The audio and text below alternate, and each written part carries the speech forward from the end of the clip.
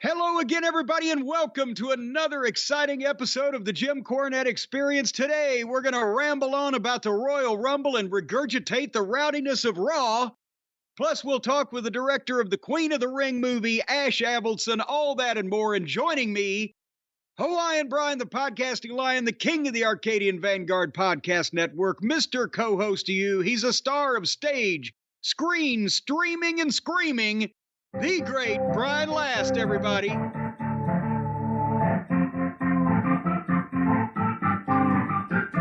Oh, hello again, friends. Aloha, Jim. A pleasure to be here. I just ran into the room as my music was playing. Yeah, was that the Royal Rumble entrance where you had 3/4 of a mile to get from dressing room to ring, so you had to have extra music there? As a kid who loved WrestleMania 3 and WrestleMania 6, I wish they would bring back the ring cars. And a night like that, the Royal Rumble, an event like that, an entranceway like that deserves it.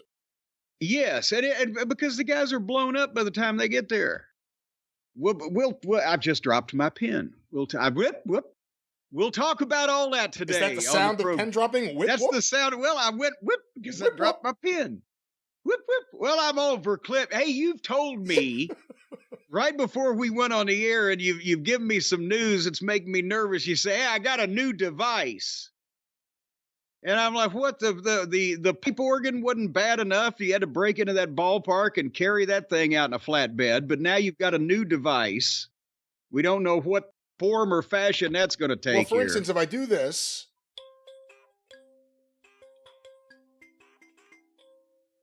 The fuck is Now, if that? I do this and I play it back.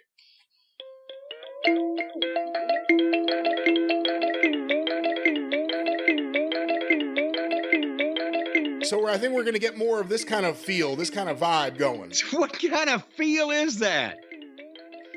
It sounds like a fucking ice cream truck, an ice cream truck backing up. Hold on. Can you stop it? I can't stop it. I can't stop it or lower it. Oh, God damn it. Oh, I think it stopped. I still hear it. It's echoing in my brain because my ears are hurting from these goddamn vice-like headphones you sent me. Say, oh, you got to have this fucking headphones so all of our equipment matches. Jesus Christ. Now I've got a headache every time. Oh, I'm relieving the pressure now so that my ears can separate from the side of my fucking head from these vice clamps that you sent me. And now you've got a new device. They're and you're not saying that bad, and you don't have a big head. And I didn't say I have a big head. I said I got tight headphones. There's a difference in that. They're not tight. I have the same ones. You have like a thinner then you've got a head. tiny little pin head. No, you have like a head like Bert from Bert and Ernie. Like there's an Ernie size head and a Bert size. You have like a Bert size head more than an Ernie. Well, Ernie, let me tell you this. They're still they won't go on a normal adult human. Just because you're goddamn related to Zippy doesn't mean that. And now, see this whole, you've got a new microphone that you've got constant settings on that would you stop it? Is this thing on? I was testing. You've got all these settings and this equalizer, the old graphic equalizer. I had one of those in my first car. I got the whole car stereo thing done when I got my 73 Firebird in 77. It wasn't brand new. But I digress.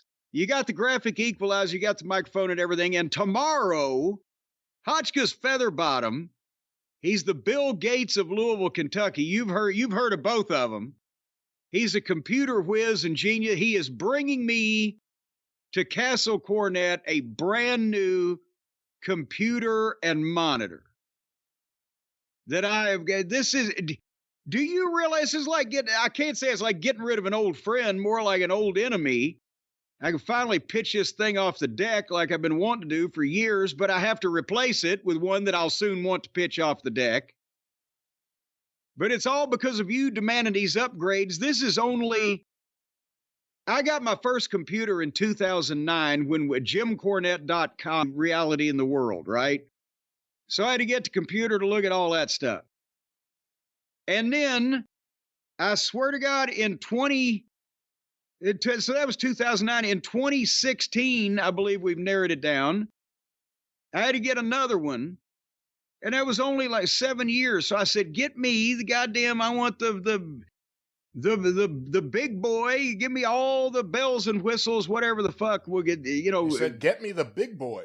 Get me the big boy, the best computer. I don't want to have to go through this every fucking few years. And I got what was supposed to be a state-of-the-art fucking deal, and that was in 2016. Here it is. Hadn't even been 10 years later, and we're replacing this fucking thing. You should have gotten a Mac. What I wanted a Big Mac. I wanted a couple of them. Sit here and fucking stuff down my neck while I have people look at this thing. You should have gotten the biggest Mac you could. You would never complain about anything. Nothing lasts anymore. My mother had the same telephone sitting on the kitchen counter for 30-something years. I'd already moved away and gone on to fame and fortune. The big black thing with the dial, and boy, when you hung that son of a bitch up, you could have committed aggravated homicide with this telephone if you'd have hit somebody over the head with it.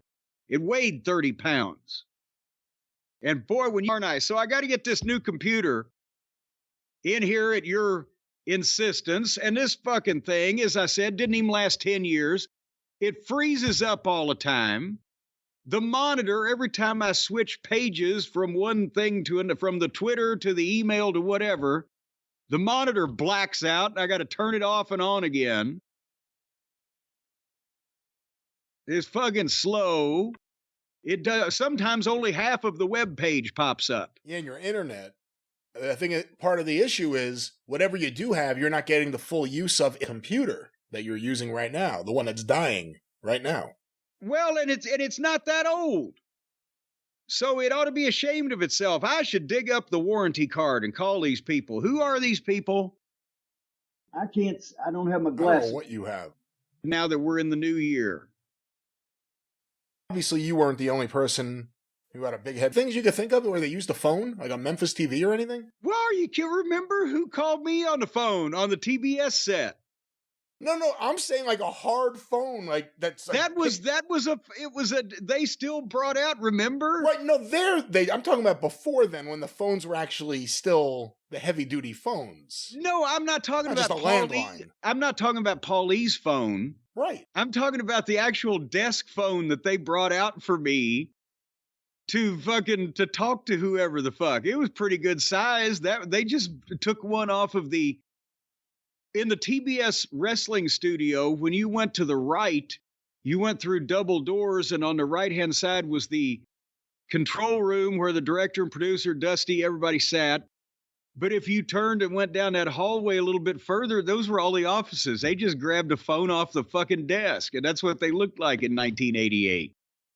But no one used it physically in that angle. Well, because that's the thing is, there was no area really where there was a phone cord long enough to get to a wrestling ring wherever it was positioned in an arena or a TV studio, usually to be able to get it to the ring to use it in an angle. But it was used in plenty of fucking film noirs as a murder weapon because they were already in the bedroom or the living room or the drawing room or wherever Mr. Mustard fucking preyed on people, and they could just pick it up and bam. But the average phone cord was like 6 feet long back then. You'd had to gone to the front of the Louisville Gardens, gone in one of the offices, ripped it out of the wall, carried it all the way back to the ring, and then hit somebody over the head with it. That would have been unwieldy. Plus, you get the ring sound when you did it. Well, yeah, but you mean the ring instead of the ring? Or the internal ring of the internal ringing of the internal bell. Yeah, sort of like. Yeah, sort of. But only much heavier, more like a gothic bong. Yeah, I hate the way I sound right now. I'm listening to myself in this thing. I don't know if I like it.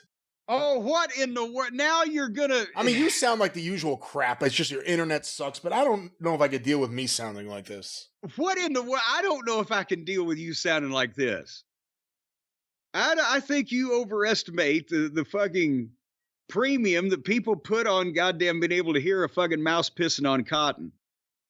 As long as they can understand what we're saying, for heaven's sake, we'll just be like everybody else and just belch and fart and chew and sound like Kevin Dunn on an IFB from the truck. And and do it like everybody else does. And then let me take a big sip of Sprite.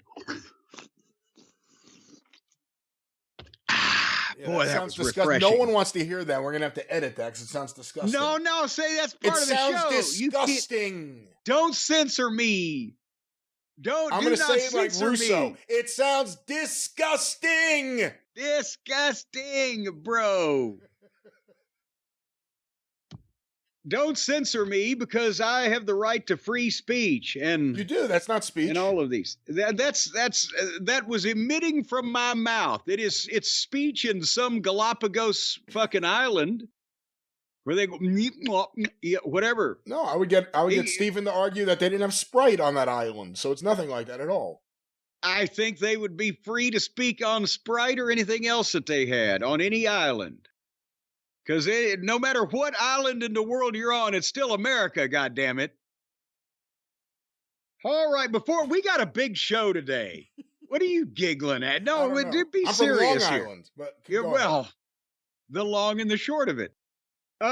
We got a big show today because it was Royal Rumble weekend, and then it was a big Raw on Netflix, and there's things going on that we don't know, to quote Ronnie Van Zant. So we're going to talk about all of that. But we also have an interview.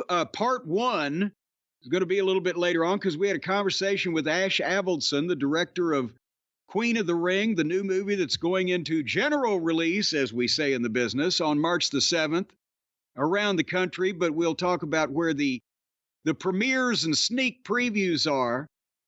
And that was such a long conversation. We're giving you part one today, including a kind of a off-putting story about his attempted dealings with the WWE.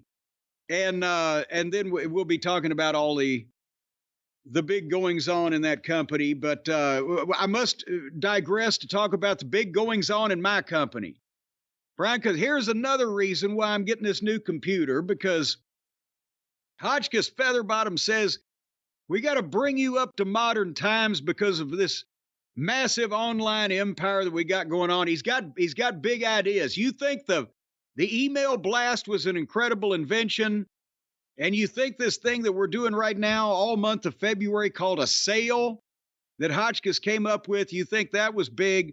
Wait till you hear some of his innovations that are coming up for 2025. It'll make your jaw drop. But right now, the sale that he is tell him to invent something that works on your internet. That's the only thing that matters. You know, you're single-minded, and you're only out for yourself. You don't care about my empire. You only care about your empire, the audio quality. We have internet Jim Cornette variant figures coming out. We need the internet to be good. Hey.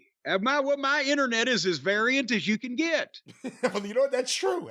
That's think about that. So anyway, all month in February at JimCornette.com, the tag team action figure sets are on sale, whether it's the Heavenly Bodies, whether it's the Midnight Express, either Eaton and Lane or Eaton and Condrey, or whether it's the Midnight Express 4-pack.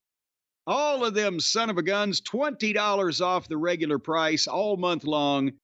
And if you buy one of those aforementioned tag team action figure sets, you will get any of the remaining Jim Cornette action figure variants at only half price. And all of these things are autographed, and some come with pictures and books. And there may be, Reese wrappers and some of you never know what kind of things are going to pop up in these boxes. And anybody that spends over $50 on merchandise gets a free 2-hour classic wrestling DVD from the Wrestling Gold series. And that's all the month of February at JimCornette.com. So get them while they're hot. It's a month of love, Brian. A month of love. You love everyone, don't you? Handsome Jimmy loves love. That was a promo Jimmy Valiant did. I love you, lad. Love. Handsome Jimmy loves love. And he was out there for a minute and a half just talking about loving love. And the people are fucking dying. Sometimes it's not what you say, it's how you say it. That's right. At Cornette's Collectibles. So, yes, I was already finished with that, but thank you for bringing us back to it. Because we do want to regurgitate that point in people's minds. But Brian, I understand also they're doing another big football game. What do they call it? The Super Bowl? It's the thing that's on every year opposite the Puppy Bowl. That's right. I think you Yes. said this line last year, maybe. That's why it's not hitting me so hard. But the Super Bowl, I'm biggest annual television event of the year, every year. It's coming up soon. Yes. When is it? Next weekend. So what's today? Are you talking about this weekend or are you this talking weekend? about next weekend? Hold on. Maybe it's this weekend. Because now this weekend, is this and next weekend the same thing to you? Because it's it's the same this weekend. Thing this weekend. But now I'm asking you another question now. Is this and this weekend and next weekend the same thing to you like it is to some people? No. So you are aware, like normal people, that this weekend means the weekend in front of us, the weekend that is approaching. The Super Bowl, yes. And next weekend is the weekend after that. Correct. But some assholes will try to argue that next weekend is this weekend because it's the next weekend. But see, that throws off common sense. So this weekend is the Super Bowl. Correct. What do they get? The Vince Lombardi trophy? Correct. Do you realize then, Brian, and are you aware that right now you can go and download the DraftKings Sportsbook because they're an official sports betting partner of Super Bowl 59. They've done 59 of them. And you can bet on who's going to win the Vince Lombardi trophy, who's going to win the big Super Bowl. And you can bet on who's going to make touchdowns. And you can bet on whose jockstrap is going to chafe them. And at the end of the game, they're going to have petroleum jelly applied to their taint. You can bet on all kinds of things if you download the DraftKings Sportsbook app. And if you're just salivating to win a lot of money, then right now, new DraftKings customers can bet $5 to get $200 in bonus bets instantly. Boom, goes dynamite just like that. If you put your $5, and I would say of hard-earned money, but considering our audience, there's probably ill-gotten gains. Put that $5 down, they're going to give you $200. This is actually more profitable than going out and mugging people on the street. What's the odds, Brian? If you're walking down the street, you only got $5 in your pocket. The guy that you happen to pull a Boy Scout knife on has $200 cash on him. What's the odds? Where are you? Well, let's say Wartburg, Tennessee. I don't know what that means. What part of Manhattan are you in? Well, you're in the Garment District. What time? 3 p.m. 3 p.m.? Yeah, more than likely. But, you probably, depending on which street you're on. All right, well, everybody doesn't live in Manhattan. So for the people out there who are in more underprivileged locations, and whenever they pull a knife on somebody, they're not able to get a $200 fucking return on their goddamn investment there. This is easier.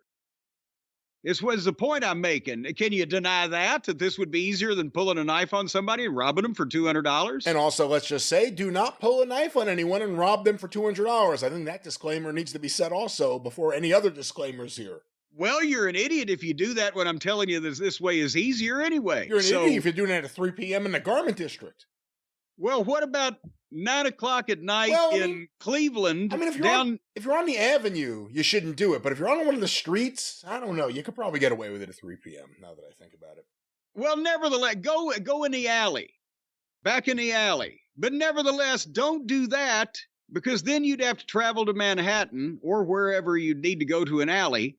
Just download the DraftKings Sportsbook app. You're going to put in $5. They're going to give you $200 in bonus bets instantly. The Super Bowl's coming up.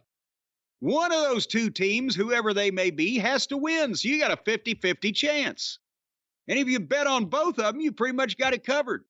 I don't know why this is how does anybody ever lose at gambling when this loophole seems like it's so obvious? Just bet on both sides. You're going to win either way. There are no loopholes, and let's not refer to this as anything with a loophole. Of course, this is straight up, you're doing what you're doing with DraftKings. Well, you're downloading is what you're doing, but I'm just telling you, it seems to me like that it'd be hard to lose if you bet on both sides, but maybe people with more experience than me can come up with some. Anyway, right now, download the DraftKings Sportsbook app. Use the code JCE.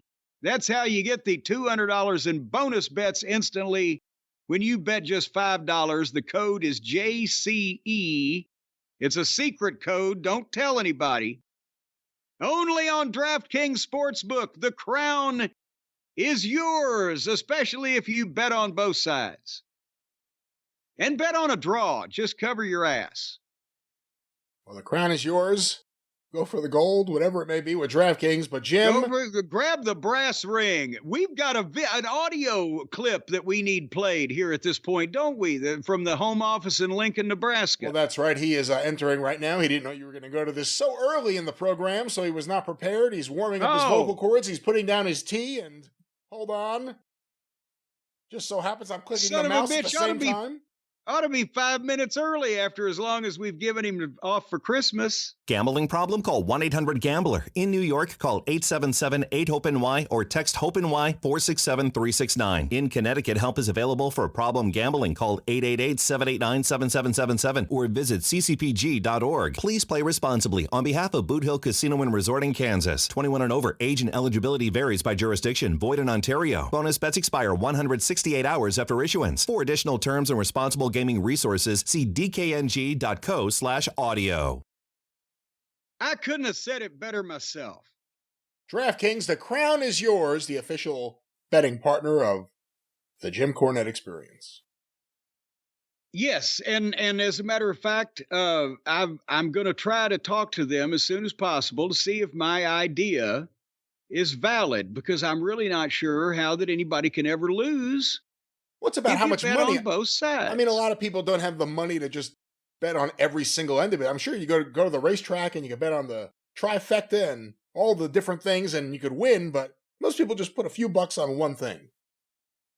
Well, it seems like you ought to divide those dollars that you've got to put on one thing and put them on two things. Now, I'm not saying if there's 18 horses in a race, it might get expensive to bet on all of them. You're no Mike Tenay. I don't think we should be giving anyone advice on what they should do with their money when it comes to wagering. But, of course, the crown is yours with DraftKings. Do what you may do. Well, do what you want to do. Go where you know what we wanted to do earlier this week, Brian, was while we had a chance to intervene on his busy schedule, the director and screenwriter of the new movie Queen of the Ring, Ash Avildsen, I would say sat down for an interview. He may have been standing up. We were on the phone. We don't know what physical activity he was undergoing at the time. It doesn't sound like he was out of breath, so he probably wasn't on the treadmill, but he got together with us for an interview, and we are going to play the first half of that very shortly here in the program. Is that correct? That is correct, and we will go to that right now. I don't even think we brought up he plays Vince McMahon Sr.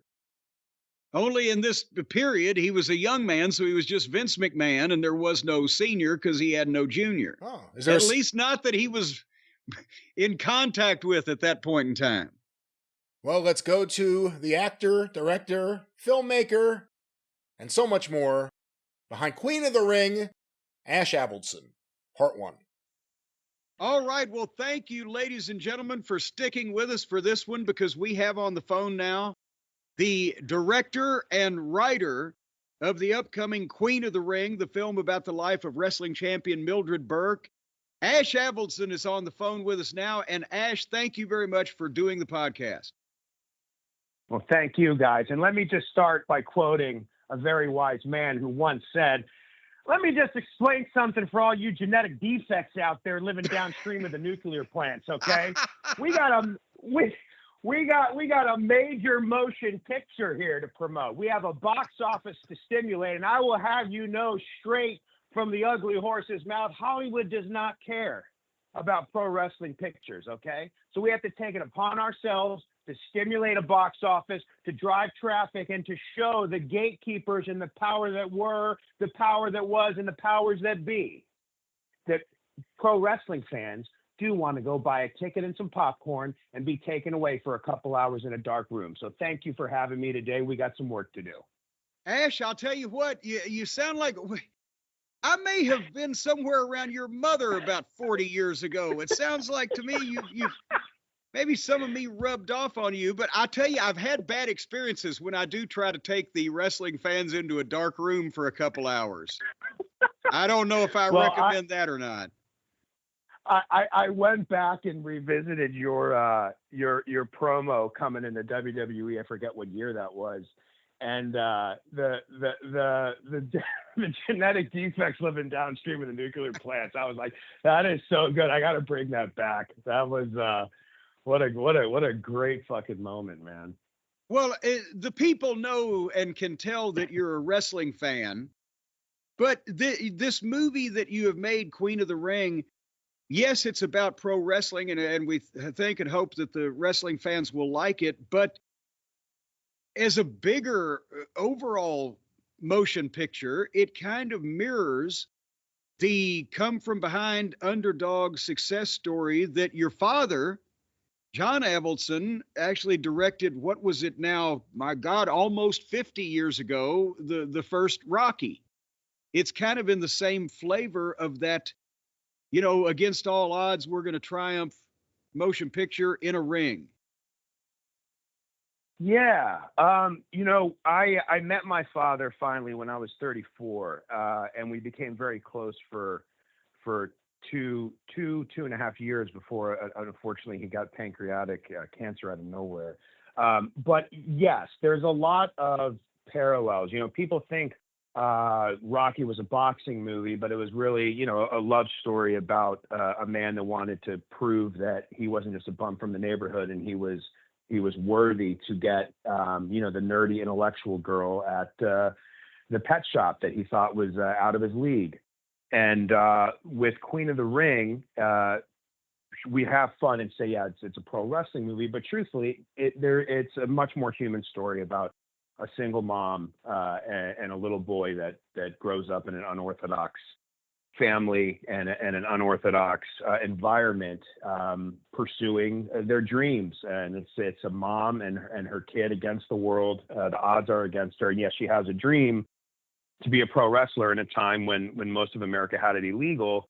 But it also is a very just crazy family drama between Mildred and her promoter, manager, husband, and his son. So it's really the four of them. When we were filming, I kept calling it the core four, of where, there's all these other characters and side stories that we're developing throughout the film, but the heart of it is really the four of them. It's Mildred Burke, Billy Wolf, and their two sons from, previous relationships. And the four of them go on this incredible journey. And I don't want to spoil anything because there's some really unique, bizarre, but just magical moments that happen between these two parents and their two kids.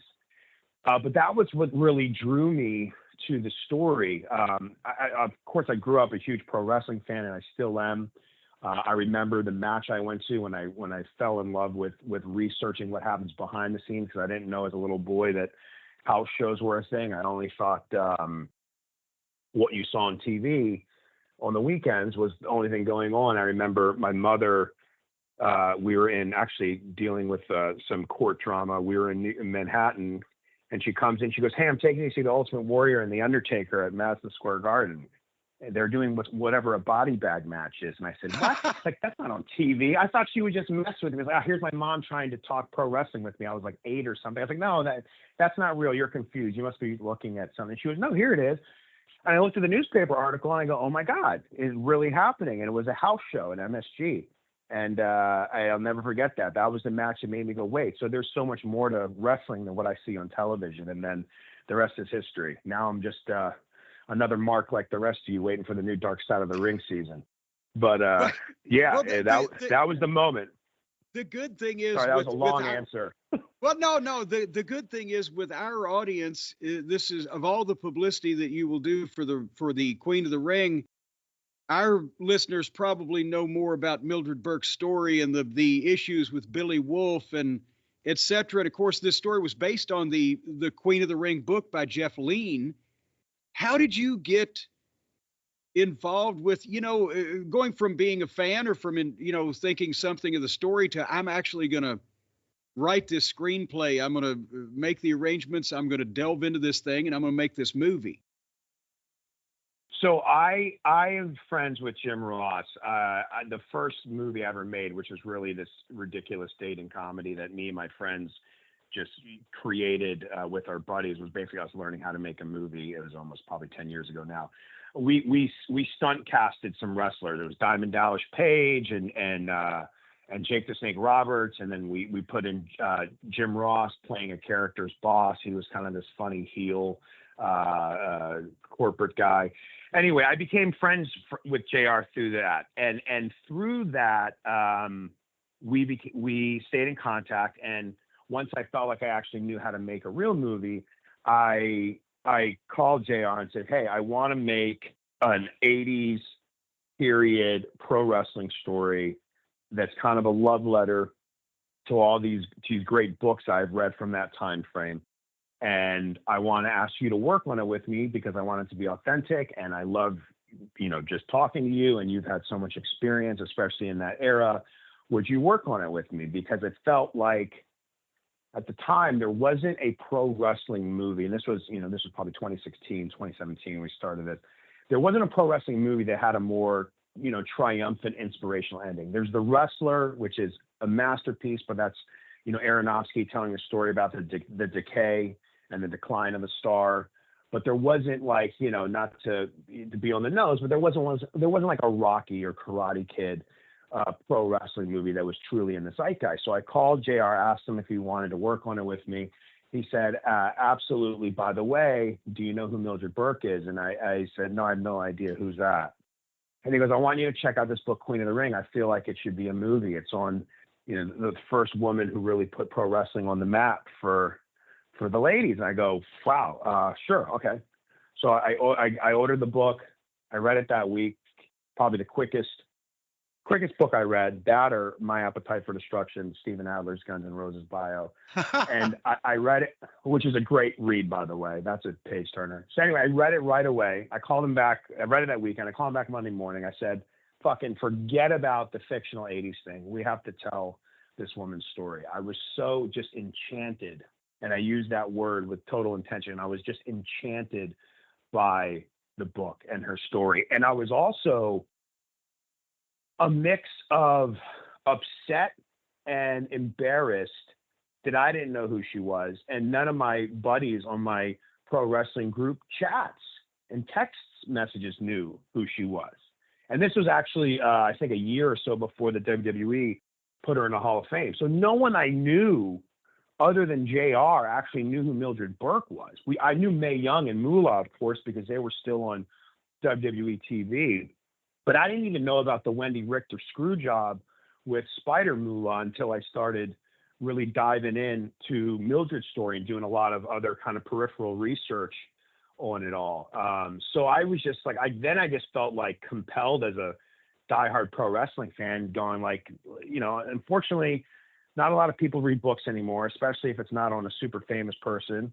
And even though the author of the book won a Pulitzer Prize for investigative journalism at the Washington Post, this book wasn't, it's not some bestseller. It's not something people know. So I felt like, well, if I can get the movie made and use everything I have in my resources, last name, whatever, to just help the world learn about this story, even if you don't even care about pro wrestling, that's what's so great about it. You could give one shit about pro wrestling and just see this story for the just magical journey it takes you on with this family. And I think it's got a real shot. And so, yeah, I just set out to figure out how to get it made. And I joked about it at the beginning, it's been fun cutting a promo, but the truth is, yeah, Hollywood doesn't, I think it's going to change now, hopefully, with Iron Claw and with Queen of the Ring and whatever comes next, but there's not, Hollywood doesn't really take pro wrestling seriously when it comes to cinema. And I hope that we continue to change that perception and that stigma or whatever it is. But, as you guys know better than anyone, pro wrestling has so many great stories that deserve movies, and there's so few out there. So hopefully we change that. And, a lot of guys, Stallone became I don't know if you would call him a wrestling fan, but he respected wrestling because at one point during the Paradise Alley shoot, when a lot of the boys it was about the underground world of wrestling in the old days. And a lot of the boys were in the movie. And also Stallone had some stunt people there. And there were stunt people over in the corner making fun of the wrestling business. And Stallone shot him down. He said, "Hey, those guys do what you do, but they do it in one take with people on all four sides. So shut the fuck up." Right. Yes. And, yes. That's one thing. Well, we've talked to Camille, who plays June Byers in the film. And, one of the things is you managed to capture the look and the flavor, especially with the Actors Theater shoot that I saw with the match between Mildred and June. You have the period piece flavor. Not only is it I have the same problem with this movie I do with every other movie about wrestling. Nobody in the world looks like the boys and now the girls, right? And there's nobody walking the face of the earth today that really looks like Jack Pfeffer. But Right. you captured it's a period piece. You captured the look of the old time arenas, the city of Louisville. Maybe you can tell us how you landed upon the Derby City, because you were able to take the Sealback Hotel, the Pendennis Club. It looks like the 30s. It looks like the 40s. You've done an incredible job there. How did Louisville come up? I appreciate that. So I was dancing between Savannah, Georgia, and Louisville, Kentucky, mainly because I needed a place that looked period. As many, there's no CGI. There's no. Actually, the only green screen that's in the whole movie, it's not even really in it. It was when you have an announcer bit that we use for television that quickly goes to black and white. So there's really, I would say, there's no green screen, there's no CGI. It's all practical locations, and everything you see in the frame was, except when we go to these black and white cutaways for passages of time. It's all real. Louisville has a lot of great historical buildings, and it also has OVW, right down the road, where we needed to train our actors so that the wrestling could be as authentic as possible. I almost did Savannah, and I loved it, and I met with the film commission there, but it was a more challenging location to get everything to, because most things have to come from Atlanta, and there's just a bunch of other challenges we had. And also there wasn't a wrestling setup like OVW. When I went to Louisville, everything was very close in the city, like within the 4 miles. Most of our locations can be there, and Kentucky is very, being aggressive from what I can tell with bringing more productions there, the tax rebate, all those things. And it just felt like Louisville was the right place. And look, a big part of that was OVW being there. A big part of that was just all the wrestling history there. And then we just started having all these like Easter eggs, like you living there. It started going, I believe people go, oh, the universe works in mysterious ways. I actually think the universe works in very obvious ways if you're tuned to the right channel or the right frequency. And then you kind of just got to go with the flow and start following the signs. And it kind of just Louisville just all of a sudden became this, and then you have this, and then you have that, and everything started falling into place. And so I just said, you know what, I'm going to go with it. Louisville, Kentucky over Savannah. Let's set up shop. And I'm glad we did. And I love Savannah, but yeah. And that's why, luckily enough, you not only got me, but the premiere, the world premiere, besides the film festivals that there's been sneak peeks, but the world premiere for Queen of the Ring is going to be February 25th here in Louisville, Kentucky at the AMC Stony Brook Cinemas. And we're going to have more on that details in the upcoming weeks on the podcast. The 26th of February, you're going to be in Chicago, and the 27th in Nashville, Tennessee, which is your adopted hometown now that you've moved out east from California, right? I did. Yeah. I moved my company Sumerian to Nashville. And I will hopefully have a home there, raising my little boy there. But I've fallen in love with the city, and it just seems to be a better place where I can, raise the family and have a little peace of mind. But I've been in Los Angeles 20 plus years. I'm here right now finishing the movie. I love this city, but now being a parent and everything, and really just trying to focus on safety, I think it's a hard decision I made. But yes, Nashville, and we're purposely starting the premieres in Louisville. So the cut of the film that was in the film festivals has changed slightly. Nothing dramatic, but there's been a handful of tweaks to scenes. There's been some musical changes. One short scene has been removed, and a few other scenes have either been shortened or extended to make it easier to follow the narrative. But Louisville, we're purposely giving the first city to see the finished theatrical cut of the film, mainly to say thank you to Louisville, because everyone that worked on the movie that was local, as well as every background actor, every location, it was met with such open arms that I get emotional even just talking about it, because I'll give a fun little difference for everyone to understand the difference between shooting a movie like this in LA and shooting it somewhere in the heartland like Louisville. In LA, people are so jaded about movie productions and they just assume movie, a bunch of money, because there's a studios there. So you'll be shooting in a house, and someone across the street will be like, oh, look, they're shooting in the driveway of that house. They got a movie, and he'll start mowing his lawn. And he's mowing his lawn, and then your line producer's got to go across the street and go, hey man, we're shooting a movie across the street. We got permits and everything. Do you mind mowing your lawn later? And, not even, just like on pro wrestling, I go, nah, man, this is the only time I can mow my lawn. I got a whole busy day. I got to mow it right now in this hour as you're shooting in your driveway.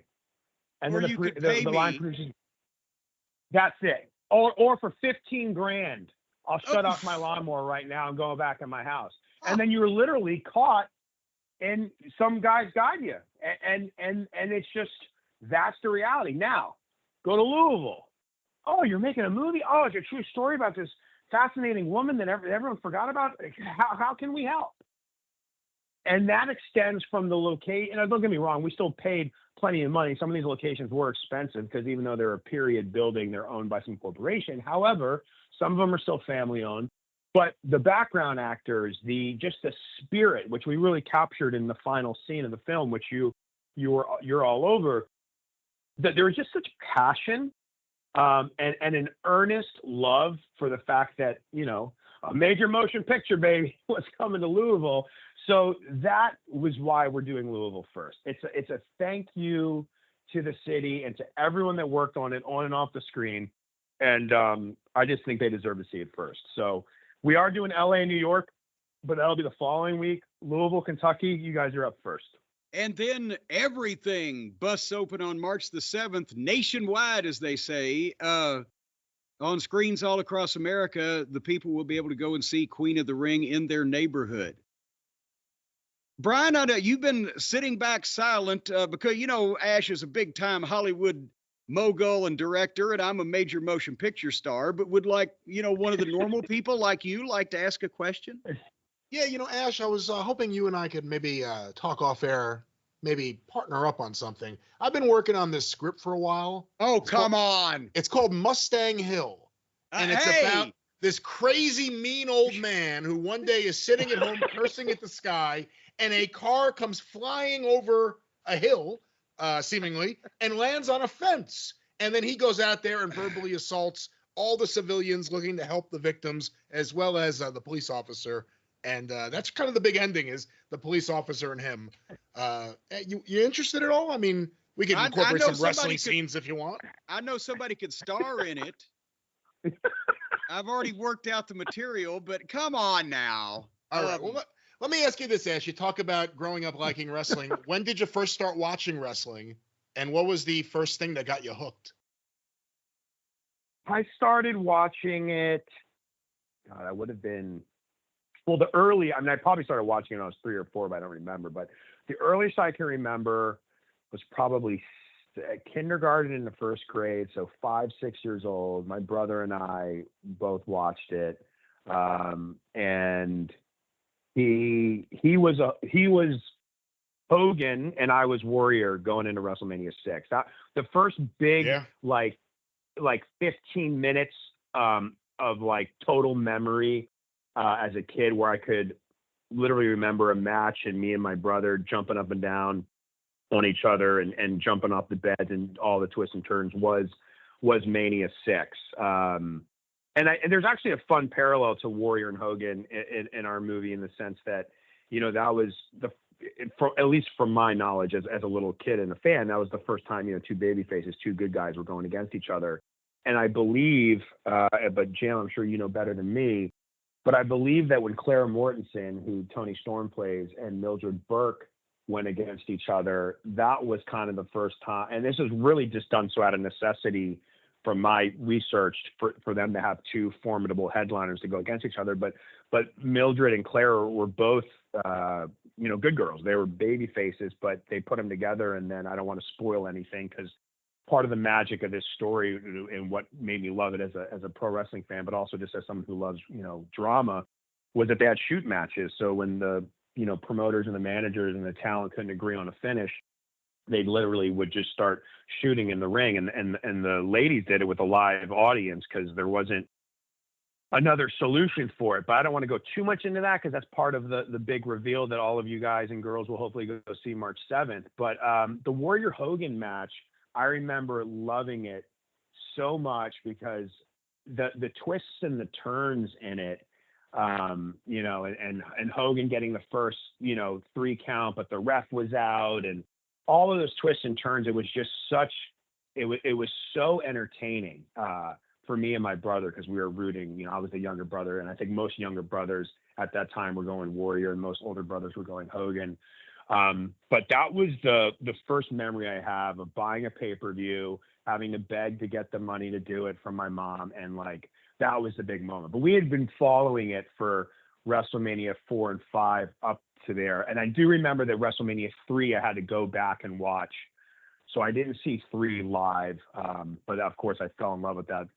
It's like age like fine wine with Savage and Ricky. But the 6, anyway, long-winded answer. The 6 was the first time. And funny little, and again, Jim, I would love it if you believe this or not, crazy little side story.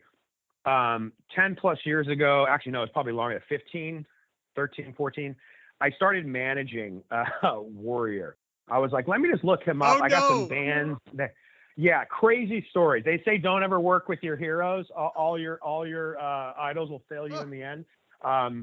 He was a very complicated man. There was a lot of great things about him and a lot of not great things about him. So I don't want to sit here and turn it into a hit piece on him, because I have a lot of great things to say about the Warrior. However, there were obviously a lot of challenging things when working with him, and maybe that's a separate episode. But the one thing he told me about WrestleMania 6, he claimed that the morning of at the Toronto Sky Dome, Hogan and Vince were sitting in a conference room with him. And again, I'm just telling you what Mr. Warrior told me. I am not vouching for this being factual or hearsay or make-believe. He claims that still the morning of, they were going back and forth if they were really going to give the strap to Warrior. And he's sitting in a conference room, and it's like 9 a.m, and Hogan and Vince are doing lines of blow, going back and forth, talking about the finish, and Warrior's sitting in the corner, eating tuna fish and drinking black coffee, just happy to be there. He told me that. I had my buddy in my office with me. There was a Sherman Oaks office, 2010 maybe. That story was told. It sounds interesting. I have no idea if any of it's true, but I had to share that because let me ask Brian. Brian, do you remember Warrior ever being described as just happy to be there? Only when he has his tuna fish and coffee, for the record. But have you thought about he wanted to fart on Hogan's head? Have you thought about making a comedy like the Hulk Hogan story? You know, it would be fiction. I will say this, actually. I read David Schultz's book, And yeah, and you know what's sad? It's like John Cosper wrote that book. Louisville. Yes. No, the guy I don't think so. The guy that wrote that book No, I don't. lives in Louisville. I don't think that was Schultz. Wait, it was Schultz. That's how I ended up first meeting Cosper, because I called him about the book. You're right. He called me. Yeah, absolutely. Yes. So I read that book, and man, there are so many great moments in the origin story of him. One of them stuck with me forever, which I'll probably put in a movie. Maybe it'll be something fictional, but like, he was so broke, and he's in the classroom, and this kid's making fun of him, going, "Why are you wearing my shirt, Schultz?" And everyone's like, "What the hell?" And they look on the tag, and his family got it from like the thrift store, the hand-me-down, or Salvation Army or something. And this kid, his family had donated it, but his name was written in it. And Schultz takes the shirt off in the classroom because he's so embarrassed, and gives it to the kid. And I'm like, fuck, that is a great moment for cinema. What a powerful, devastating moment for some little kid in elementary school to be humiliated for being poor, wearing hand-me-downs. But that's another episode. The Schultz story, I thought it would be a great movie. You have to make it fictional, because unfortunately I think Schultz was racist and was kind of a piece of shit when it came down to it on the Mr. T backstage stuff. And him I do think he had some inherently prejudiced energy inside of him, which was sad, because from my experience reading it up until that point, I felt like, he was protecting the business and trying to do what's right. But there's something interesting about and I'm trying to be careful on referencing any, wrestlers we're talking about, but like the juxtaposition of the heel actually being like a sweet, good person, and then the big baby face, behind the scenes, being an asshole. Well, yeah. I mean, it's an interesting thing. It's a great premise for a story that you can be fictional. And this goes back into what I was originally saying when I called Jim Ross. I'd read all these books, Bret Hart's book, all these different books of, faces and heels and industry. And I was like, I just want to make this love letter to all of them, make a fictional story, but litter it with Easter eggs of people going, oh, I think he took inspiration from that and inspiration from that. And is what led to Queen of the Ring. Because I just wanted to, I love all these pro wrestling stories that have never been told on the screen. But I'll say this about Mildred. Go ahead. Well, I was just going to say again, as I mentioned to Camille when we talked to her, she's not somebody that's been herself on national weekly television for 10 years to where when people see this movie, they go, oh, that's so-and-so playing the part. This story, as you mentioned, has not been mainstream. And so people can lose themselves in this movie because, as I mentioned, nobody looks like these people. But at the same time, you're seeing people that are representing the people that actually were in this story, and it hasn't been told and done to death. Yeah, here's a fun story about trying to make it super accurate on how they looked. Obviously, you can only do so much with everyone you casted, but when we were doing the screen test, which is basically the first time we put, the actors in hair, makeup, and wardrobe and put them in front of the camera and do the lighting palette and see what they're actually going to look like in the movie. Mildred, Emily Ricards, comes out and they've done her eyebrows like what the eyebrows really looked like back then. They're very thin and very arced. And everyone's like, okay, here we go. We're showing the director. And I'm just like, never. What? I go, absolutely not. It won't work. We're going to be the eyebrow movie. No one will even focus on it. That's all they'll see. Yeah. That's all they'll see. And that was the start of me taking creative liberties of like, there's a time and a place to be very specific on accuracy. And then there's other things where it's just going to take away from the story, which is the most important thing is the human story in this. And I was like, forget about the slanted eyebrows. And it's nothing against the team that did them. They were legit, but it's just so distracting because we don't see anyone like that. You see the pictures of Mildred Burke and the eyebrows, but no, today people like, my God, was she a burn victim? What has happened here? Literally, we would have been the 2-hour eyebrow movie. That's what it would have been. Yeah. And I was just like, forget it. No, natural eyebrows. And they told me I had to dress like a businessman from the 40s and 50s. Luckily, I just brought my own stuff from home. I did actually. The third day I was wearing my own shit. It looked like, here, we'll give you a pair of shoes. And then I was under the desk where you couldn't see my shoes. I'm wearing those goddamn tight ass painful shoes all night. You couldn't even see them. You did a great job though, Jim. Truthfully, you really did. Well, I appreciate it. Brian, I'm sorry we covered you up. Considering the talent that's in the movie, how much, or did you have any dealings with any of the wrestling companies today? WWE, AEW, TNA, that pretty much covers it in America. I'm sure New Japan stayed out of it, but did you have any dealings with their different wrestling companies? So I started with Billy Corgan for NWA because Camille was still under contract with. Well, actually, no, I didn't. Okay. You know what? Fuck it. The movie comes out in fucking a matter of weeks. Tell a story, baby. Tell a story. Yeah. I mean, so here's the reality, guys. I'm going to break it here first. And all I ask is all you cult of Cornette, cornballs, or whatever the lingo is, you marvelous marks of mayhem, show the world opening weekend. Be part of the conversation. Love it or hate it. Just talk about it. And go support an independent film that not only is it about an underdog woman, but it was an underdog production. Every which way, there were roadblocks. There was, and I'll lead that into the WWE of it all.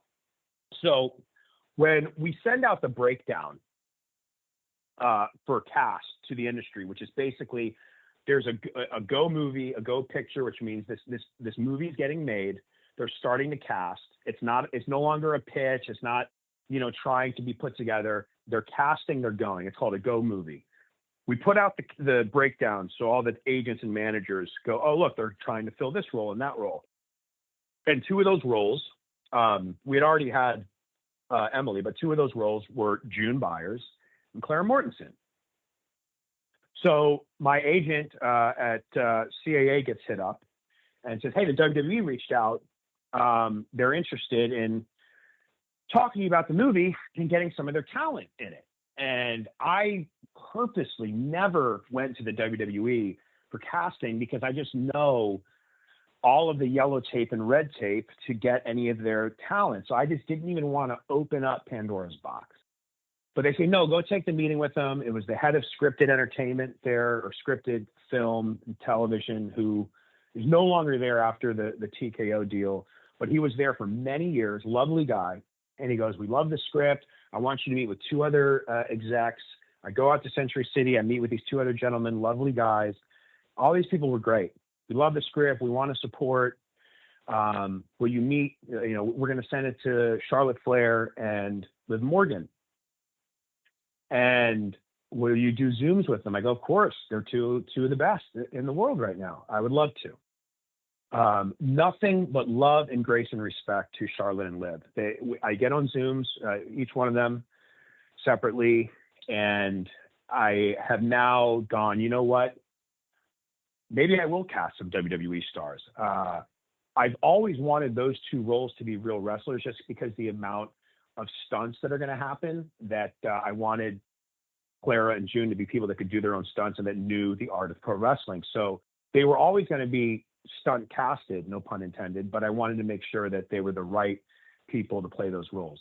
So I do this Zoom with Charlotte. She's fantastic. Then I do a Zoom with Liv. And funny enough, I don't know if she's said this a lot before, but I'll share it because it's a great story. I asked Liv how she got into wrestling, and she said she was working at a Hooters as a waitress, and a wrestler came in and asked to, she recognized him, and she was a fan, and basically said, hey, you got to let me get a tryout, which is so serendipitous because that's the way Mildred got started, right? That's it. I go, holy shit, this is literally our story.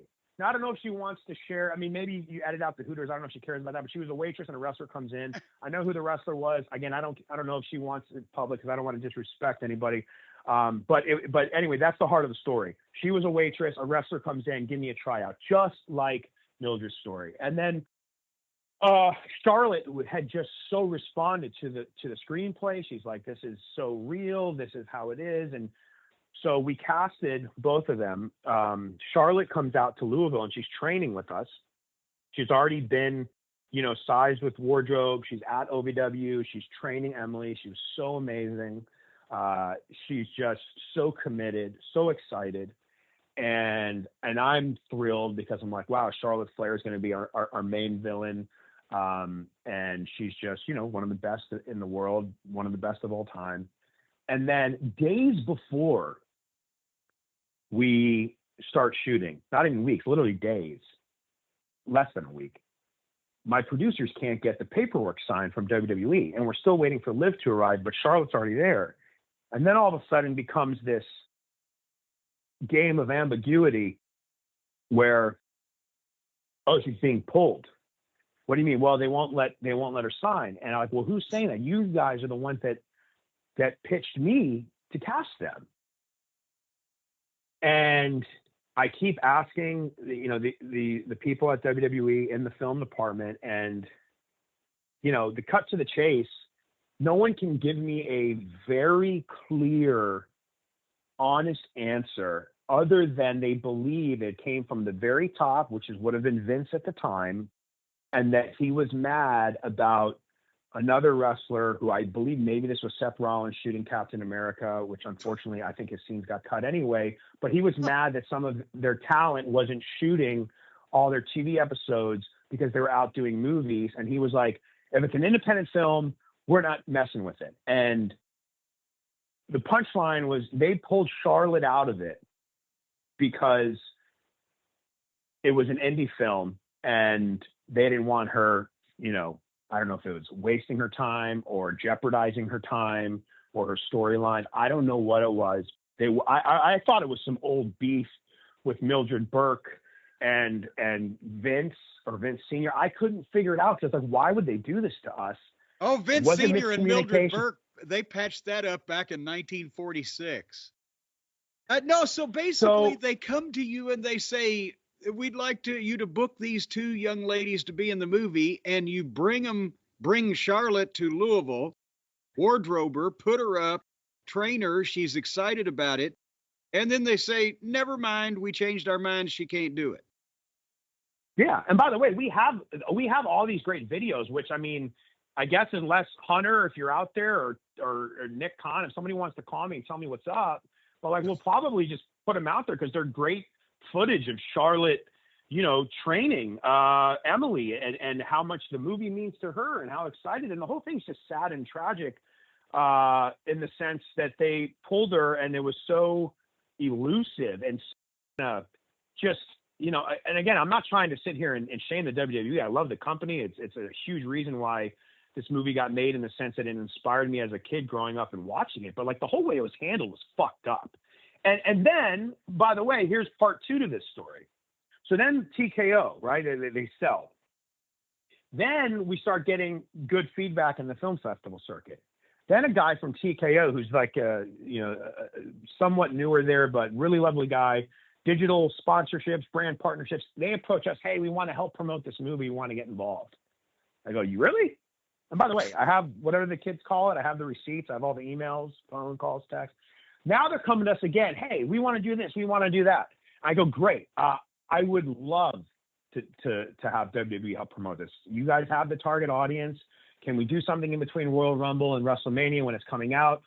I can get some of the P&A money, which is, the promotional marketing advertising dollars to promote a theatrical release. I go, we'll pay you what you're asking to help promote this. Great. This is going to be great. All right. We have this whole thing coming together. I'm going to go get the long form. 2 days go by. Guy didn't call me back. I go, fuck, this is the first time I've never had someone want to take my money. Why isn't this guy calling me? 2 more days go by. Hey, I'm really embarrassed. I don't know what to say. When this went up to the top, they said, oh, yeah, we can't be involved in that movie. I go, they you literally want to take you again. Yeah, this is post TKO. So the first time the casting was pre TKO. Second time post TKO. They come to me again. And look, this is not to stir up drama. I asked this gentleman actually as recently as like a week ago. Hey, he saw the trailer coming. He goes, hey man, congrats. I'm really rooting for you. I'm sorry we didn't get to help you with it. I go, dude, totally get it. Thank you for reaching out. It means a lot. I hope we work on another project. By the way, I'm going to have to start doing press for the film. And this is going to get brought up because everyone knows Charlotte and Liv were originally cast in it because, 100 news sites ran that story when it was happening. What do you want me to say in regards to that? And what do you want me to say in regards to the WWE not having any association with it? He goes, you know what? Let me find out what that is and get back to you. And guess what? No one ever told me anything. So here I am with the cult of Cornette shooting it left, right, and center. This is the reality of it all. I don't know why. I have my own theories. But is it a Jim Ross thing? No one has told me anything definitively at all, other than they left me at the altar twice and said, thanks for stopping by. But on the second one, nobody said, we can't take your money because blank. Yes, there was never a reason. And again, they approached us. I had left it alone. I said, you know what? I'll work with TNA, AEW, NWA, OVW, PPW, PWG.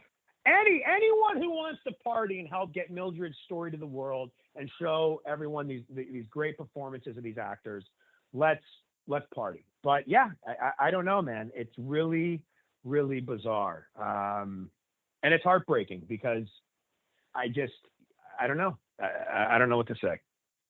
But, as I told Camille when we spoke to her, we didn't reveal that whole story, but she did say that she was, cast at the last minute because of issues.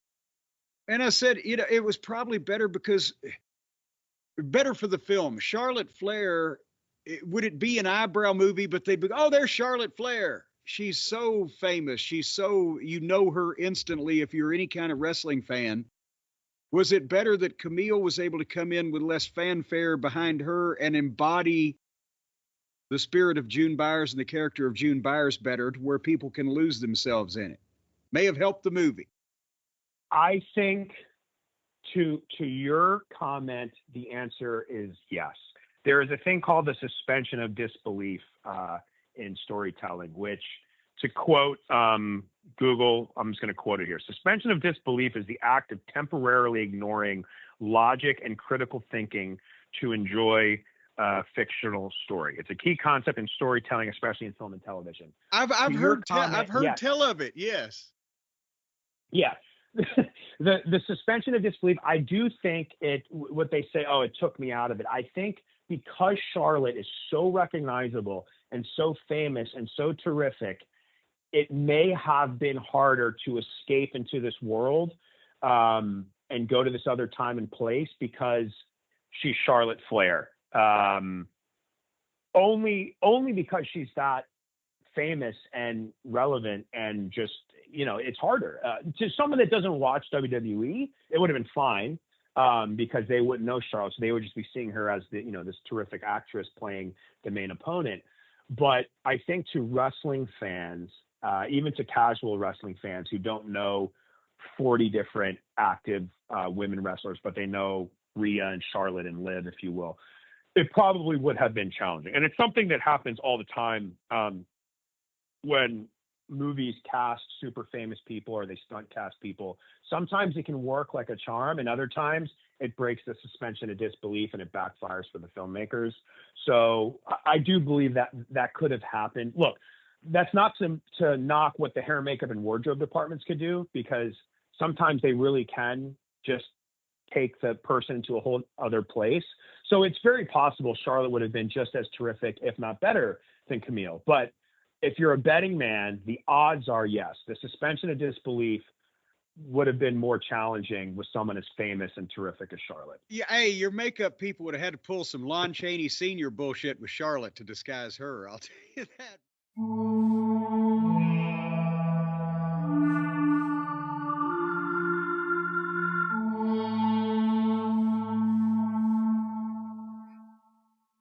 All right, we have arrived. We are here.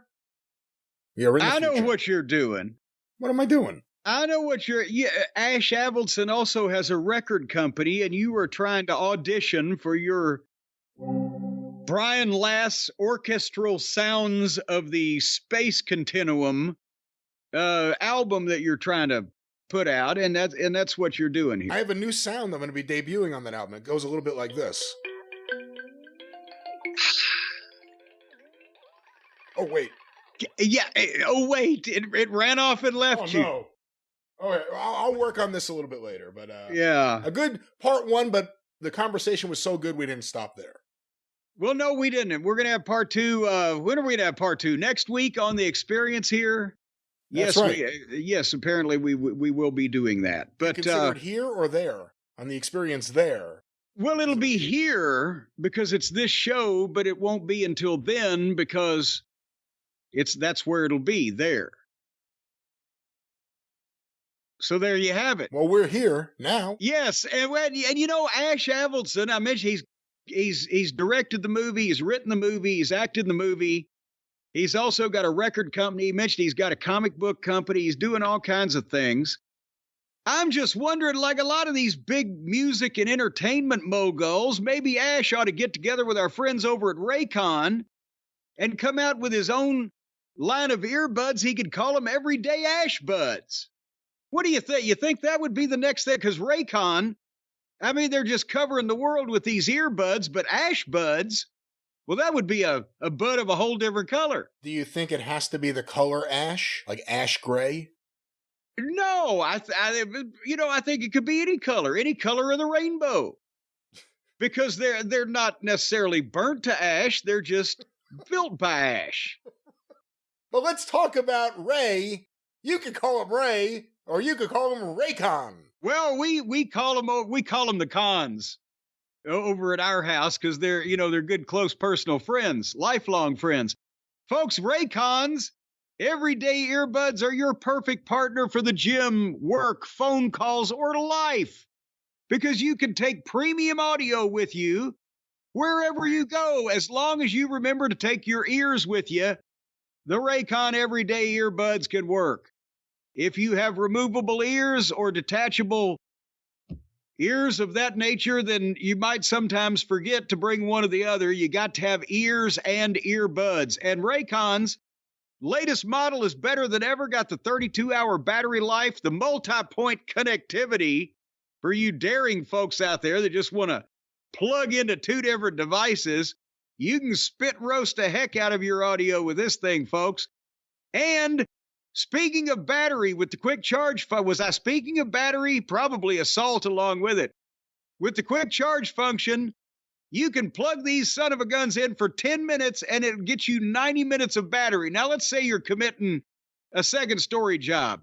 You break into the apartment, you plug these in for 10 minutes while you're in there loading your bags, and boom, you're back out the window and you can listen 90 minutes of music on the ride back home to Secaucus. And the everyday earbuds also come with active noise cancellation, which is often difficult to find at an accessible price point, for what I'm told. Well, they got it, and they're not going to charge you out to yin yang for it either. You can just press that button and cancel your noise, just like the poor people do. Raycon's everyday earbuds are also available in a variety of vibrant colors, including ash, I bet. But they got all the colors of the entire. So imagine you got, I don't know, a 16-color box. You'll be happy for 30 days. And then at the end of that month, I don't know, strange things may happen. Your mood may change quickly, but you're going to be happy for 30 days. It'll have nothing to do with Raycon. Whatever mood you are in, Raycon is there with the music for your mood. Get your mood music right to your ears with Raycon. Yes, straight into your ears. No need to go around your elbow to get to your wrist or try to beam it into any other orifice. And right now, folks, you can save some money. Go to Buy Raycon. That's BUYRAYCON. BuyRaycon.com/JCE. You're going to get up to 20% off site-wide. Up to 20% off everything on the website, including 20% off on all headphones. I may look into that instead of these pliers that I'm wearing on my head right now. Oh, my God, my ears are numb. BuyRaycon.com/JCE. I'm massaging my ears. I've got to start using the Raycons instead of these horrible headphones you gave me. Buy Raycon.com/JCE. That's right. Well, you know who's in need of listening to something else than what he's hearing lately? Apparently, Vince McMahon apparently may want to cancel some noise. I know this happened, a week or so ago, but so many things have been going on, but people have been asking us to give our thoughts or knowledge or whatever the fuck on the amended complaint between Janelle Grant and Vince McMahon. And I got a couple of questions now that I wouldn't have had a few months ago or when this thing was originally filed. But what is the update, Brian, from the legal desk at Arcadian Vanguard? Well, hold on, because I have a new microphone, so I don't know how far away I can get. I'm reading off. Oh, good Lord. Everything's now going to be blamed on the new equipment. Here are some of the details in the... See, that's why I never get new equipment. Here are some of the details in the new amended complaint. McMahon offered Mrs. Grant to WWE superstar Brock Lesnar for a sexual encounter during his formal negotiation of a new contract with WWE. Well, now that... we knew that, but we weren't actually told it. But it was narrowed down to one person. Well, no, we didn't know it was part of a negotiation. Well, no, remember they said they said a former UFC and WWE champion who was in the middle of a contract negotiation but was unnamed. Well, that kind of narrowed it down to one fucking guy. And now they've actually just come out and say, yeah, it's Brock. So that is they actually called him by name. And McMahon ordered Mrs. Grant or Miss Grant, I should say, to send Lesnar sexually explicit content of herself. Now, we did know that. That's how we found out that Brock's in the P. McMahon sent now we hold on now. Let's not paint we don't know whether it's Brock or whether it was Vince. Vince, I bet he'd like that. Yeah. I thought he was past his days of needing clean pee. But anyway, let's go to the next one. McMahon sent a text message to Miss Grant.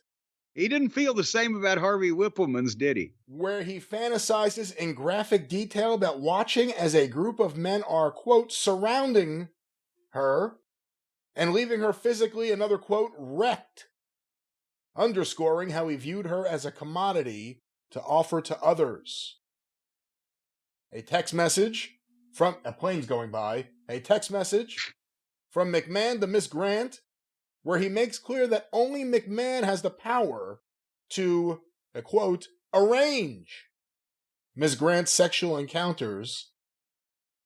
An occasion where McMahon video recorded Miss Grant while nude for Laurinaitis without Miss Grant's knowledge or consent.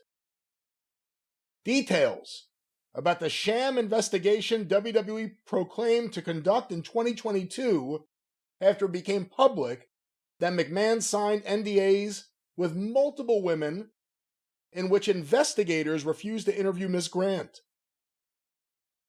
And we'll stop after this next one. Well, I was about to say that was also about the same time that some of the outsiders with some honor were resigning from the board of directors, right?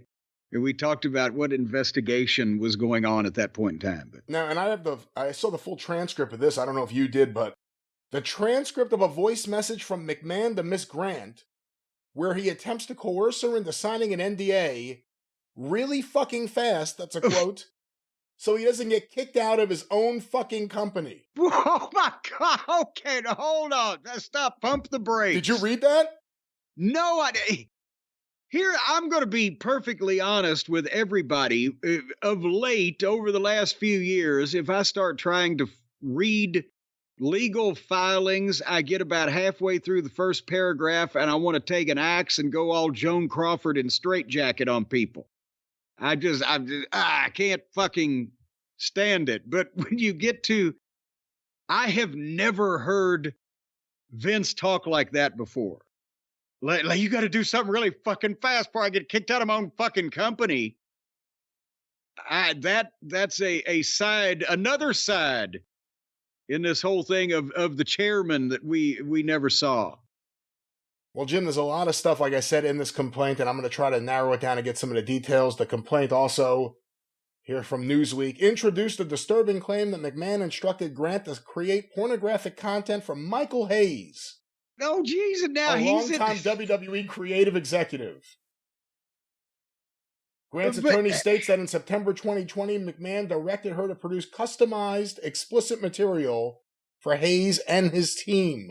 And wait, what kind of meetings are they having? What? No, I know. The creative team, I assume. Yes, that's what kind of meetings?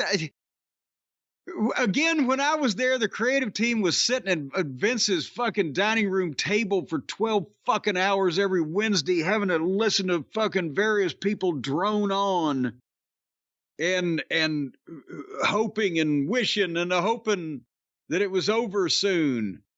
We didn't have these kind of fucking meetings.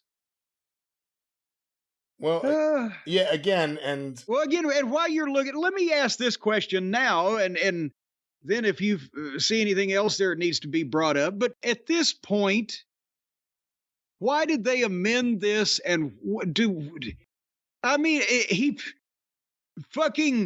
Vince is not going to get blistered for anything because the fix is in. Not only is his longtime close personal billionaire friend squatting in the White House and his estranged wife is a member of the cabinet, but Trump's pardoning fucking violent criminals that he never even met before just because they were on his side.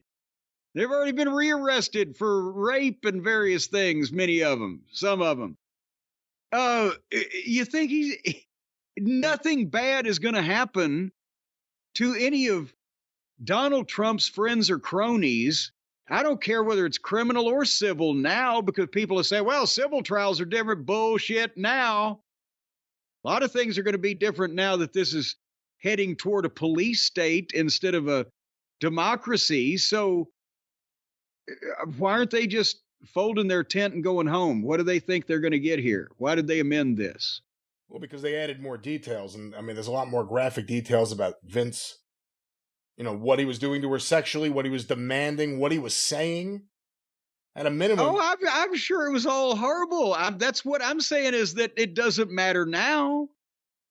Vince McMahon has a get out of jail free card. If you're in the fucking clique, well, here's the voicemail. You're good. Here's the transcript of the voicemail. Oh, Jesus. Hi, baby. I'm packing up because I got to get out of here and go to bed. I'm still at the office, and I got a board meeting in the morning at 10 o'clock. It's like, Jesus fucking Christ. Now, wait a minute. That is a phrase that I can hear Vince using. In any event, on the agreement stuff, we have to do it. And here's why. Because there's a new twist in this fucking thing. Wow, is this ever going to end? So there's an audit committee. It's a public company. And if we don't get this done by the 31st, I'm fucked. Because McDivitt is in charge of the legal. A voice from conference room speaker. Nobody else on this call. Goodbye.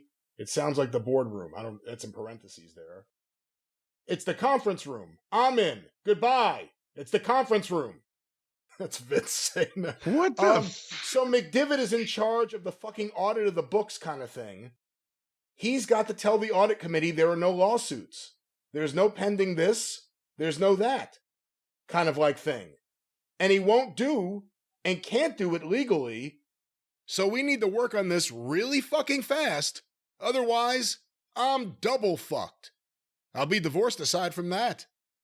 It'll be fucking, I don't know what this is going to do in terms of, I mean, shit, if I don't get it done, he's got to go to the audit committee and say, by the way, here's where we're say yada, yada, yada. Janelle. So now the board knows my story, knows what's going on, and it's like, oh my God, holy shit. They kick people out of their own fucking company. How long is this woman's voicemail? That's not going to happen here. But, oh my God, it's like public shit and all that kind of stuff. So I'm fucking tired of this shit. But in any event, sorry to be responding so late, but, we've got to get this thing fucking done so quickly, baby. I had no idea that McDivitt was, well, not turn on me, Because that's not really the case at all. It's a legal deal, you know? And he can't say to the audit committee, no, I never told him any of this stuff. He wouldn't know, but now he knows.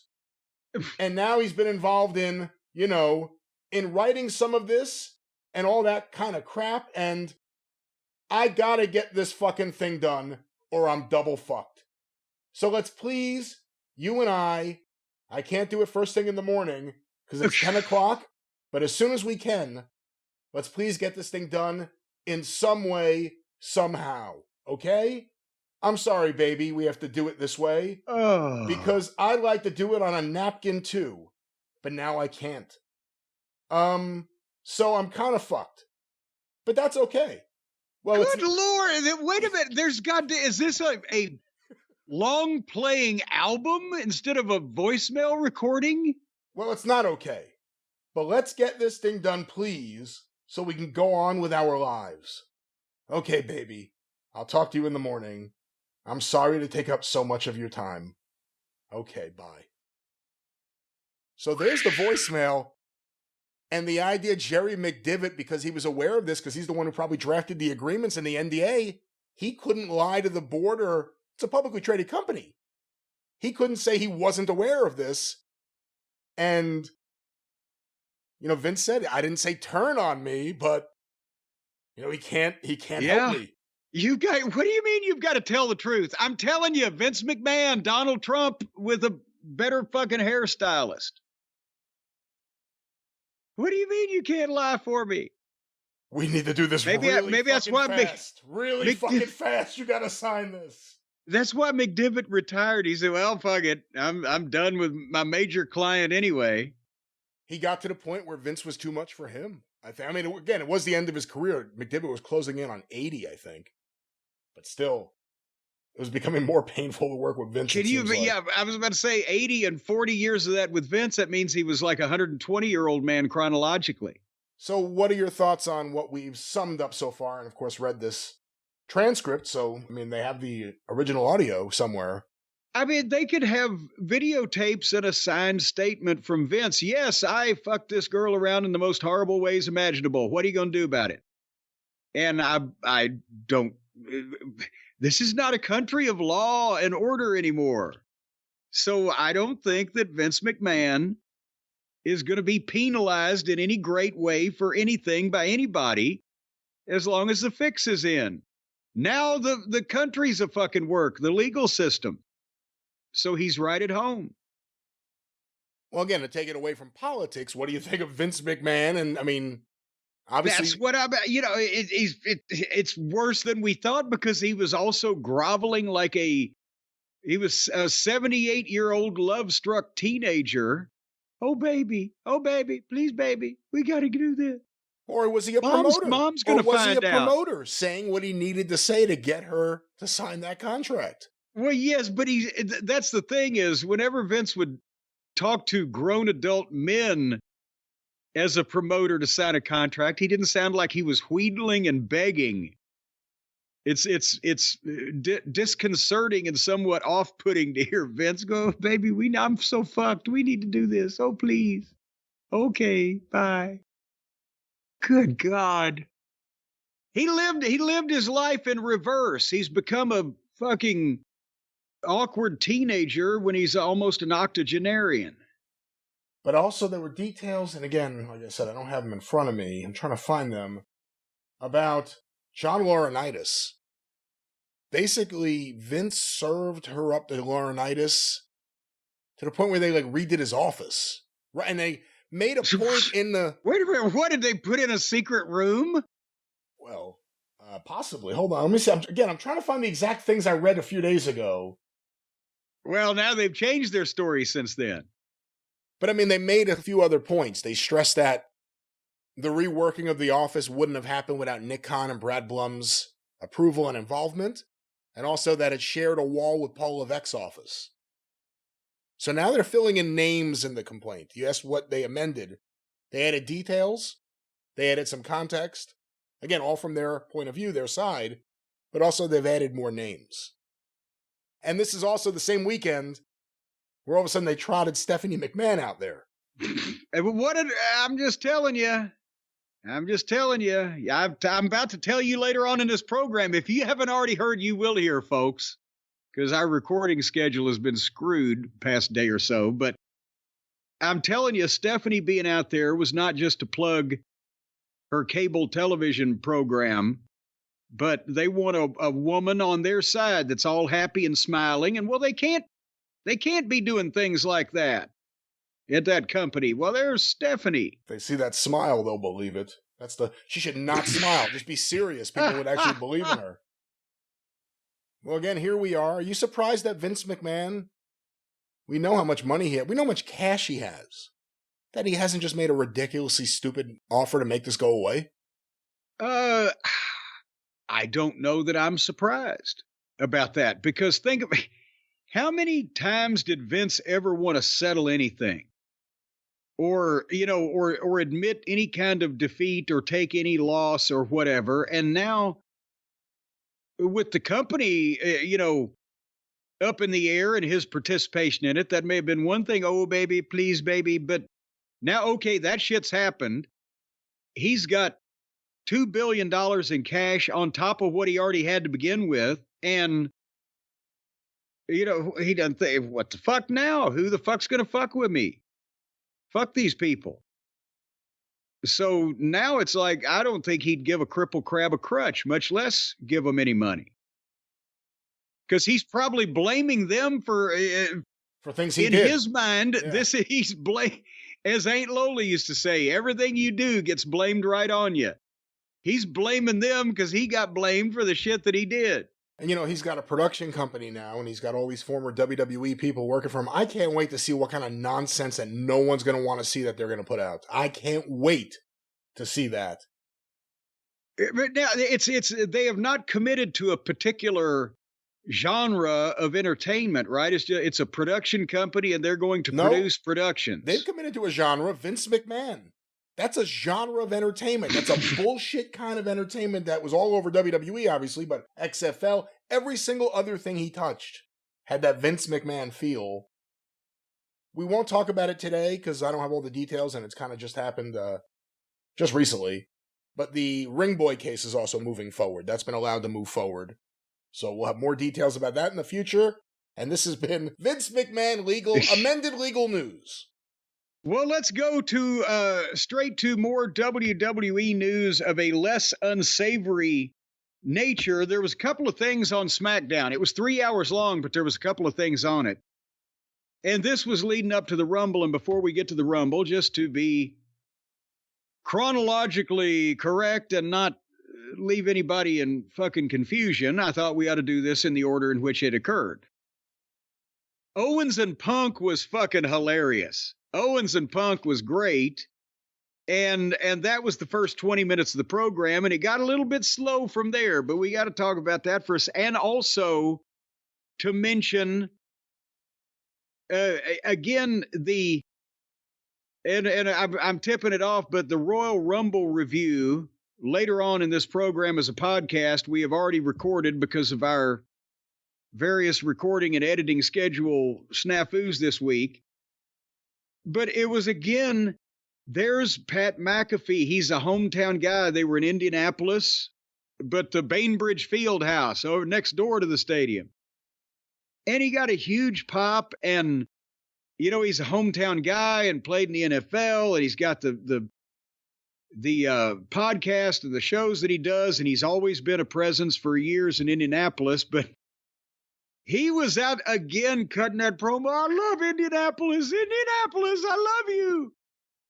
And my God, it's just, no other city has ever gotten this treatment. But then again, as we'll establish later on, we're not sure what they paid for it. But I think Pat needs to calm down just a tinge. Because and I think for just a month or 5. Well, no. We did. No, he's a good personality, and he loves the wrestling business, but he's just so up now that I think he needs to calm down every once in a while just so he can go back up, because I'm afraid he's going to hurt himself. But he loves the wrestling, but he trained with Rip Rogers, right? You knew that. Of course, yeah. We've talked about that in the past. Well, I didn't remember how long. It was a while back before he even got this gig. It was even dealing with the WWE. He gets rips from Seymour, and it ain't that far from Indianapolis. McAfee put a ring in like a barn or whatever on his property, have Rip come up and train him before he was even doing anything because he wanted to explore that. So I'm pulling for the guy, but goddamn, Pat, hold on just a second. But anyway, they threw to Joe Tessitore. Is it Tessitore or Tessitore now? I've called him both. Joe Tessitore or Tessitore. That's Amore? No, that's not Amore. Is he Italian? I would believe so, based on the name. Okay, then Joe Bambino asked Kevin Owens to come out because Owens has been saying, well, the announcers and everybody's against me and they're slandering me, whatever the fuck. But old Joe was reading his introduction off the notes in his hand. Could you tell, or do you even remember watching? We've seen so much wrestling. Well, I've seen him read stuff on the show before. He does it really well. Well, but in this case, I thought it was kind of noticeable because it's not just, looking down at a format to see what you're pitching to next or we're going to the VTR or whatever, but he had this long explanation he was going to make as a journalist to Kevin Owens that we don't believe that we're misrepresenting you, and we want to know how that you feel that we're treating you unfairly. And sir, if you make at a point like this, then we will be glad to correct whatever the case. But he was reading it off the notes like I don't know. I think that needed to come more from his heart. He needed to be more wounded personally than to have to read the topic of conversation. But nevertheless, Owens does the promo, and it's about Cody obviously and the Rumble and the ladder match, but he won't fucking talk to Joe. And Joe says, again, I want to give you a fair chance to register your complaint about how we've been talking to you. And Owens says, I think you're a tough guy. You can shove your apology up your ass. Take this back. And he grabbed, because they've got the two belts hung on the thing where he can reach him. He grabs the wing deep and he's, I'm taking this and I'll take the other one tomorrow. And come on, Selene, in Indy. And the place pops like, and here comes Punk. And Owens has that look on his face. And we get the CM Punk chants. And Punk's kind of amused and smirking. And they just stared at each other for a while, and the people are like, holy shit, holy shit. And how big was this crowd in Indianapolis? The night before, they had 70,000 people in the stadium. Probably, what was it, 10, 12,000 people? Jesus H. Christ, but everybody's over here. And then Owens is like, can I help you? And Punk's like, no. I'm sorry for interrupting you, but I'd heard my name invoked because Owens had mentioned him too. And, I'm sorry if you think I was looking past you, but when I win the Royal Rumble, if you make it past Cody, the main event of Mania could be the two of us. And if you win, congratulations, it's not going to last long. And, basically told him off. And Owens says, there's 29 guys in the Rumble that I like more than you. But the thought of me beating your ass at WrestleMania, I like that. But I know it's your goal to be the main event at WrestleMania, and it's right at your fingertips. And you never getting that is so good to me. And he blisters Punk and tells him he's going to go to his grave a miserable failure. So Owens hopes he doesn't win. And Owens, again, he's walking off. But Punk says, hey, I'm not the one that's lost 5 title matches at the Royal Rumble. I'm not the one that's lost to Logan Paul. I'm not the one that used my friend to help me win whenever and he tore him down. What'd you think of that line? I'm not the one who lost to Logan Paul. Well,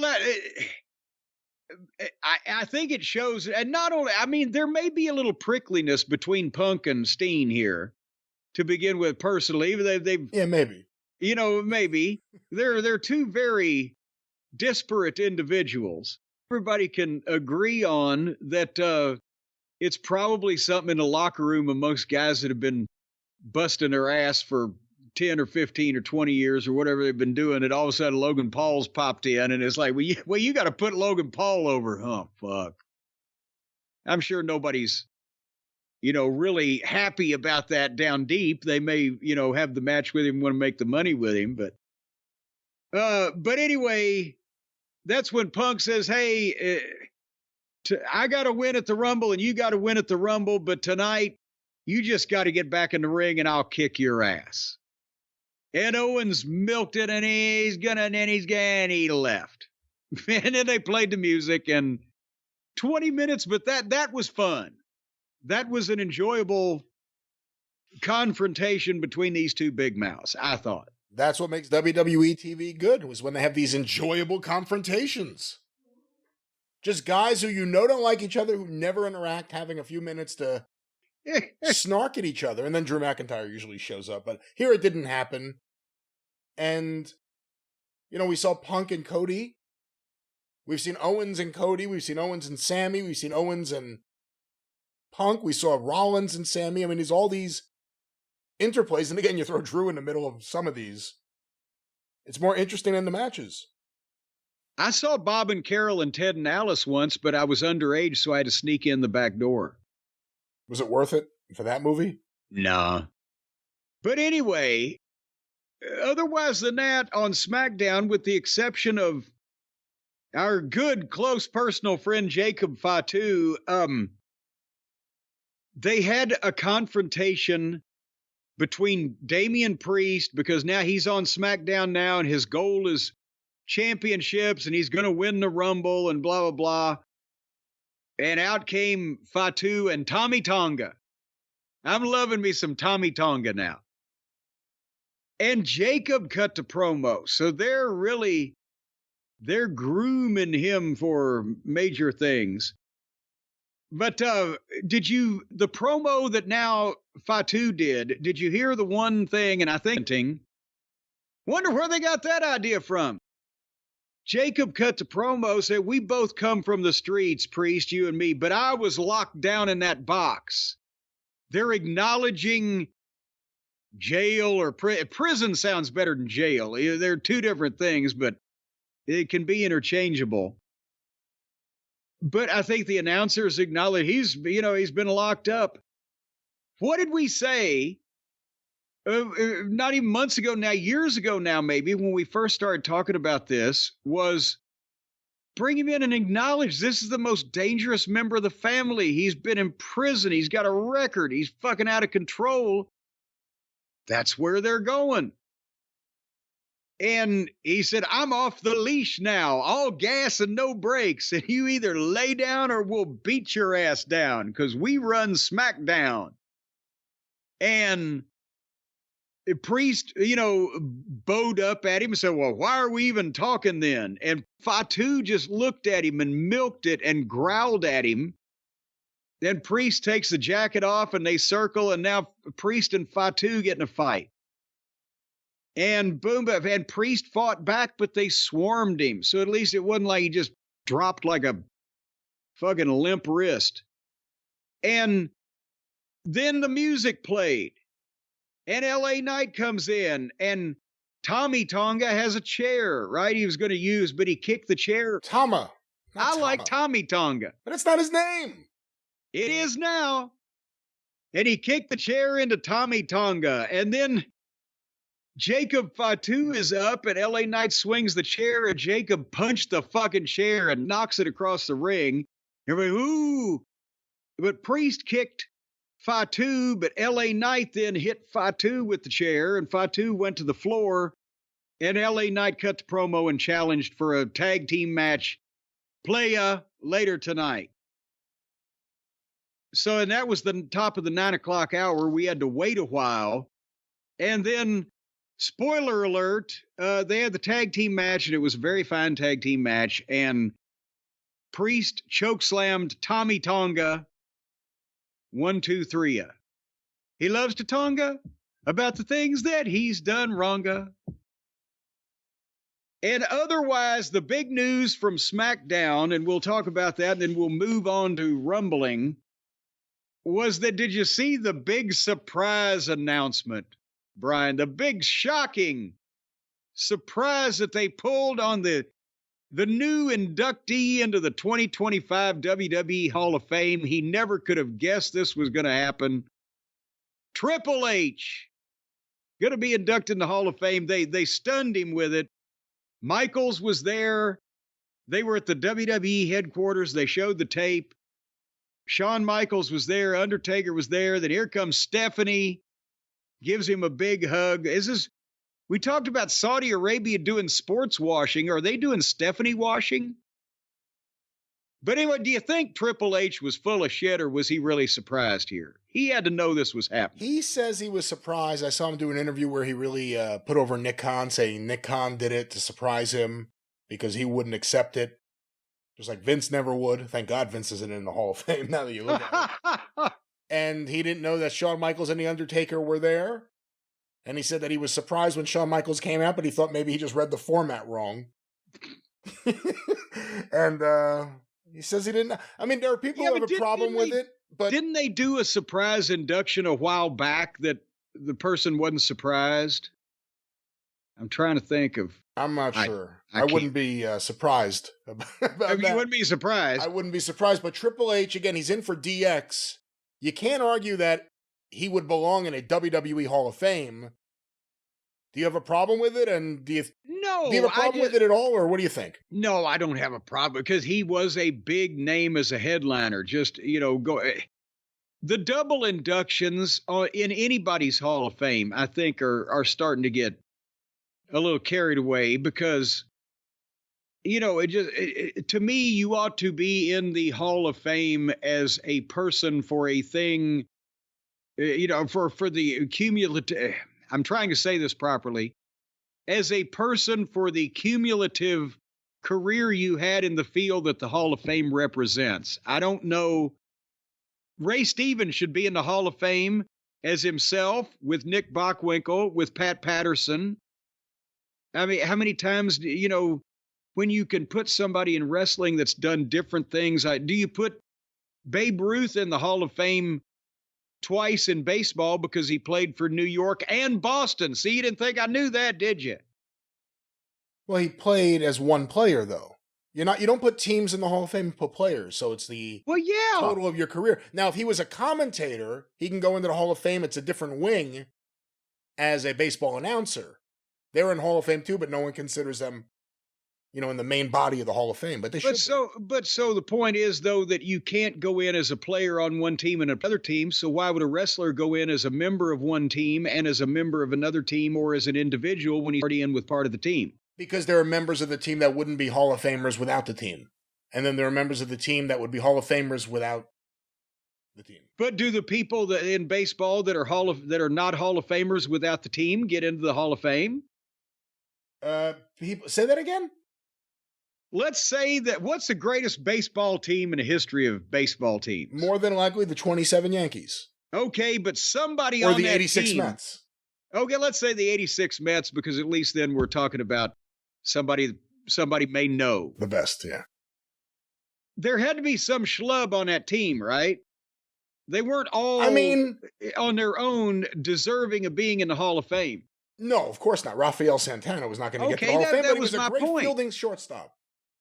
So if Triple H technically is already in the Hall of Fame because he's a member of DX and they inducted DX, if they wanted to get the biggest bang for their buck, they would induct Triple H as the single world champion, multi-time individual major star that he became later on.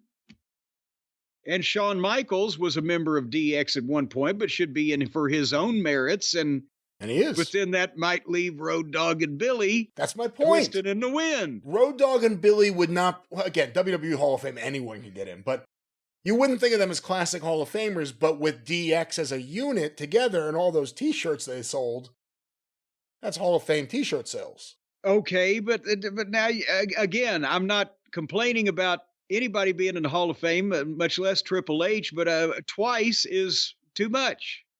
Twice for anybody is too much. It's they're just getting another ceremony out of it, which is the whole idea. But because they ain't making any more legends these days.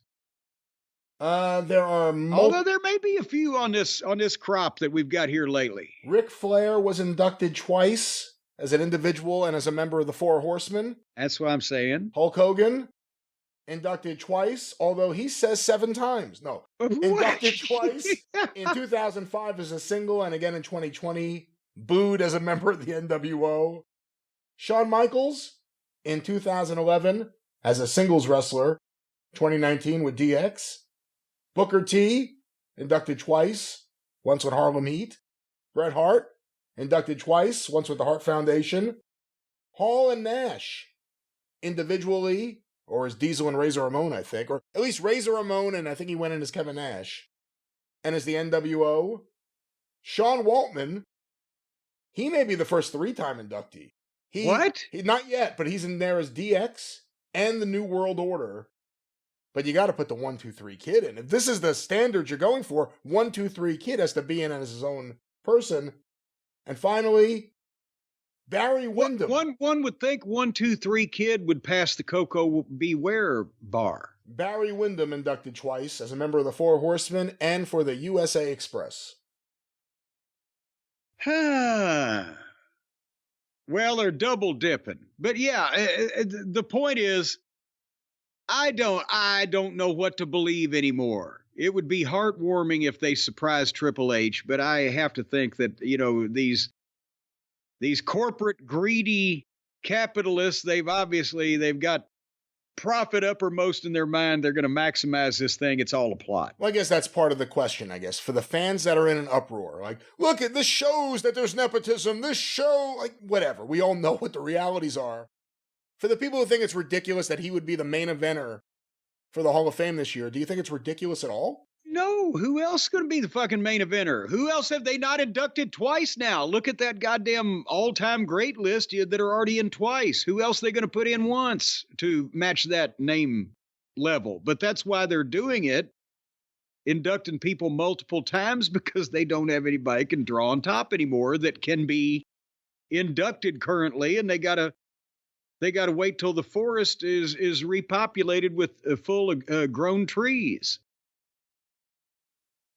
Well, that tree will be inducted.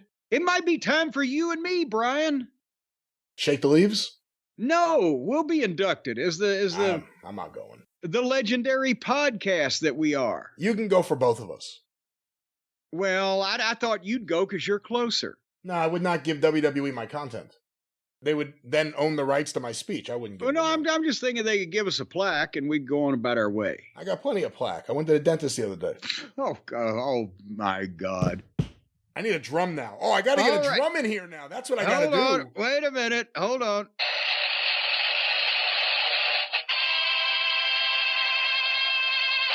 Well, there you go. That was SmackDown to get us ready for the Royal Rumble. But I needed to get some rest in between, Brian. Because I was after SmackDown, and it's 3 hours long now, and it's going to be that way to May, June, somewhere around that area. I needed to take a good night's sleep in between just so I could refresh myself and watch more wrestling.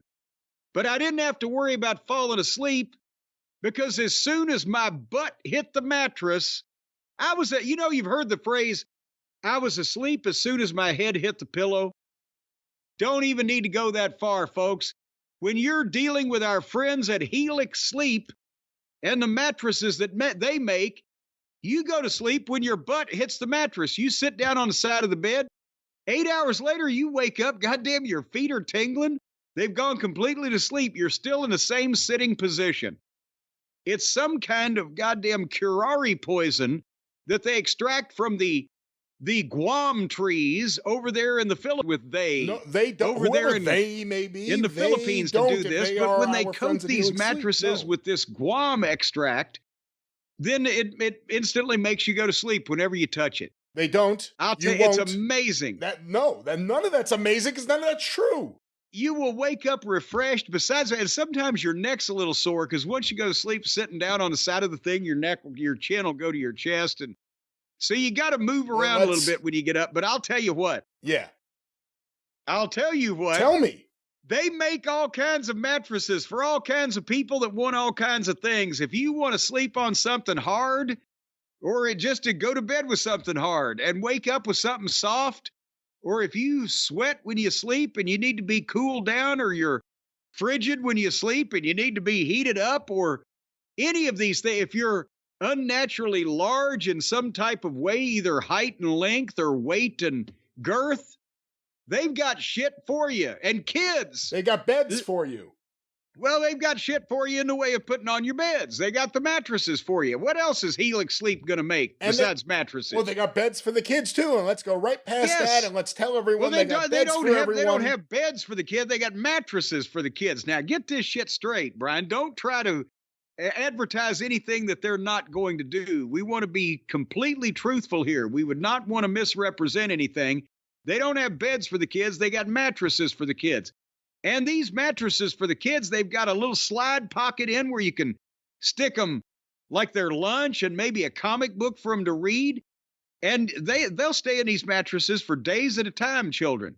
Again, they have mattresses for kids to go to bed on at night, have a good night's sleep, and wake up ready for school, ready to brush your teeth, eat their breakfast, and get off to school. A good night's sleep, just like you with the adult Helix Sleep mattresses. Let's talk about you won't even have to worry about waking the kids up. They're so comfy. They're going to stay there for 3 or 4 days. You won't have to get out in the bad weather and take them to school. No, this man does not. No. Hey, Jim, what's that over there? Well, I'll tell you what it is. It's the promo code, because what you do is you go to helixsleep.com/JCE, and you just take the little quiz on what type of mattress you're looking for and how you like to sleep, and they will fit you up with the mattress that's perfect for you, and they'll ship it right to you, and then poof, there it becomes, and you open it up and you put it on. You got to have your bed frame now, or unless you can just put the mattress on the floor. Make sure that there's none of the children are laying on the floor before you put the mattress down. Or it might be a good way to hold them in place in case they are playing hooky from school. Your kids will go on top of the mattresses just like you. Regular sleep for children and adults, and whoever needs a good night's sleep. And they'll bounce on them. They certainly will. And right now, if you go to helixsleep.com/JCE, you're going to get 20% off site-wide and 2 free dream pillows. These dream pillows are excellent for dreaming. Normal pillows, you just lay down and there you are. It's foam rubber. But these pillows actually broadcast dreams into your subconscious. So you can program them whether you want a gothic horror or a romantic comedy or potentially just some slapstick dreams. Boom, you set the switch and you lay your head down on the dream pillow. No, you don't program anything. It is a pillow that you do not. Dream until your mattress purchase comes. 20% off site-wide and 2 free dream pillows with a mattress purchase at helixsleep.com/JCE. Then why am I having all of those dreams lately where it looks like a Western that was shot in Italy has been dubbed into English? Maybe you need the Dream Police. I guess Jim's not a Cheap Trick fan. Helix Sleep! All right, the Rumble has been rumbled. It wasn't in the jungle. It was in Indianapolis, which is kind of, it's a jungle out there in Indy these days, Brian. I'm hearing it's the most fabulous city on earth. It may replace, Plainview, Long Island as the most magical place on earth. If Pat McAfee's reading the copy. Holy, but can we talk about for a second, how much did the state of Indiana pay for the Royal Rumble? I remember that it was talked about, but I don't remember the figure. But the Royal Rumble, they're getting a SummerSlam coming up at some point. They got another big show maybe in that package. They were in Indy for SmackDown the night before over at the little bitty field house, only seated, 15,000 or whatever. How much money did they get to have them just verbally fillet the city of Indianapolis. And Pat McAfee, my God, he wanted to. I'm afraid if he was to go out on a street and take a manhole cover off, he would stick his manhood in a manhole cover of the city of Indianapolis. Am I overstating this? I don't even know what the hell that means. I've never heard that analogy before. What the hell does that mean? If you want to make love to the entire city, you just take off a manhole cover and go to town. I'm guessing it'll have to be a small manhole cover. Manhood, well, a hood over the hole. We don't know, but the orifices were very kind to Indy. Well, they were, and if you saw the press conference, and I know you didn't, but Paul Levesque, the first thing he did was blow Pat McAfee and put him over the top for connecting them with the people from Indianapolis. So we'll see, but according to the Indy Star newspaper, Royal Rumble, SummerSlam, and WrestleMania stand to bring in excess of $350 million in economic impact to Indy when it's all said and done. More than $40 million is expected to be infused into the city from the Royal Rumble alone. But how much did the city infuse into the WWE? Was that reported? I'm trying to find the number. I'll let you know what I can find. Because I think that infusion it has to be significant for the level of, my God, Vince didn't talk about the garden like they were talking about Indy, that Tuttle in town. And they didn't even once mention a St. Elmo steakhouse. Or St. Elmo's Fire. Well, no, hold Man your in tongue. Motion. Man in Motion. No, well, yes, but hold your tongue on, because St. Elmo's is a historic place. We don't want it to burn down, and they still grill those steaks the old-fashioned way. They had dumb waiters. My mom and I went to St. Elmo's Steakhouse because it was across the way. I can't remember. It's been 50 years or whatever. But it's across the way in some respect from the Expo Center to where we went to Bruiser's matches. Unfortunately, I missed the promotional war live, and I got more like Bruiser and Crusher against the Bounty Hunters type of era. But nevertheless, they had dumb waiters that brought up the baked potatoes. And I know the kids are now saying, well, why couldn't they hire some smarter people? Google dumb waiters. If I only had time to educate you children. But that was cool, watching the bam, bam, and the door open up, and then here comes 72 baked potatoes individually wrapped in silver aluminum foil. I had OCD even then. I appreciated things like that as a child. I'm trying to find anything about it, and actually I'm not finding any numbers, just announcements. But here's something just went up this morning, just a half hour ago, from the Indianapolis Recorder newspaper. Here are records that WWE set this weekend. Oh, boy. Largest gate in single-night WWE history. Ticket sales surpassed all previous Royal Rumble editions and all non-WrestleMania single-night gates. Well, as a matter of fact, they said on the broadcast, as we say in the business, that it was the fourth biggest gate. It was behind three of the double night WrestleManias. I think last year's 2 and 1 the before, and otherwise it was an all-time record for anything. Record viewership. Domestic viewership on Peacock rose nearly 14% from last year's record-setting Royal Rumble, while international streaming numbers surged even higher following the shift to Netflix globally. Now, that's no firm numbers there, but they're saying 14% higher than last year, which was a pretty hot Royal Rumble. I mean, that was Cody winning it, right? Well, yes, but the bigger thing, globally, exponentially, many big numbers. We don't know, but it's a goddamn lot. You know, it's just, it's gotten ridiculous. Listen to this. Large numbers. Listen to this. Difficult mathematics. Go ahead. Merchandise boom. In partnership with Fanatics, merchandise sales soared more than 95% over the previous record set in 2024, making it the highest grossing non-WrestleMania event in WWE history. Now, wait a minute. I'm just a small town bird lawyer, Brian. We've established that. But an increase of 95% means that they doubled what they did last year, which was a record? Sponsorship revenue soars, 14 sponsors. All matches featuring sponsorship. Revenue climbed 94% over last year's record. God, it's not even just like 5% increase, 94%, 95%. And finally, social media explosion.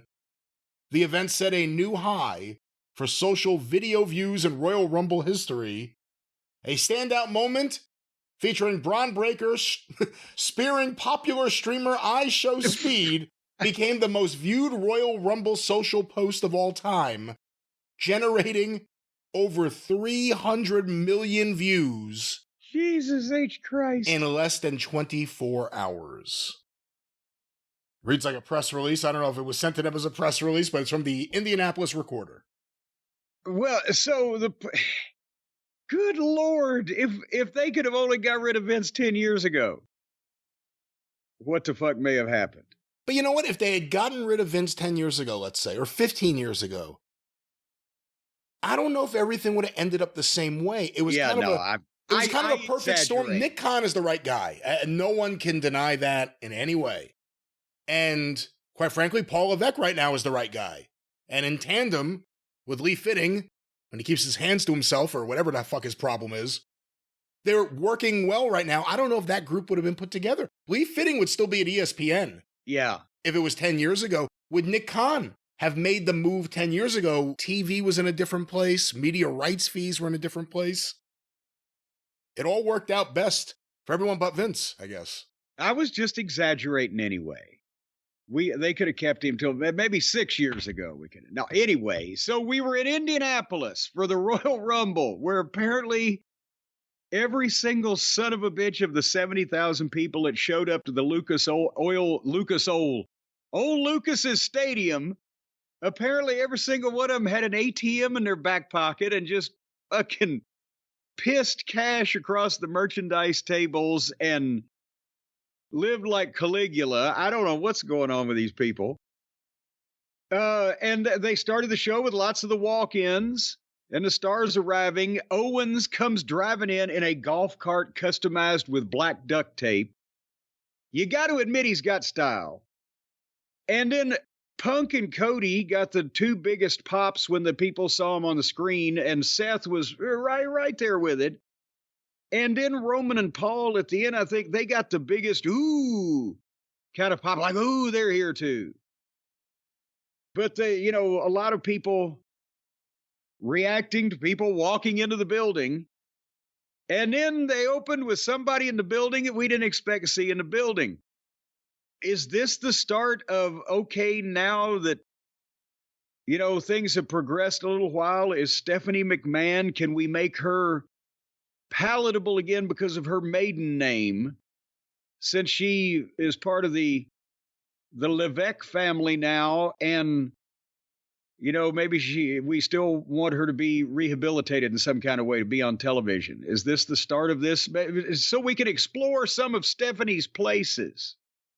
Yeah, again, I'm not sure if there's really much of a demand for this other than internally, maybe at home to make her happy, but I personally don't think there should be a McMahon on the show, let alone starting off the show in 2025, especially the weekend. Janelle Grant just amended her complaint.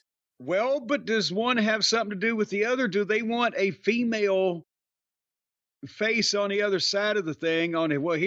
We've got women too here that like us. I mean, you tell me. I don't think it's necessary. I think it's actually just an unnecessary thing. I think right now they have a winning formula. Paul Levesque starting off the shows is the right thing. He's Dana White. You don't have Dana's wife coming out there and doing it. And again, Stephanie's been around for a while. Lord knows what he might do if she did. And Stephanie's been around for a long time. And a long time she was mainly a female Vince degrading talent on camera. I personally don't think she should be on the show anymore.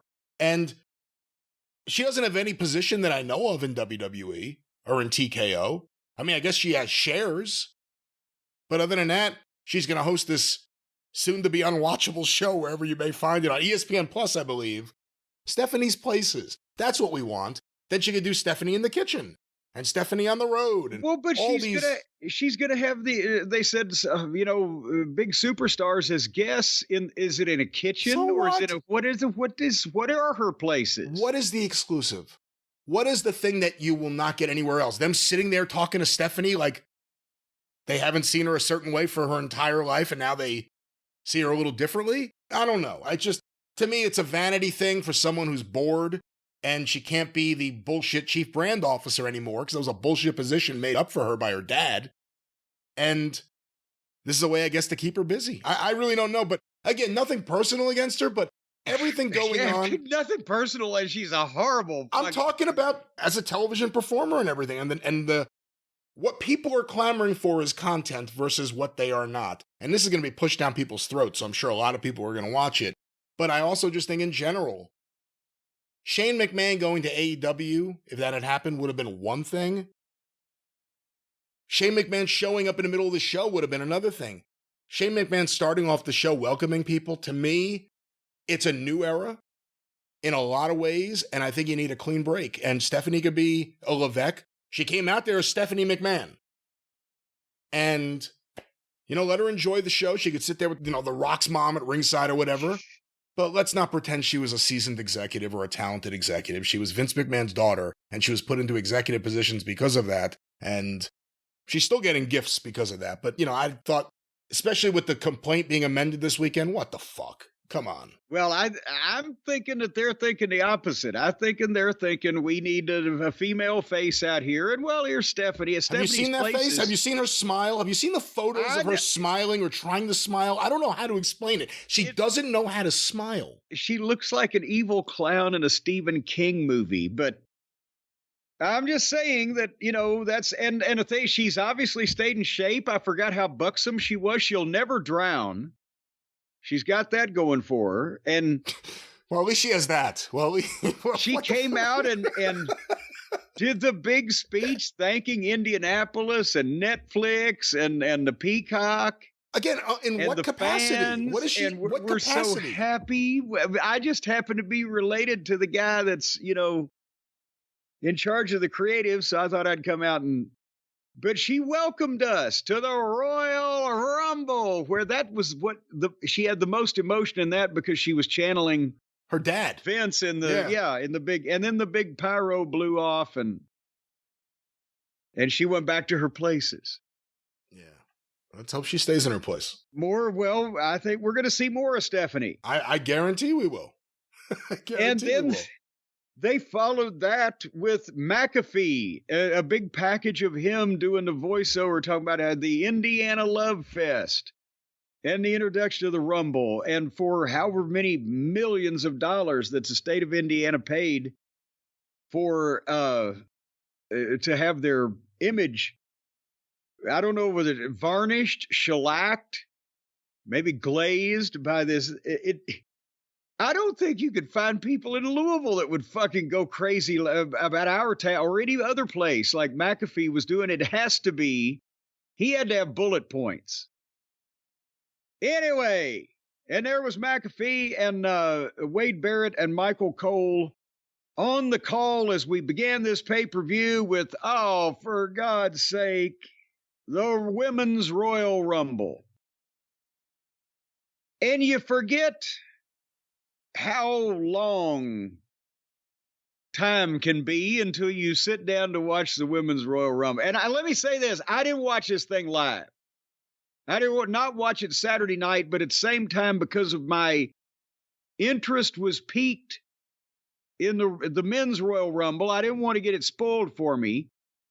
So I recorded the program, and then Sunday, I didn't get on the internet during the day while I attended various chores around the house. And then when I got a chance to sit down and watch it, that's when I got on the internet so nothing would be spoiled, although something was spoiled, but we'll talk about that here. But gee, money, Christmas. 30 women is too much. I'm sorry. I don't mean to hurt anybody's feelings. But as I said to Camille, not to her face, we were on the phone, to her voice the other day, I don't hate women's wrestling. I want women's wrestling to be an attraction where the top women wrestlers are coveted, but not where everybody gets to play. And boy, there was some brutal choreography in this. At some points, it looked like some long-legged girls auditioning to be a Rockette with a prearranged dance routine that just happened to involve hitting somebody else in the mush. Brian, am I overstating this?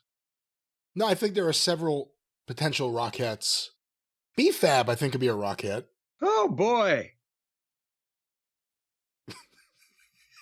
What? I thought you were going to make a comment. I was taking a drink to let you sit back and analyze B-Fab's fucking lack of fabness. As Buddy Holly said, oh boy, B-Fab. She was in here, but she did not start it off. No, she didn't. Io Sky and Liv Morgan started it off, and I found out something else. The aisleway in this stadium, because they had 70,000, I don't know, we'll get to, they announced it, whatever. But the aisleway was like, goddamn, a quarter of a mile, and it would take Usain Bolt 5 minutes to get to the ring in this, so there, at one point, during the men's rumble, they did an entrance and milked the whole thing to where nobody made any contact by the time that the next entrance began. So, and especially Liv Morgan and Io Sky's little bitty legs are so little bitty and short. They can't cover a lot of ground. So that they started. And if you think I'm for an hour and 15-minute match, if I'm going to try to give you any goddamn it's the women's Royal Rumble. Play or blow by blow or critique everybody's wrist locks, you're out of your mind.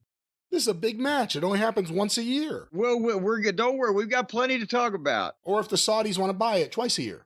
And then potentially what'll happen when, some other country gets all the money. Then we'll just lose all our events. They're going to Saudi Arabia next year. You should have appreciated this. This is the last women's Royal Rumble with skin.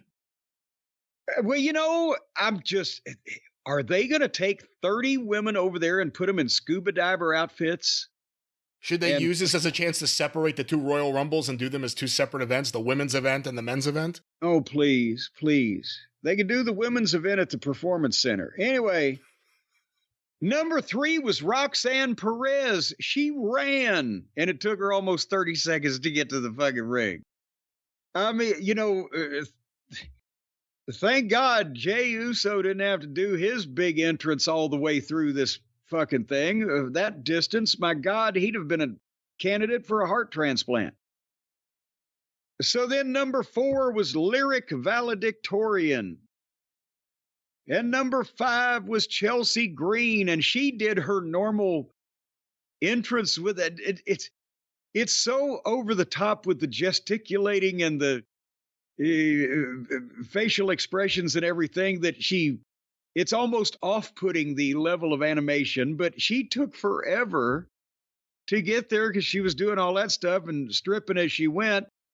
And she got in, and the first 2 strikes that she threw was a forehand slap and a backhand slap, and she whiffed both of them. You couldn't really tell she missed on the first one because of the camera angle. But the second one, she tried a backhand and went 6 inches over his girl's head. Girl sold it like she'd been slapped by fucking Dana White's power slap champion. Or Dana White himself, for that matter. And then came B-Fab. And you could hear people asking the guy sitting next to him what time it was in this stadium of 70,000 people. It's like they all held their breath and thought, if we think hard, maybe she'll go away. She is worse than Model Girl. Because Model Girl does have the endearing, confused deer in a headlight look that she uses at everything, right? But she's a baby face. She's supposed to be somewhat simple-minded and pure of heart. But B-Fab's a baby face, and she walks around strutting around like she's a goddamn heel. And she's just rotten. It's an athletic girl that has no idea of the concept of wrestling, doing choreography as she sees it in her mind, that as long as you do this and they do that, there's no emotion or facial expression or level of aggression or try to any effect of realism or let me get you lost in this suspension of disbelief. It's just, I'm going to take my right foot and throw it up on your shoulder. Am I exaggerating a fine? No, there were certain women in the company, and actually in the two cases you have right there, Maxine Dupree and B-Fab, they're both tall with long legs. And it's not like Barry Windham with long legs, where like, you know, he just looks so graceful running the ring. It's not like that at all. It's like, you've said it before, like a deer on ice at times. Yeah. You're waiting to see what's going to hit the ground first, the ass, the feet. Like they don't know how to fall right, but they could both be Rockettes. I think they could both be really good Rockettes. One could be the Rock and the other one could be the It. Anyway, so then Ivy Nile came in to straighten everybody out, number 7. Zoe Stark, number 8. I've noted they're not wasting the big names early, are they? Except for Liv Morgan, and Chelsea, they've used her a little bit. And here came Lash Legend. And she got in and fucked some shit up. Remember when we were still watching NXT like 4 years ago, she was kind of hilariously bad at the start, right? I wonder why we haven't seen her in 4 years move out of NXT. Well, they just started using her on the main show with she has a tag team partner.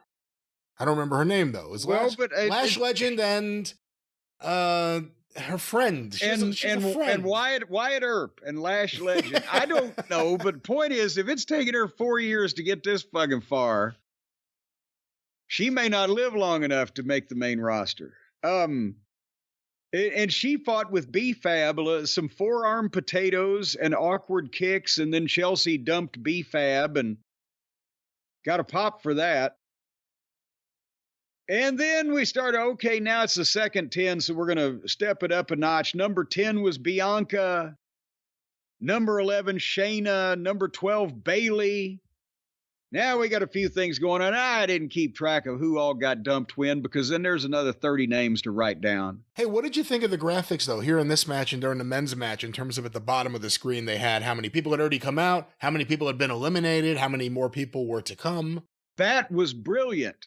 And you can tell Lee Fitting, ESPN, any kind of that, it looked like a sports graphic where you could instantly tell, you know, depending on what sport it was, who'd scored the points or who'd been in the quarter or whatever the case it was.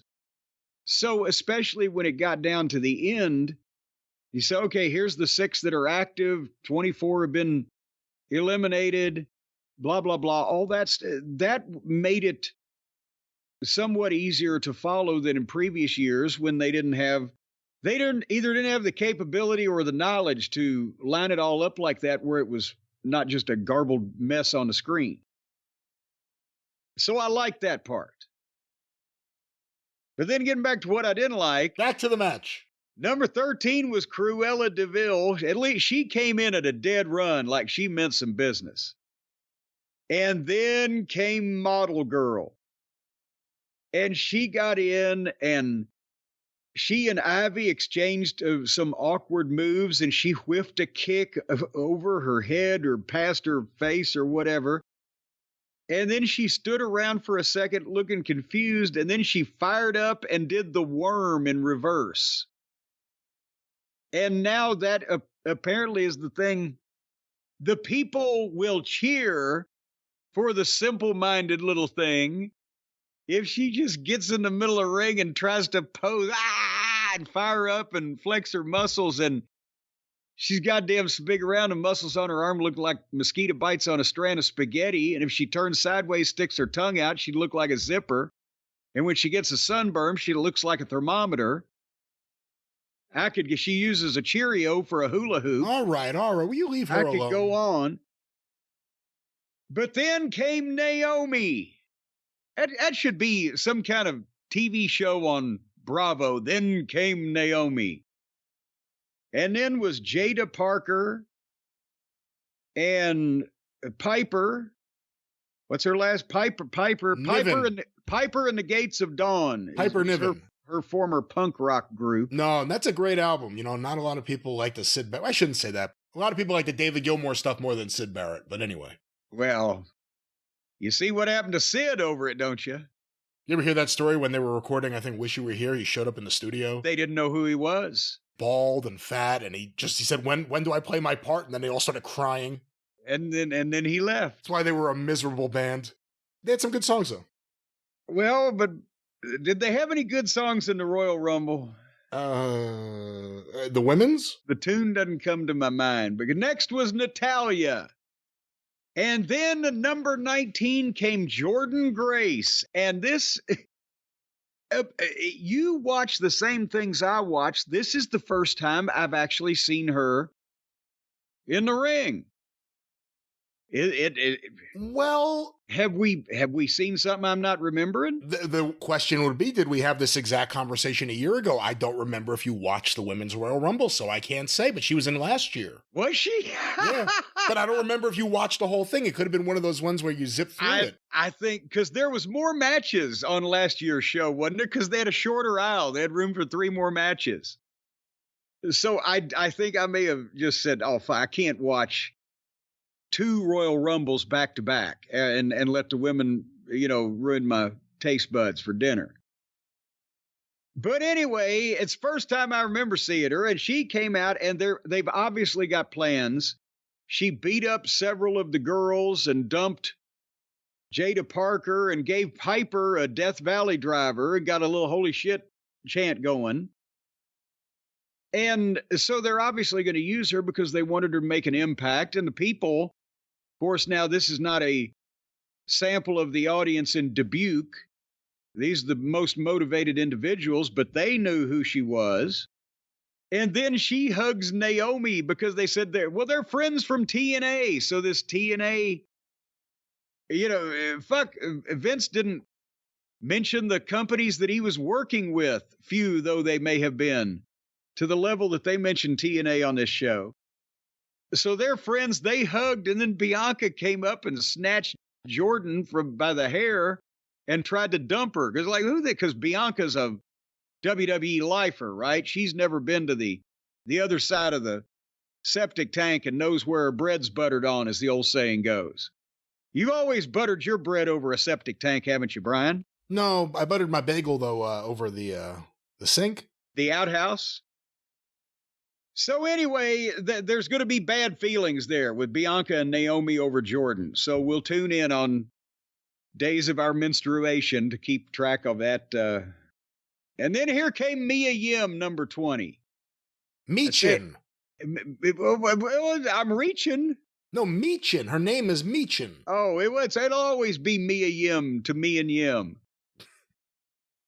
And then number 21, and her and she.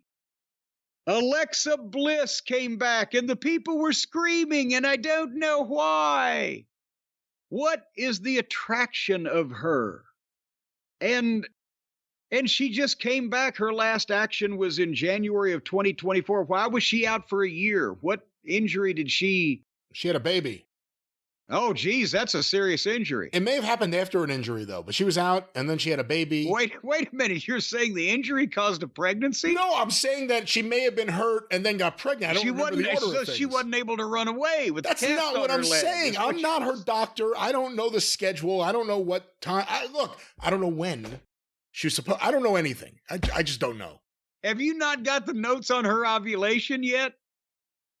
We were supposed to forward those over in the files. Well, she's back, and apparently a lot of those fans, either they love surprises or they really like those awful segments she was constantly in.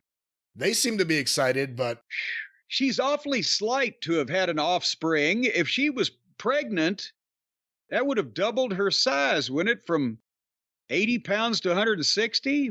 That's the thing. That seems like that's a serious medical condition. I always think you're way too hard on Liv Morgan when you say, like, oh, she's tiny, she's this and that. Alexa Bliss, you could say that about. She's not only I just did. She's not only smaller, but she's not only smaller than everyone, she also has supernatural powers. That's what I'm afraid of. She came out with that stupid doll. Remember the doll? Yeah. Jerry Mahoney. She needs to upgrade to Knucklehead Smith. Is she going to join the Wyatt Six? Maybe she'll join Harley Cameron and they can throw their voices back and forth to the different dolls. No. Harley Cameron can actually do it. And, it depends on the doll you got. Because really, the doll is the key to the whole thing. Once you get your hand all the way up we'll talk back about to that the later. Women's Royal Rumble, ladies and gentlemen. And Wade Barrett is like, people said she wouldn't come back. Stop reading the dirt sheets, Cole. So then number 22 was Zelina. Number 23 was Candy LaRue. Number 24 was Stephanie Vacker. And then she got a big pop, surprisingly. Well, yes, she did. I didn't say she didn't. I just didn't comment because... And then, number 25, Trish Stratus. And they popped big because she's a surprise. She's a legend. She ticks all the boxes. But she got in there and did a bunch of stuff and looked better than, I don't know, 12 or 13 maybe of the previous entrants in this thing. How old is she now? She's got to be up there. She's eligible for AARP at this point, isn't she? No, she's only 49. What? She's only a few years older than me. Wow. Well, so there's still a chance. That's crazy. I don't know about that. I got a good thing over here. Well, depends on... I don't want some woman that's going to just run out in the night and go to the Royal Rumble to participate and lose. No. She didn't run out in the night. It was 5 o'clock local time. But she didn't even win. It was still daylight. Well, now you've spoiled it for everybody. So... I'm sorry. God damn it, you can't do that. People won't listen to us if we're going to spoil this shit. But yeah, unfortunately, Trish didn't make it. But she looked good. And number 26 was Rochelle. And then came number 27. Charlotte has returned. Charlotte Flair, big pop, comes out. Goddamn, she looked like Theda Bara in a silent movie. Big cowl and cape and robe and the pyro. And she took her time on much of the walkout. It has a brace on the knee, but it was covered up with spangly lame. And again, it used to be a Pat Patterson thing that the guys, and there was no women's rumble then, so don't complain, but the guys that you really wanted to feature going forward, you really wanted to keep strong, you really whatever, they will make an impact when they come in. And there was some of that in the men's rumble also this time, but it hasn't seemed as important, or maybe just some of these guys don't know how to feed each other and set up to feed a fucking guy coming in the ring, whatever.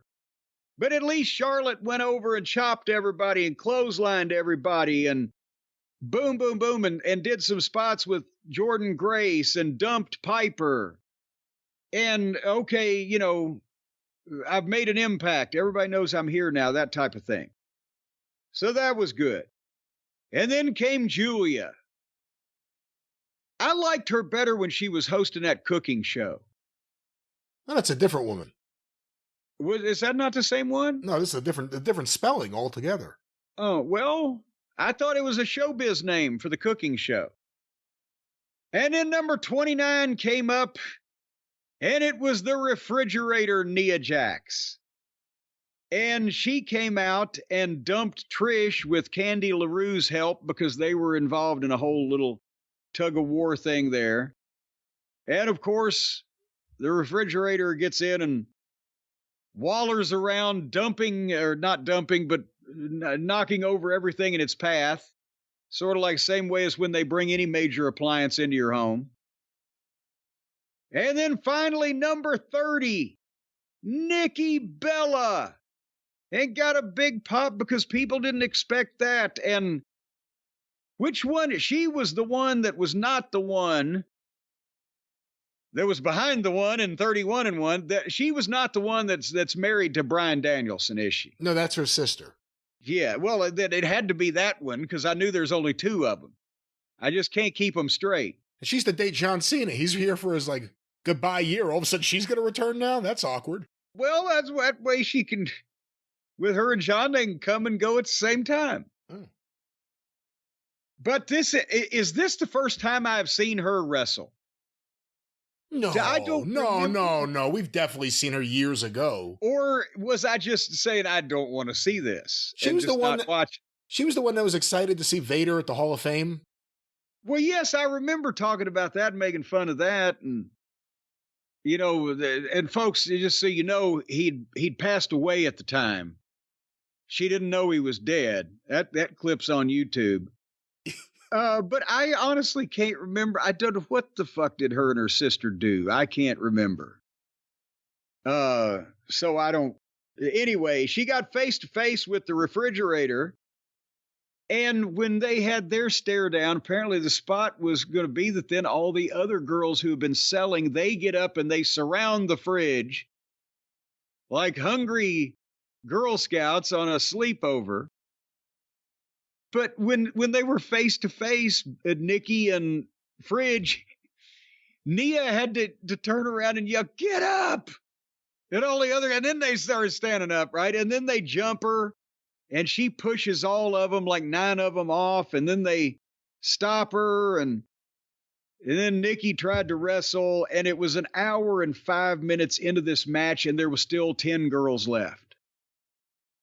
So I decided to do the humane thing and skip ahead until we got down to nut cutting time, as they used to say down in the country, and that was Charlotte and Nia Jax. And now we pick and Roxanne also. She was in there too. And picking it up there, Charlotte was trying to mount some offense against the Fridge. So Roxanne was really wanting to make a name for herself here. And she jumped in from behind and clipped Charlotte's knee and then jumped on her, started getting some heat on her. And then she jumped up and she started getting on Nia Jax. Literally, she was up on Nia's back, and the Fridge is trying to dump Roxanne off of her, and she's trying to hold her over the rope, and Charlotte came up from behind and dumped Nia right over the top of Roxanne and the top rope, and boom, the Fridge was out. And now it's Roxanne and Charlotte, and you're thinking, well, my God, could there be an upset here? As we'll find out later on, any weird thing can happen. But they went back and forth a little bit. Roxanne ain't bad. She's painfully short, but she ain't bad. And Charlotte knocked Roxanne to the floor after an exchange, and Charlotte wins the Women's Royal Rumble, so she gets to pick whatever champion she wants to face out of all the available champions at WrestleMania. So good triumphs over evil in the end. Well, is she a babyface? I don't know. I'm just glad to see her. What do you want to see? Charlotte against Rhea Ripley again, or Charlotte against Tiffany Stratton? Woo! Selfishly, I think Charlotte and Rhea Ripley, again, they're always going to have a great match, but to be honest, again, they're both. Rhea's a babyface. Regardless of how they portray Charlotte, she's got some goodwill because she's just returned from an injury. And Rhea against Tiffy can kind of be like the battle of the Nature Boys in terms of this arrogant, older, more experienced, and now possibly beloved blonde female icon versus this new bratty, new kid on the block type of thing, spoiled brat type of thing. So that probably would be easier to promote right now. But that's just me. Well, we'll see what happens, but big Royal Rumble, what's her name? Alexa Bliss's big return. We'll see how that goes. You can't use the word big in any way about Alexa Bliss. But you must be happy. The person you would probably want to win out of everyone in that match won. Yes. So at least, but also for business. She's a big name. She's been gone for a while, so therefore we miss her because she went away, and that's perfect to me for a WrestleMania main event in the women's division. All right. And I was about to say that they had legends in the crowd. Godfather and Mickey James and Kurt Angle. So right there, they made some money on this show because right there's 3 plane tickets plus family members. Fuck, what's that? It'd be $1,500-$1,800. Son of a bitch. Well, Mickey James's family member is also the GM, so I don't think they have to worry about extra airfare or anything. Well, hey, does the fucking GM of General Motors' wife come to the fucking board meetings? I'm sure he brings everyone he wants. The head of GM, he could do whatever the hell he wants. I'm telling you, they got to watch their budget here on this travel. There's not going to be a shareholder revolt here. There will be, well, who knows? But let's go back to... They've got some revolting shareholders. No, I'm just saying they got to watch the budget here. I'm telling you, they're spending money You never know this could all end tomorrow. Anyway, the WWE Tag Team title was on the line, and I don't know why after I've seen the match. With the Motor City Machine Guns versus Tommaso Ciampa and Johnny Sameface Gargano. 2 out of 3 falls. And they did 3 falls in 15 minutes. Not that I was advocating they should have gone longer, but I will never get Gargano, okay? So I'm not even going to go any further. Him or his lovely wife. It's people that can do moves that have no star look, no physique, no over-the-top personality, no great ability to cut promos, no incredibly gripping television presence. They're trained move doers. But anyway, everything the Guns do is perfectly executed. It's they're sharp. Their teamwork is great, but they started off so fast, especially after an hour and 15 minutes of 30 women wailing on each other. I feel like they ran off and left the people. And they started with a flurry. They stopped the Guns for a little brief heat on Sabin in the first 2 minutes. And then Shelley got a tag. Ciampa was reaching for a tag, and Gargano pulled his hand away, so Ciampa didn't make it. So due to that, the referee was flummoxed, and the opponent was flummoxed, and Shelley had started his comeback, but turned into a knee lift by Ciampa. 1, 2, 3 in like 3 minutes, the first fall. No reaction. Totally flat. The people didn't get it.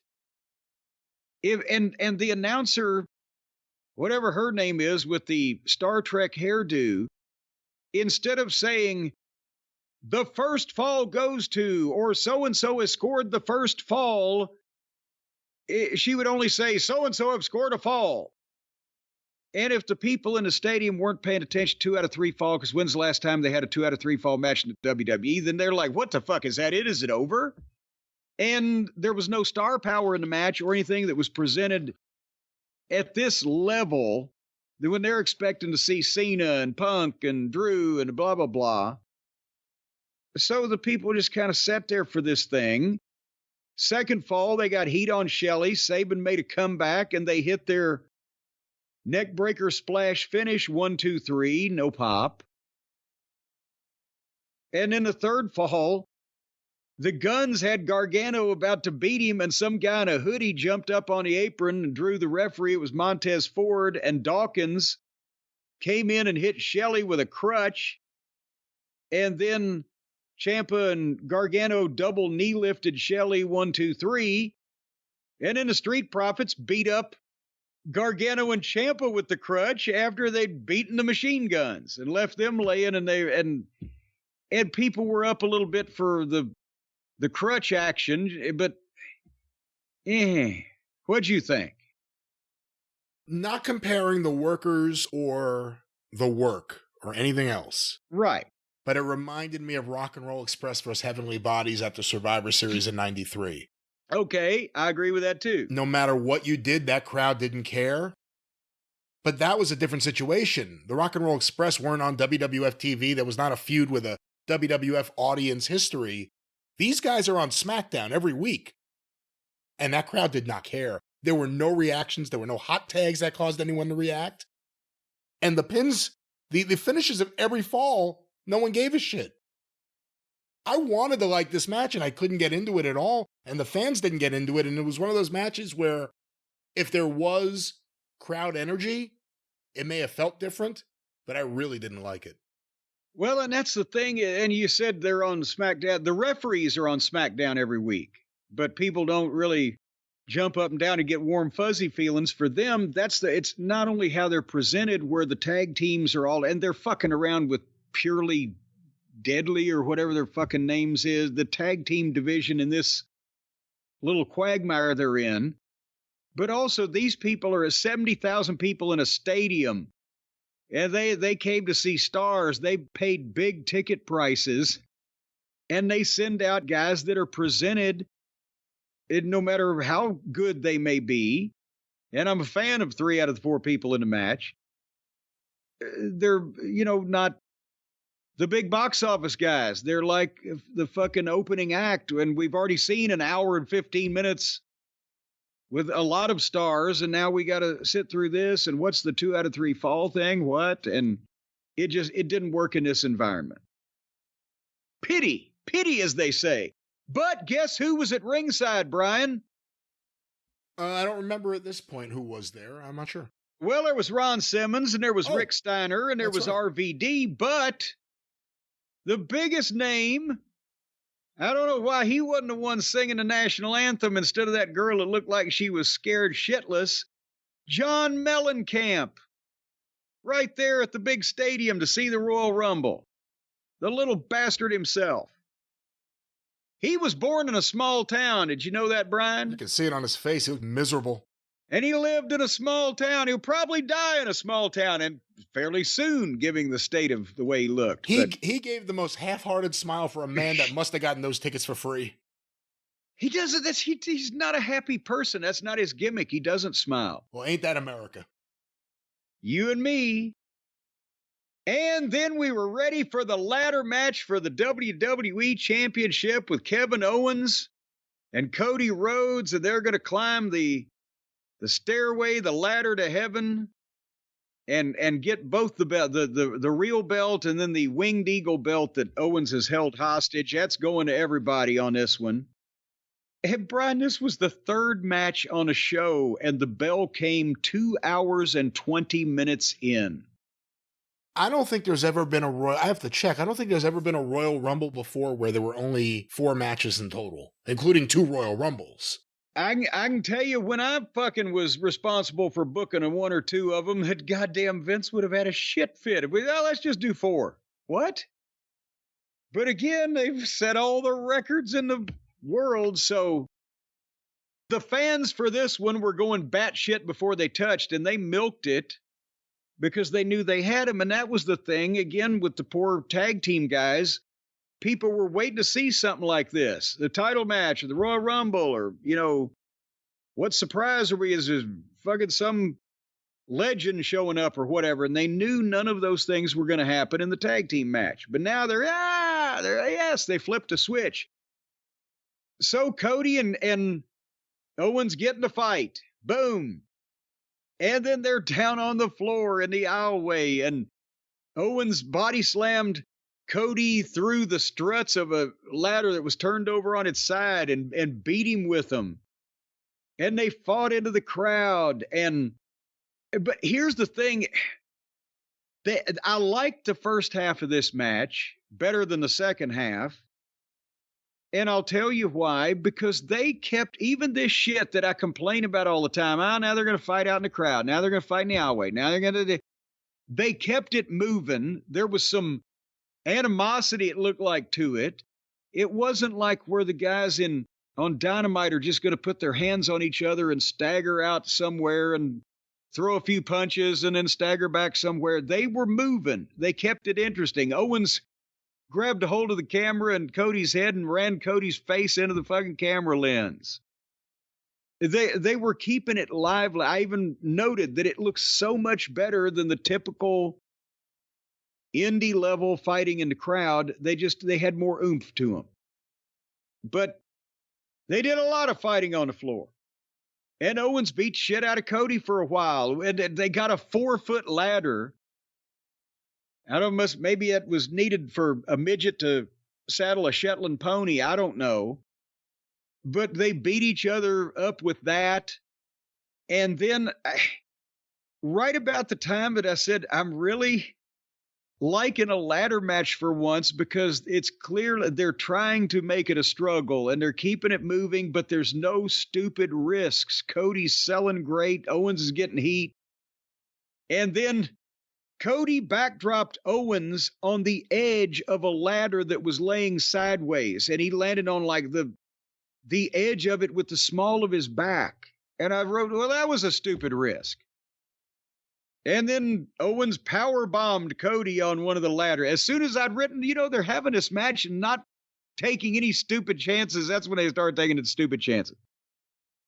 And then Owens built an erector set structure with the ladders and gave Cody a fisherman buster suplex off the turnbuckle onto the fucking ladder. And Aldis and the referees and the agents all come in to check on them because they're both selling. And Sami Zayn came out to check on Owens and then check on Cody too. And, it appears everybody came out okay. But again, they got WrestleMania coming up. And regardless of what Owens wants to do, you've got Cody. It's going to draw you some money. I don't know that he needs to be being battered with furniture 8 weeks out. But nevertheless, Owens, went after Cody, but Cody hit the crossroads. And Cody bounced Owens' head off the desk, and I don't think he hard-weighed Owens. I think Owens hard-weighed himself. The corner of his contact would be made right on your eyelid. Would it? No. Or did he just fucking accidentally headbutt the fucking desk with his eye? But anyway. And then he beat the shit out of Owens, and then Owens stopped Cody and tried to go for the package pile driver on the desk, but Cody stood up under him and gave Owens the Alabama slam through a ladder that was bridged from the apron to the announce desk, and the ladder broke didn't break, but bent in the middle. And Owens went upside down with his head, did you see, going in between the rungs of the ladder as he was ass over tea kettle upside down in amongst it. Yeah, that looked brutal. And actually, my sister was here, and she's not really watching wrestling, but she saw that. When she left a little while later, she turned and she goes, I hope that wrestler's okay. Jeez. Well, but she never has met him in person, so she would be. But I mean, again, how the fuck? That's a kind of a good way to break your neck if that goes awry. But they love to do that shit. I don't know, they're getting millions of dollars. But one would think that you can come up with another way to get millions of dollars that doesn't revolve around getting thrown on your head at a high rate of speed through a goddamn piece of metal. Just a thought. And then Cody climbed the ladder and got the belts. And it was 25 minutes or so bell to bell. But I said, I liked the first half a little bit, maybe a little bit more than the first half. And then the ring got cluttered up with the ladders broken and turned over, and the stunts took over from the fight. And, it obviously it was good and people enjoyed it and they worked their ass off. But I'm just, fuck. Somebody's going to get paralyzed one of these days. Yeah, I mean, we'll see what happens. We definitely saw more feedback from people wondering if Owens was really hurt or not than we have in a long time, and it looked pretty brutal. And well, yeah, and I mean, I assume his neck is okay, but the goddamn shot to the eye was, because it was swelled up by the end of the, 5 minutes later, it was puffed up and you could see where the cut was. And as I said, if he was trying to just say, I'm just going to headbutt the desk and see if I can get some color because they don't want me to, you wouldn't headbutt the corner of it with your fucking eye. No, that's a bad idea. Either that or he's just got bad aim. I don't know. Maybe he's got depth perception issues. Where do you think they're going with him and Sammy? Sammy didn't help him win. Well, and that's another thing that is left open, and we're going to find out about as we get to the chapter on this week's As Raw Turns. But at the same point, Sammy has been making a lot of mistakes and kicking a lot of people in the face by accident lately, hadn't he? You never know. Of course, he could be the victim of circumstance. Hey, Jim, before we go to the men's match, just because it follows up on the earlier match and the winner of the Women's Royal Rumble, we have some Charlotte Flair news. Breaking news. Breaking news. Well, it looks like it broke a while ago, but people are just discovering the breakage. TMZ reporting Charlotte Flair divorces Andrade. Oh. Charlotte Flair is ditching her tag team partner in life. TMZ Sports. I'm glad they're treating this with the gravity that it deserves. These people's lives are in turmoil here, and, so we need to approach this with some level of decorum. Go ahead. TMZ Sports has learned she's divorced Andrade. Court records we obtained show Ric Flair's daughter filed to separate from her wrestler hubby, real name Manuel Alfonso Andrade Oropeza, in Florida back in June of 2024. And a judge appeared to sign off on the divorce in October of 2024. It's not yet clear if a reason for the split was listed in court documents. Well, I've never seen that written like that before. Charlotte, a WWE superstar who just won the Women's Royal Rumble Saturday night in Indianapolis, began dating Andrade in 2019. They got engaged in 2020. In 2022, they tied the knot at a lavish wedding in Mexico. But apparently, they've got lessons from a Boy Scout on how to untie it. The couple had appeared happy in the months following the ceremony, with Rick even opting to team with Andrade for his last match. Oh, I forgot about that. I forgot that was his partner in that train wreck. In fact, there were little to no signs of any recent trouble in paradise, as Charlotte had actually posted about him helping her with her knee injury recovery just months before submitting her court docs.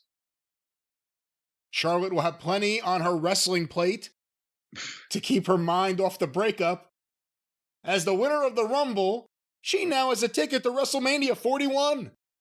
As for Andrade, he, too, he's got a ticket to on the last train to Clarksville. Will have time in the squared circle to keep him busy.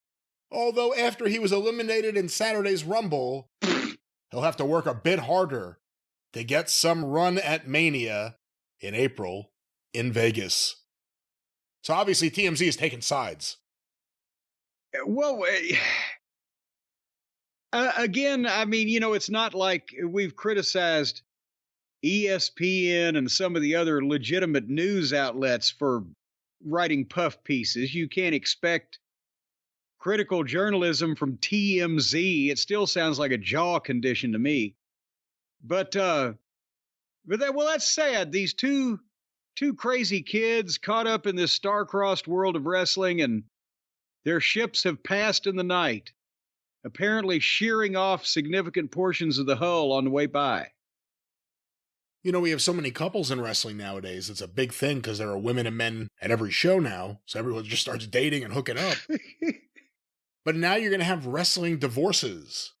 Like people in the same company. I guess you've had that before, but in larger numbers, it could start getting awkward. And yeah, that's the thing is, I don't know if there had been a call for a extensive women's division, 50% of the roster or whatever in the territory days.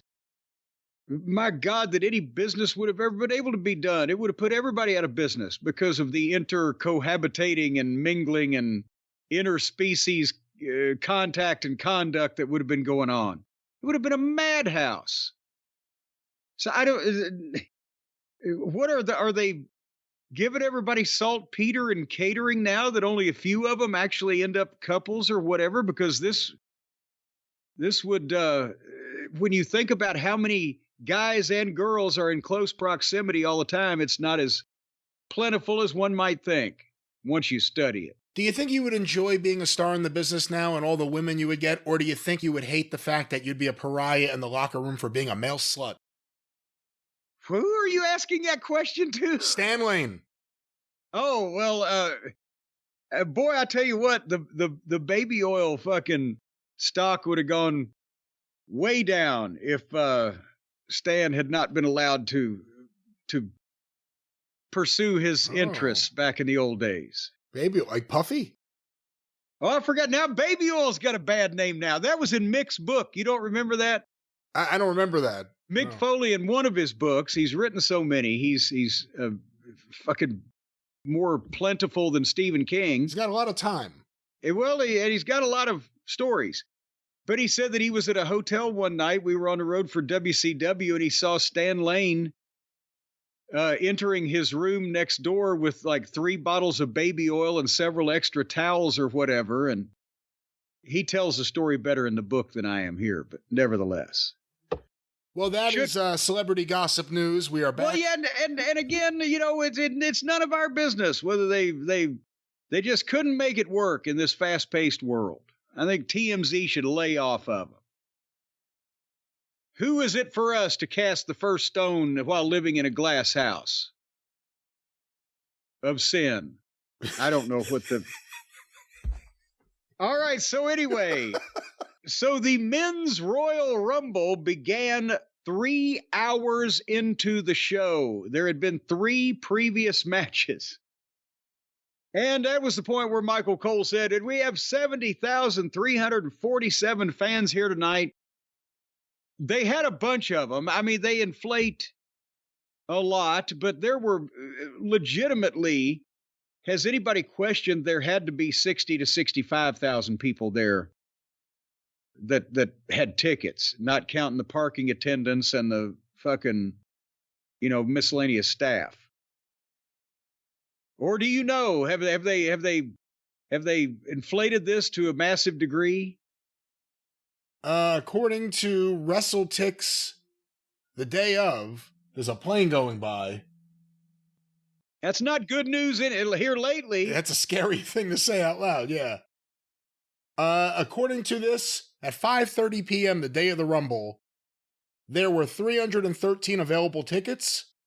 Tickets distributed, 67,590. Jesus Christ. So then add, 5,000 for the magical people WWE. Well, not even.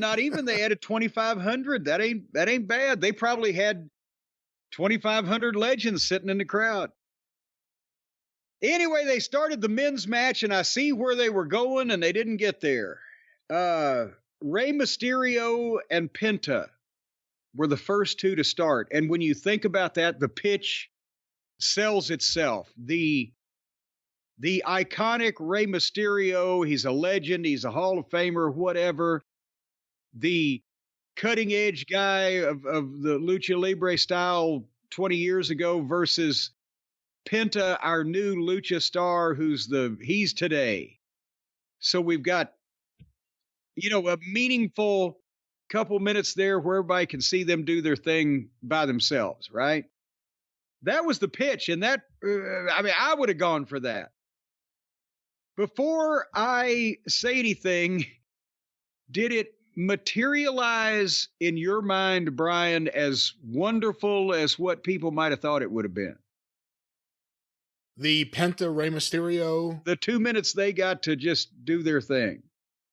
I mean, it was okay. I don't know what people could have expected. It's not like they can do anything to the floor. And, well, they did. You say 2 minutes, it's like 3 minutes, because when 2 minutes happened, the next person came in, but they had a long way to go. And a short time to get there. Yeah, I know it took 5 minutes for both these guys to acknowledge the crowd and get to the ring, but did you look away when you saw that basically Penta was eliminated 1 minute and 30 seconds into this thing? Well, you have to go over the top rope to the floor with your feet. Yeah. With both feet on the ground. Yeah. Well, it wasn't clear. It was if clear both feet touched at the same time. The referee said one. The referee said one. I recorded this on real television, Brian Last, and I got slow-mo and freeze frame on my cable box because that's real TV. And both his feet touched and he pushed off. And you could tell. Point is, they did the handshake. Penta wouldn't let go. He pulled him in. He did Zero Mito. People were into it. They started into their spots. They're doing some things, and then they did the deal where they both went over the top almost, and it was going to be teased, and they'd said Penta's feet both touched. And Wade Barrett said, oh, it was only 1 foot. And Pat McAfee said, we need a review. Guess what we didn't get, Brian? The review, my kid was asking me about that. She never watches. She wanted to watch the Royal Rumble. Hey, where's the replay? Yeah, there wasn't. We're going to wait a long time on that. Long fucking time. And they've fucked around trying to be a little cute. But anyway, they did some stuff, but it wasn't.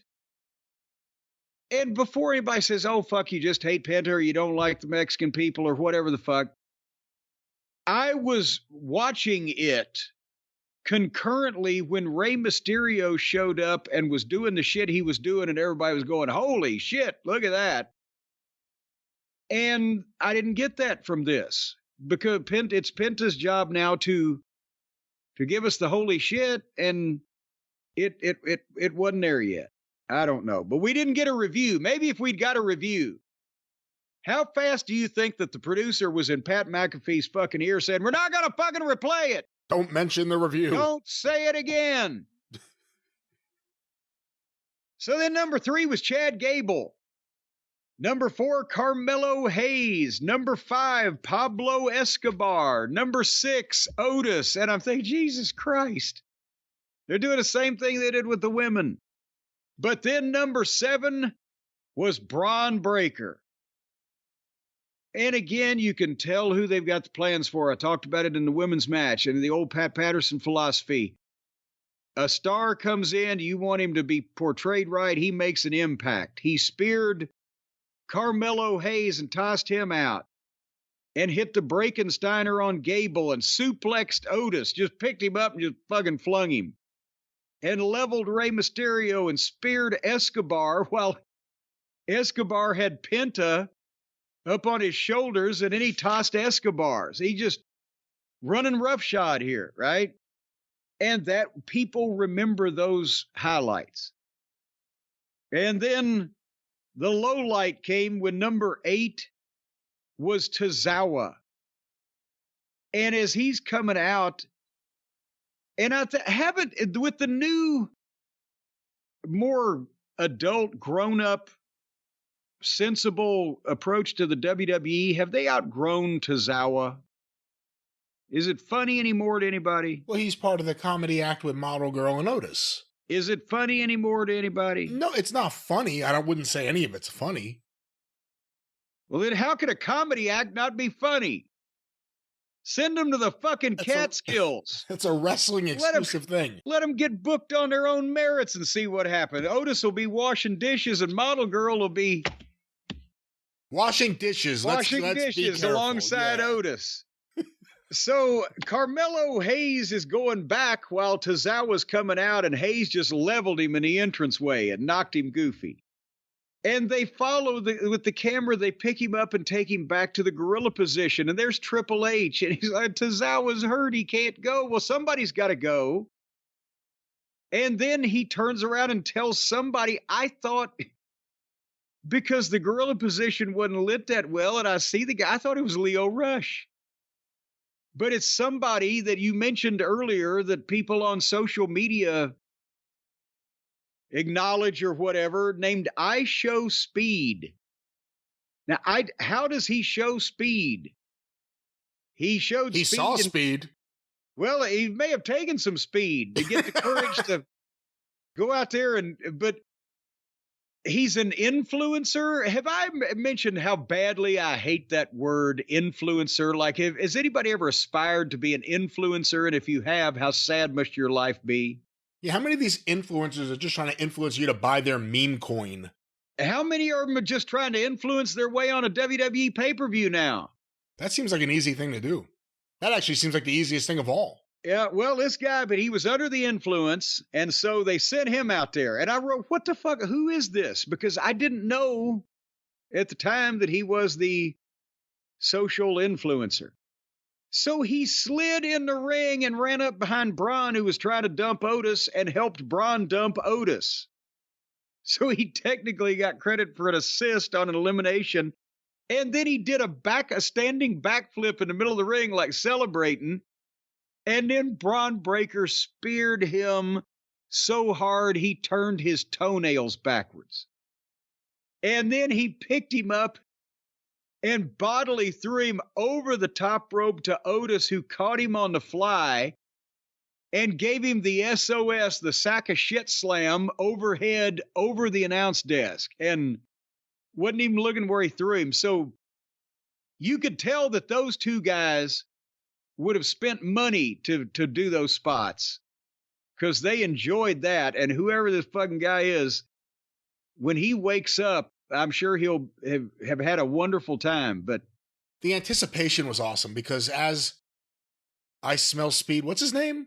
I smell. What is his name? I show speed. I wrote it down. I show speed. I feel pretty. Oh, so pretty. Well, as he's standing there, Braun Breaker starts running the ropes, and you know it's coming, and you're like, oh, and he backs up, and Braun hit him as hard as he's ever hit anyone. Boom.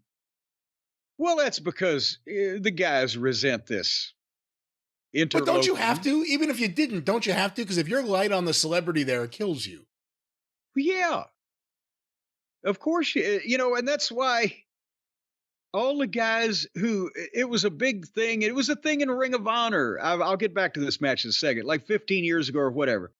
When guys would go out after the show, fans would want the guys to chop them. And we actually sent a memo out at one point when Sinclair took over, said, don't chop any goddamn, because there was videos popping up on Twitter or whatever. I said, number one, if you cave the guy's chest in, or if he has a heart attack walking away from the fucking fan fest, or whatever ambulance chaser gets a hold of him, he could suffer ill effects and sue you. But more importantly, if you don't hurt the motherfucker and he stands like, oh, boy, yeah, that stings, and look at the state of him, then what does it say for your opponents when they go down? So nobody can ever go down from your chop ever again. So what are you fucking doing here? Tell the fans I don't get paid. I don't fucking hit people. And I'm not going to hit you because then you'll sue me, or your family will, because you'll be dead. Anyway. So I Show Speed was shown the door. And then number 9 was Sheamus. And number 10 was Jimmy Uso. And number 11 was he's single, girls, and looking to mingle, Andrade. And then we get to number 12, Jacob Fatu. And again, here's a guy they got plans for. He needs to look good. He kicked Gable, and Samoan dropped Andrade and gave the ass in the face to Gable. And Penta tried Zero Mito and got to 0 and got punched. And then he picked Penta and Rey Mysterio up and gave them a double Samoan drop. Tossed Gable and tossed Mysterio and tossed Andrade. And just had turned, and he and Braun Breaker were about to face off, and there was some anticipation. And the rest of people that were in the match got in and broke it up and diverted their attention. But they shot it well. You got that moment of Braun behind him in the crowd, ooh, like waiting for it. We'll have to wait a little longer, but I bet it'll be worth it. Well, and if you notice all these shots where they get a guy's face, but there's a guy behind him, and the over the shoulder and all the, it's not like that they're just grabbing that on the fucking fly. And now, again, this is another reason why, if you're at this level and they're doing this as a talent and you're doing this kind of stuff, you've got to be able to know where you are in the ring. I'm sure they're walking through it or going over it or giving some kind of briefing beforehand about, oh, if we get this shot or whatever. But to be able to, you're in a stadium, 70,000 people, you're in a match with a bunch of fucking guys, and still you got to know that you're on the east side and you need to be facing to the north to look over the guy's shoulder. It's very complicated. Fortunately, back in my day, we didn't have to worry about that because with the cameramen we had, we were lucky if they were actually shooting the ring. Jackie Crockett was shooting the blonde from Spartanburg in the front row half the time. Anyway, number 13, Ludwig Kaiser. Took his time, he had that pissy face walk that he does, and he didn't get in the ring. He went to ringside and he kind of hung out, and finally he saw his chance. He rolled in and grabbed Penta and went to throw him over the top rope, and Penta reversed it and tossed Kaiser, and that was it. So it's better if that happens to you than if you go out there and you're cannon fodder for 10 minutes and then somebody dumps you and they don't make a big deal out of it. And by the time that you've been in for 10 minutes, they forgot when you came in anyway. So if you're an underneath guy, you're not going to get a pop for being dumped after 10 minutes. But after 21 seconds, they like it. Hey, a little less than a month in, and I don't think he was on last week's Raw, but the 2 matches and then the Rumble, what do you think of the way they're treating Penta? They're definitely, again, they're trying to push him. And they are pushing him. And he did better in the second TV match than I thought he did in the first TV match. And the first one was with Gable. So a lot of that was him. The language issue is going to play some level in it. That's something that Rey Mysterio and Eddie Guerrero didn't have to really contend with. So I think they're trying, and he's going to be very valuable for them, especially in the Hispanic markets and as a merchandise seller. But I still think that he and his brother coming in at the same time, they would have been a bigger splash as a tag team than possibly than he's going to be carrying on his own. Yeah, Tony knew that too. That's the point. Yeah. But then number 14 was The Miz, and we come back to reality. And then number 15 was TNA champion Joe Hendry. And he hit the ring and got to come back on several of the guys, got a big ovation from the crowd, choke slammed Miz, so he got over with me. And then as he was celebrating all these things, Fatu stopped him, and they started to do a thing where Sheamus was there, and he wasn't happy that Fatu stopped him because he was like, I was enjoying that when he was doing the boom, boom, clap thing. But we didn't have time to see if that was going to lead to a fight because number 16 was Roman Reigns with Paul Heyman. And you know what? Now that I saw that, I'm pissed off. You know why? No, pissed off at what? Because back in my day, they told the managers, don't go to ringside for the Royal. I have a picture of, I think it was had to be the 1995 Royal Rumble, with me standing in the entranceway pointing to the ring, telling Jimmy Del Rey, run, because the manager would just come out and like, go, run, be free, go win the Rumble for me, and then you'd go back. They didn't have the managers at ringside back in my day. Well, now there's only one manager. Well, but he takes up as much space as like 4 or 5 of us did back in the day. I thought we were clear and free of any insults, and here we are again. Well, I'm just stating facts. You know, we could all, me, Albano, Harvey Whippleman, the Johnny Polo, the other Bobby Heenan, we could all fit inside a cargo elevator. You know, that walk to the ring may be the most steps Paul Heyman's put in a year. Exactly. Normally he calls a cab in New York to get from one place to the other. It's that far apart. Anyway, here came Roman Reigns, and he tossed The Miz, and he tossed Sheamus, and he tossed Hendry. And then Braun speared him.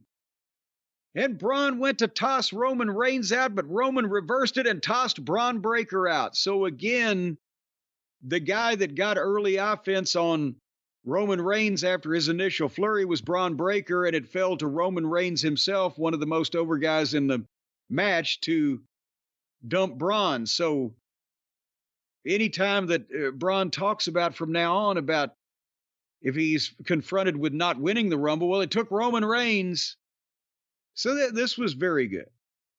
And then Fatu jumped Jimmy Uso and tossed him about the same time. So now we got Roman and Fatu for the first time, a little tease.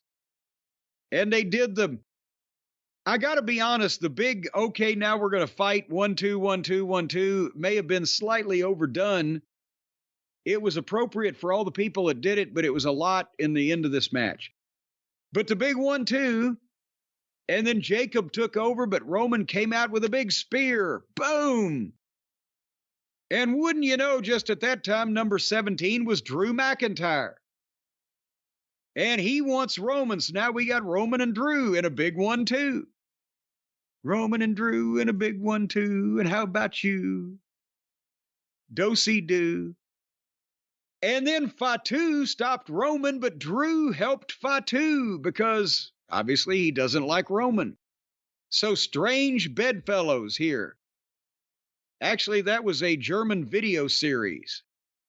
I don't know if they can subtitle the pay-per-view Strange Bedfellows. Can they? I don't know. I don't know this video series.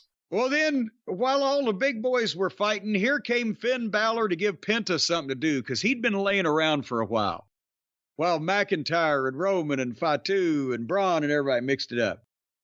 And then after Finn and Penta got going, then 19 was Shaky Nakamura. And then number 20 was Jey Uso, and he got the big pop. And there was 70,000 people waving and yeeting, but like if he'd had to come from the top of this arena, Coliseum, stadium, all the way down to the ring, he would have needed a fucking defibrillator by the time he got to the ring. But Jey made a comeback on everybody. And a little awkward. Some of these guys are not the best at feeding him, and he does have the timing situations, and he tossed Nakamura out. But he's not a big, Braun Breaker hits the ring, has got to toss 3 or 4 people. Jay's not an animal. He is a human being. And then number 21 comes about AJ Styles. Number 22, Brown Strongman. You have nothing to say about AJ Styles? This is the first time we've seen him in a while. I forgot that he'd been gone. But I don't know what's going on. Welcome back, AJ. Yeah, thanks for coming. And Brown Strongman, this was where they needed Andre the Giant's motorized cart, right? This poor guy, his fucking legs people who've had polio are more mobile than... Were you surprised he was here after the angle they did at the end of the match with Jacob Fatu on Saturday night's main event? Yes, kind of, especially when he was, not in any kind of plaster or cast or wrappings or anything. And then I think they did a great job getting Fatu over in this, but for this guy to come out and then get in a fight with Fatu and eliminate him, that wasn't well thought out, in my opinion. Somebody else that is going to be money going forward with the bloodline story and the world title picture and whatever the fuck should have been the one, I think, to eliminate Fatu, but he threw him completely over the top. And then Fatu cleared the desk out and threw the desk chairs, around and pitched a fit, but he had to leave in the end. And that's why I was kind of bleh about Fatu's elimination and especially again after he had been pretty much run over by a fucking truck the other night, right? But he is one big SOB. That's what I've heard. Indeed he is. How big a boy is he? I don't know, 6'10"? What time you think his brother gets off of work? Well, who is next in the Rumble? You wait till my brother gets off. I'll be down there. See, if you know, you know. Roy D. Mercer. The next... what is happening? What are you... This is Roy D. Mercer. All right, number 23 was John Cena, and the place blew as soon as you heard the crickets chirping of his music. And Did you notice that John had a look on his face the whole time like, oh shit, what have I gotten into here? It was almost, he almost looks like, what the fuck? He's come in from a time warp. He's still wearing the gimmick. He's almost 50. He's in great shape for his age, but he doesn't see the sun a lot. And the bald spot was bigger than ever. He's starting to morph into Jim Varney. Again, it's John Cena. He's as skinny as a big muscular guy can be for Hollywood, but he's still in great shape. No, I mean, he's not as like big and thick as he used to be. Skinny as a great muscular guy. Well, they don't want big, thick, muscular guys. They kind of want skinnier, muscular guys because that looks better on the silver screen. But he looks like he's in great shape, and he's got all the charisma of John Cena, so he's all right. Well, I know he's going to be. Why are you putting down John Cena? What did he do to you? I'm just saying it was odd seeing him in this company with Drew and Punk and everything. It's like suddenly there was somewhat of a time warp in terms of presentation when you see what got over. Yeah. During Cena's. No, it felt cool though. Like when you saw it was Roman Reigns and Punk and Cena, it was like, wow. You know, then Jey Uso, you're like, oh, well, I guess he won't be there too much longer. But and then here came Gene Stanley. And we were amazed at the progress. But Cena, the place blew. He came in, he dumped Brown Strongman and tried to attitude adjustment Finn Balor into Brown's arms when Brown was standing on the floor. And Finn fell short. And basically on the back of his head, and Brown kind of bent over and grabbed his legs on the way down and then stood up and said, oh, fuck, and walked off pissed like he missed the fucking catch. I don't know if he was mad at his own catch or at Cena's pitch, but if you go back again, look, that's why I love the real television. You slow-mo that when he's like, oh, fuck this, shag, damn it, risen rattin', red frattin'.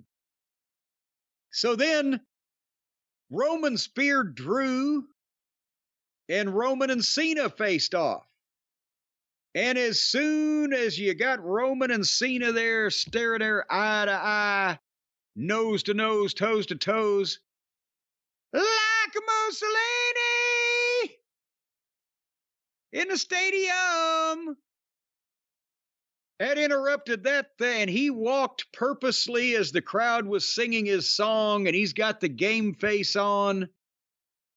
And here comes Punk, and now you got Punk, and Roman and Cena were up on their feet, and AJ and Drew and Jey Uso were down on their face, and the crowd was roaring. And Punk and Roman and Cena said, that's what I noticed Cena was like, holy shit. His facials were just hilarious to me. But they milked the whole 2 minutes.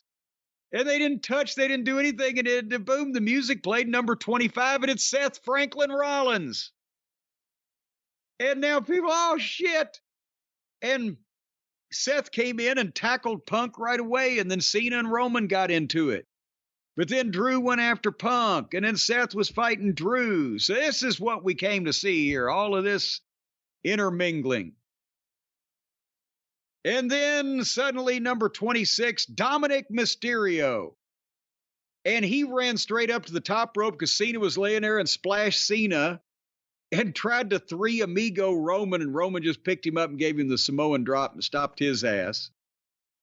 And boom, boom, boom, now everybody's mingling about again. Number 27 is Sami Zayn, who comes in, he kicks Drew, and then he kicks Seth, and then he gets in a fight with Punk, which was foremingled and ghost shadowed on Raw the other night. And then came number 28, Damian Priest. This poor boy, it wasn't a big reaction. He made a big comeback that was set for him to do. Everybody fed him. But could you tell that it was like, no, we've seen Punk, we've seen Seth, we've seen Cena, we've seen Drew. We are not here for you. he chokeslammed and tossed Dominic, and that got a big pop, but I could chokeslam Dominic and eliminate him, and I'd get a big pop because they wanted to see that happen. But was that kind of a real-time peak meter that Damian has not cracked into that echelon yet? Yeah, and I don't think that is a good example, because I think with him and Dominic, there is a specific history that may get a bit of a pop. And I'll give you a great example, not to play spoiler, Drew McIntyre. When they're looking at each other after the elimination, my first thought was, oh my God, I don't want to see this again. Because we've seen that, right? We've seen Damian Priest and the Judgment Day had issues with Drew McIntyre. But they got to do something with him, but can they send him to TNA for a while? I mean, how does this work? Oh, no, I mean, seriously, just to retool and just kind of experiment or do something on a show with no viewers. Just something, because this isn't working. There's no buzz. There's no energy. Guy was a world champion. My kid said, who's that? I'm like, he's a former world champion. And then it hit me. Wow, he's a former world champion. No one's reacting to him. Yeah. And then number 29 was LA Knight, who came in and made a nice comeback. I think some of it he might have just taken on his own. What did you see? The rumor is that it may be him. And let me just say it's a rumor, we don't know. But apparently the story is that Drew McIntyre left the building or left the match really upset, and other guys had problems too with one of the talent trying to get all of his stuff in. And a lot of people think it may have been LA Knight. And if you watch the match, you can understand why that may be a thought. Well, but at the same time, didn't Drew McIntyre stalk out of a big show about a year ago and everybody was trying to read things into it and he was just working? Yes. And also, when he got eliminated here in this match, it appeared him and Priest bumped into LA Knight and whoever he was doing his spots with. So they like collided right when they were doing obviously a very planned elimination. But who knows? Well, who knows? Let's keep our eyes on that. But LA Knight got all of his stuff in. That's for sure. Yes. Because he was running out of time. Because number 30 was up and here came Logan Paul. And again, right as Logan Paul was coming, suddenly Damian Priest dumped Drew McIntyre in a flat way from behind that you almost didn't see. Maybe they were running a little long. And then LA Knight tried to dump Logan Paul, but Logan Paul broad jumped from the apron to the desk, so his feet had not hit the floor as of that point. And then that's when LA Knight dumped Priest. And Logan Paul walked around on the railing and jumped to the stairs, and AJ was about to springboard off the apron, but Logan Paul foiled AJ's springboard attempt. His feet hit the ground and he was eliminated. So a lot of things happened there in a short period of time. So again, you may be right, Brian, but I may be crazy. But it just might be a lunatic you're looking for. Or it may be Logan Paul. I mean, those are really the two prime candidates, right? LA Knight or Logan Paul at the end of the match. Who would have come in there and just tried to get their stuff in? Well, but LA preceded Logan, and as a result, Drew's elimination got no pop whatsoever because there was other things going on, and my money would then, in that instance, between the two of them, go on LA Knight. Yeah. You know what I hate? When people have to get all their stuff in. Yeah. Yeah, I know exactly what you mean. It doesn't make you feel too great. Well, we're here at the great end of the Rumble because now we got big stars in the ring and one of them has to win. Yes, we got Roman, we got Cena, we got Jey Uso, we got CM Punk, Seth Franklin Rollins, and Logan Paul. And then they all started cooking their various spots, and Seth gave the curb stomp to everybody and then faced off with Roman, and they milked it forever, and then they got in a big one, too. They did some back and forth shit, and they were both hanging over the top rope, and Punk came from behind and dumped both of them, Seth and Roman. And then as soon as he looked down at what he had done and saw that it was good, Logan Paul came from behind Punk and dumped him. And then everybody's kind of like, well, wait, what the fuck? And Punk and Roman were both on the floor mad. And Seth ran over and gave Roman a double-footed curb stomp on the floor.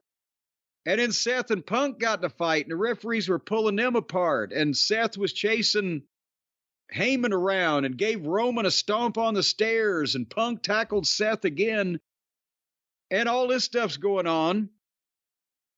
But then Seth left, and then Punk left, and Roman was selling, but eventually he left. But then now we had John Cena, Logan Paul, and Jey Uso. And you could tell that with Punk and Roman and Seth out of this picture, that everybody thought pretty much John Cena had to win this. Wouldn't you say that was now what was in everybody's mind, right? It seemed like the thing that made the most sense, figuring he has to get one of the big matches at WrestleMania. Right. So Logan Paul and Jey had kind of the awkward 1-2, because remember, Logan Paul's still not a veteran as far as timing, and Jay's timing is a problem even for the veterans. But Cena picked up both of them for an AA, but Jey slipped off and kicked Logan Paul and he kicked Logan Paul, and then John Cena dumped Logan Paul. So now it's down to Jey Uso and John Cena, which was, again, kind of not what you would have expected, because they're both so terribly popular with the fans. And they milked it forever, and then they had a big one too. And the crowd got with that. And Cena got to do the "you can't see me" for the last time, as he yelled, and the 5-knuckle shuffle. But then Jey got the super kick, and again, and a spear. And then Jey went to toss John, but John reversed it. We've seen that spot a couple times, but Jey held on, and John ran at Jey, and Jey pulled the top rope down, and my God, it was like he barely cleared the top rope. I right now could get farther over the top rope, and Jey was pulling it down somewhat, but John, instead of being the low bridge thing, he kind of got over it, and they were both on the apron. And they traded the punches, and they milked it. And then Cena picks him up for the AA, but Jey dropped behind in the ring and shoved John Cena to the floor, where he landed basically feet first. And I wrote all that for that. Jey Uso won the Royal Rumble. And then John Cena got in and hugged him. And we were 4.5 hours in. And of all the people that a lot of people thought might win the Rumble, I don't think that a lot of the people thought that the people that was going to win it was Jey Uso. And there was a lot of consternation and uproar on the internet for that result and General Zabada, but it kind of left people going, Tell me what the feedback is that you're hearing from all of your sources. You know, it's weird because obviously he's super over. He gets a great reaction. Now, again, a large part of it is this is the audience participation era of wrestling. It's the most expensive tickets for people that want to feel like they're at a concert or want to feel like they're involved. They like it. The matches are another story. We just saw Gunther beat him. Not really aching to see more of him against Gunther. Think it's going to be him against Cody? Don't really want to see him and Cody. It ain't going to be, so we don't have to worry about it. But so, and the other thing, again, though, he's super over, and a lot of fans loved it and went crazy for it. We did see a lot of feedback, not just to us, but just generally on social media, from people who thought it was the wrong move. I guess the big thing is the Royal Rumble maybe shouldn't be looked at as an end destination. It should be looked at as something to further along a story, whether it's from Cena, whether it's from Jey Uso, whatever. That's really what this is. Elimination Chamber's coming up. The winner of that gets a title shot, right? Well, but it would have to be at the other champion that the first guy, the Rumble winner, doesn't pick then, though. And if they establish from last year, can the championship be defended 2 nights in a row?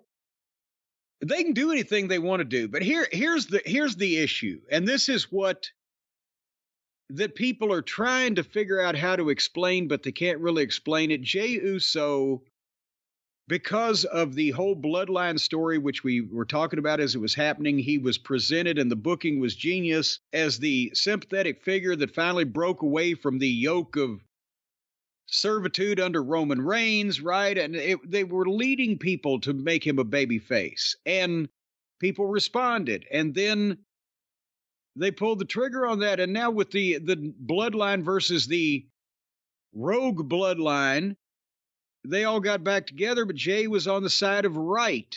He had opponents that people wanted to see get their comeuppance. They like Jey Uso. They like the yeet. They like the sunglasses. They buy the merchandise. They love the entrance, like you said, the audience participation, the lights and the waving. That's all part of it, too. They like Jey Uso, and they want to see him get even with the bad bloodline or get even with people who are fucking with Gunther. Gunther called him the company mascot and a silly little man and denigrated him and didn't respect him. They wanted to see him beat Gunther.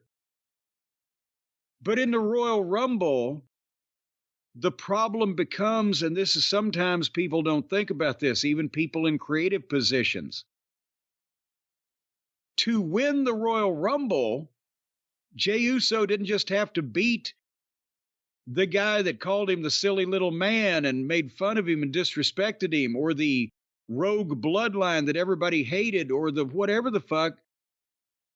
For Jey Uso to win, it meant that Seth Rollins couldn't win, CM Punk couldn't win, John Cena couldn't win, Roman Reigns couldn't win.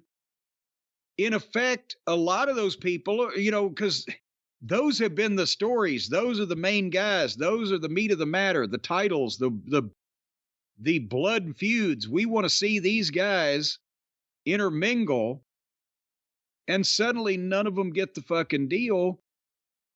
Jey Uso, in effect, beat other people that a lot of the fans wanted to see win more than they wanted to see him win, as much as they like him. Does that make sense? Makes a lot of sense. That's the backlash. That's the feedback. Do they see Jey Uso at that level? If Roman had won, are we going to see Roman and Cody again? If Punk had won, we're going to see Punk and Cody?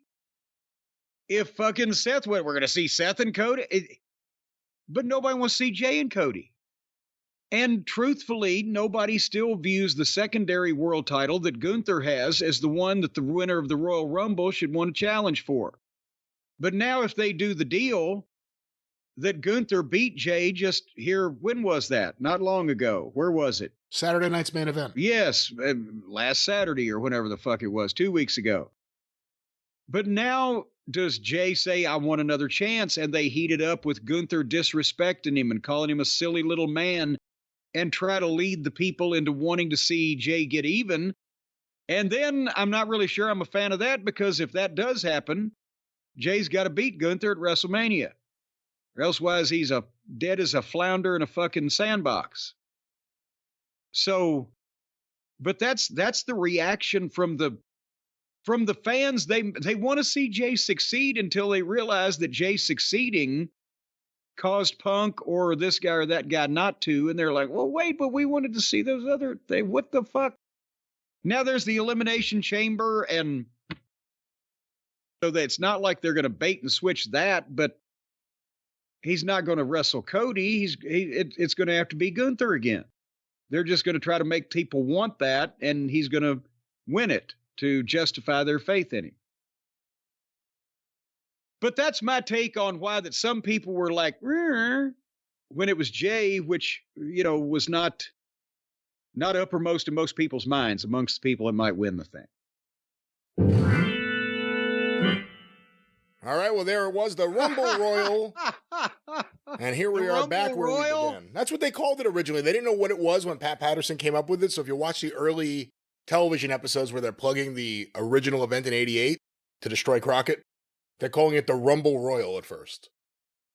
Well, but then they transposed their alliteration and became famous. Can you hear now the pouring rain that has just started on my roof. I don't want you to bitch about background noise, so I'm telling you ahead of time.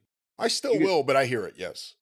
Well, there's a lot of things to complain about today in this modern world, Brian. And did you see, I just saw it on the news, I think you were talking to me about something similar, that now there's the equivalent of a plastic spoon of plastic in brain samples that they've been taking, that we're absorbing plastic from the atmosphere.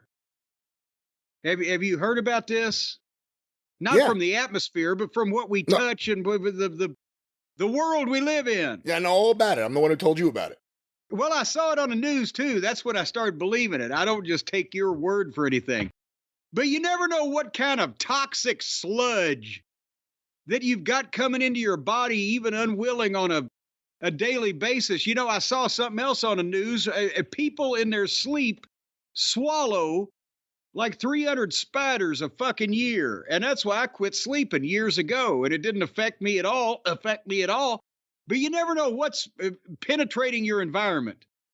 And you know what your liver does, don't you? Your liver filters out a lot of unwanted elements, and it helps break down what you consume into the essential nutrients. Let's say you're out grazing in the backyard, you're eating some dandelions, maybe the occasional pussy willow, and it breaks all that down into the stuff that's good for you, and it gets rid of the bad stuff. That's what your liver does, and you should support your liver. Even if the pairing doesn't work out, you should send support checks to your liver regularly, because you want it to work for you to make you healthy and happy, right? You don't want to poison your liver with all these bad things that's going on. So we need to go to our friends at Dose, because they have developed the incredible 1 dose for your liver shot that is equivalent to 17 shots of turmeric juice. And turmeric juice in the Middle Ages in the Far East used to be a valuable commodity that was used for financial currency. You remember that, Brian. It was in all the documentaries. You have a gallon of turmeric juice, you could run Baghdad. Yeah, I don't know about that. I don't know anything about that. In fact, I don't think you know about that. You never tried to buy a genie in a bottle with a gallon of turmeric juice. Nevertheless, folks, 30% of Americans have a sluggish liver, and that's a problem that often goes undetected until the very last minute. You know what follows the very last minute? You don't want to be there. So, our friends over at dosedaily.co, that's not .com now, but .co, dosedaily.co, have, as I said, come up with this 1 dose for your liver shot. You take one of these a day, and your liver won't be shot. As a matter of fact, I'm thinking if you take 10, 15, 20 of them, well, you'll just be farting through silk. But 1 would help you considerably. You're talking about more energy, better digestion, reduced bloating, healthier liver enzyme function. I don't even know what enzymes are, but they sound like something I want on my side. And a reduction in brain fog, which would help many of us here at the network. Right now, folks, if you go to dosedaily.co/JCE and enter JCE at checkout, you're going to get 30% off of your first months of subscription to the fine 1 dose for your liver shot, daily shot of dose for your liver. You see how this all works together hand in hand. Or liver and liver, yes. Or liver and liver. Don't let your liver quiver. Don't let your knees freeze. Don't let your spleen turn green. Go to dosedaily.co/JCE. 30% off your first month's prescription or subscription or conscription. You're going to get something that's going to help your liver. And we'll live long if we care for our liver. See, when you work with words are your work. There you go, Brian. What are you going to do with it? Well, I don't know about that, but again, if you are working, if you are living, you need to take care of your liver, and we can do that, or we can tell you who could do that. Someone could do that, and that's our friends at Dose. Yes. 1 dose for your liver shot, equivalent to 17 shots of turmeric juice, and you cannot buy that in stores, except if you get a whole gallon of the stuff. They don't just sell them individually in shots. But Dose does. DoseDaily.co/JCE, 30% off. That's right. Dose! Hokey dokey, would you like a dose of Raw to finish us off here today? This was another, with the commercials, I guess it would have been 3 hours. Because I watched it after the fact. I can't stay up for this thing. It's just too late at night. Daddy got to get some sleep. But so I watched it without the commercials, and I still don't have on-screen fast forward, but it's easier to hit the high points when you don't have to fast forward to commercials. You're probably wanting to fast forward some of this review, aren't you? Well, I watched a lot of it live, so I couldn't really fast forward through anything, and I watched a lot of it live. The Rocket Mortgage Field House. Did that used to be the Gund Arena? Have I asked you this on a previous program?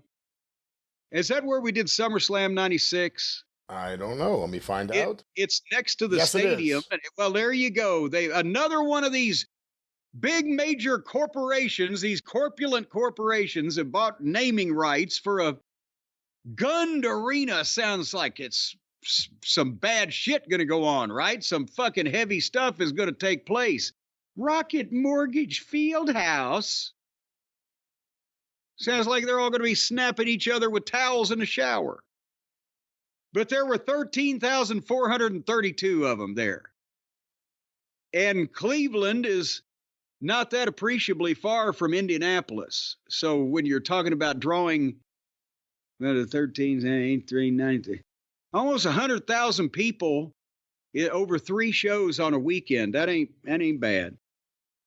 But we got to talk about, it's not that far from Indy to Cleveland as the crow flies, but the crowd reactions were somewhat different, weren't they? On several people, including Charlotte, which we'll get to, but Jey Uso. This is the reaction Charlotte gets. I just don't think you realize it. I mean, she got a little bit of a surprise reaction when she returned, but what is she accused of skinning Dalmatian puppies to make a coat? She's a major star that's been gone for a year because of a major injury that people know is legitimate. And she came back as a surprise at the Rumble, and people were like, yeah. And she won the thing, and the snipers didn't pull out their scopes, and nobody was drawing switchblades. But then 2 nights later in Cleveland, they brought monkey feces to throw at her. Because she's not a babyface. She shouldn't be booked as a babyface. But she was about to do a babyface promo that they told her to do until people said, fuck you. All right. I'll say until we get to that part, yeah. But there was a lot of stuff on this show. I mean, none of it wrestling related. Well, a little bit of it, but. Well, who cares about the wrestling? We want to talk about the show. But also, whereas the internet and the general, what do they call it? The IWC, the Internet Wrestling Community, was like Jey Uso. And we talked about in the Royal Rumble review that you just heard, but that we had done a day or so ago, this fucking Frankenstein of a show. The people there, when they were thinking Punk and Rollins and they had him right in front of them, they were kind of And people on the pay-per-view, they were, well, we got Punk and we got Rollins, we had But these people were right there live, and they get to fucking see him, and they went insane to begin with the waving and the yeeting, and the whole place was, as they used to say, the whole place was live. And when he got to the ring, they wouldn't stop and went on and on to the point where the fans started chanting one more time, and he gave them the signal, and they restarted the music and the yeeting. They saw him in this building. He's in front of them. He's a star, and they came to like it. So this wasn't your snarky, worldwide, somewhat jaded internet wrestling community. It was the people in Cleveland. And then he desperately needed to do a promo, not only that got to people with him as the main event guy, but also, what we say in the review, nobody wants to see Jay and Cody. Jay and Gunther, they just did it. But now it kind of makes sense that if they do it again, Jay's going to win. And he did both. Not only did he nail the promo, but then they did the face-off or standoff with Gunther that made the people want to see Jay kick the shit out of that guy and make him the pick that he's going to pick when he picks. So this was the segment was incredible, I thought. And it was 13 minutes into the show before he even had to speak words. Between the chanting and the yeeting and the cheering and the people standing up for him and him being overcome with emotion for real that you could tell, it just kept going. And at 13 minutes in, he says, "Thank you guys for that." And they fucking roar again. So now, work aside, and we pick the work apart, and we should pick the work apart. But he is nailing this as far as being the guy that they know shouldn't actually be there because he's not that great compared to all these other guys, but he's so fucking likable. You want him to be there and you'll overlook it. And he comes out and tells the story. I was a tag team guy and I was part of the bloodline, but I didn't think I could ever be the singles guy. I wasn't confident. I didn't have it. But tonight, I got it now. And yay, and you deserve it. And he was breaking, his voice was cracking, and it wasn't a work. Because he's telling the truth. I worked really hard to get to this position, but I got it because of you. His voice broke up. Thank all of you. Because of you guys, I'm the Royal Rumble winner. And they gave the applause. This is the only thing that he could have, the only perfect thing he could have done to come out and say to make this is he's likable and he's telling the truth to him. I shouldn't be here. You guys helped me just by liking me and doing the yeet and the whole thing. And now look where I am. And thank you. Now he's their fucking horse if he never wins another race. But anyway, he says, I'm going to WrestleMania, the main event, just me, Oos. And then Gunther's music hits. And before we get into the Gunther repartee, what'd you think of it? You had to think Jay nailed this. Of course he did, and he always does. I mean, that's what we always say. Well, he's not. No, this is an all-time classic. It's well, not this like is when you do it. This is when you do it. You're the man of the people. You just won the Rumble, and the place is going nuts for you. It transpired the right way, and it felt right. But I mean, usually he does the "I'm blown up anyway, so I'm going to spit out a few words where you can yeet" promo, and that's good to fire him up and everything. But this was very difficult to do because he was emotional, and it was true. And that's what it should have been, so it all worked out well. And with Gunther, in no way am I looking forward to the match, but I think the week-to-week build, promos, emotion, I think those intangibles will make the build of the match and the weeks leading up to the match, if he actually gets the match. I mean, we're assuming he will get the WrestleMania match in a few months. It's probably a fair assumption, but well, now that would be if Jay and Gunther is not for the world title at this point is not part of WrestleMania, they'll be pissed again at something because now they want to see it. And again, assuming it is, it's the same thing as if it wasn't. I'm sure the story and the build will be good, and the match will have an exciting, energetic entrance, and maybe some drama after the bell, and everything in between will be a problem. Well, not a problem, but not optimal. Well, not optimal. But so Gunther came out and he did another great heel interview where he belittled Jey Uso. You can't lace my boots. If I beat Cena or Punk or Roman, yeah, but not you. You don't mean anything to beat you. But if you choose me, I'll make every week hell and WrestleMania will be the worst. I'm going to fuck you up. So consider your options. And he starts just walk off and leave him. And Jay says, I'm tired of people telling me what I'm supposed to be and what I can do and can't do. I mean, the man of the people. The people. And whoever he chooses, he's going to walk out main event Jey Uso champion. And then, of course, they're saying same thing with the women. I'm going to talk to Cody on Friday. I'll see what's going on. they're not having the pick being picked yet, but it will be a disappointment, I think, if this is not where it goes. So it seems like that's where it's going. And I'm sure it will be. Wait a minute, it will be a disappointment, or it will be where it's going? I'm sure it will be where it's going. Okay, well, the way that when I phrased what I phrased, the way I phrased it, and then you came back with that other phrase, it was unphrased. But that's what happened there. I will, again, I'm not going to dissect the match. Ludwig Kaiser against Penta. And the cool statistic was Penta was in the Royal Rumble for 42 minutes, if you don't count that he was eliminated about a minute and a half in. And Kaiser was in for 6 seconds. So they had the long and the short of it there. But again, Kaiser, great worker, and he was calling it. Either that or he was having a fucking long conversation with this guy in the middle of their match. And he was working his ass off. I don't see Penta as being easy for a lot of these guys to work with because of a timing issue and when he's trying to sell, which nobody's ever asked him to before. He doesn't get the body language, I don't think.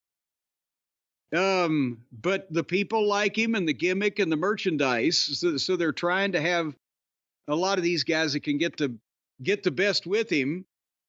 And finally, the finish was Ludwig hit some kind of big whoop-de-doo and got a 2 count, and then went for an O'Connor roll-up, and out of the roll-up, instead of rolling him all the way over on top of him, he schoolboyed him out of it and fed Penta the arm, and Penta finally got it and did the arm snap thing, which I don't know if that's translated yet, that people understand what's going on there.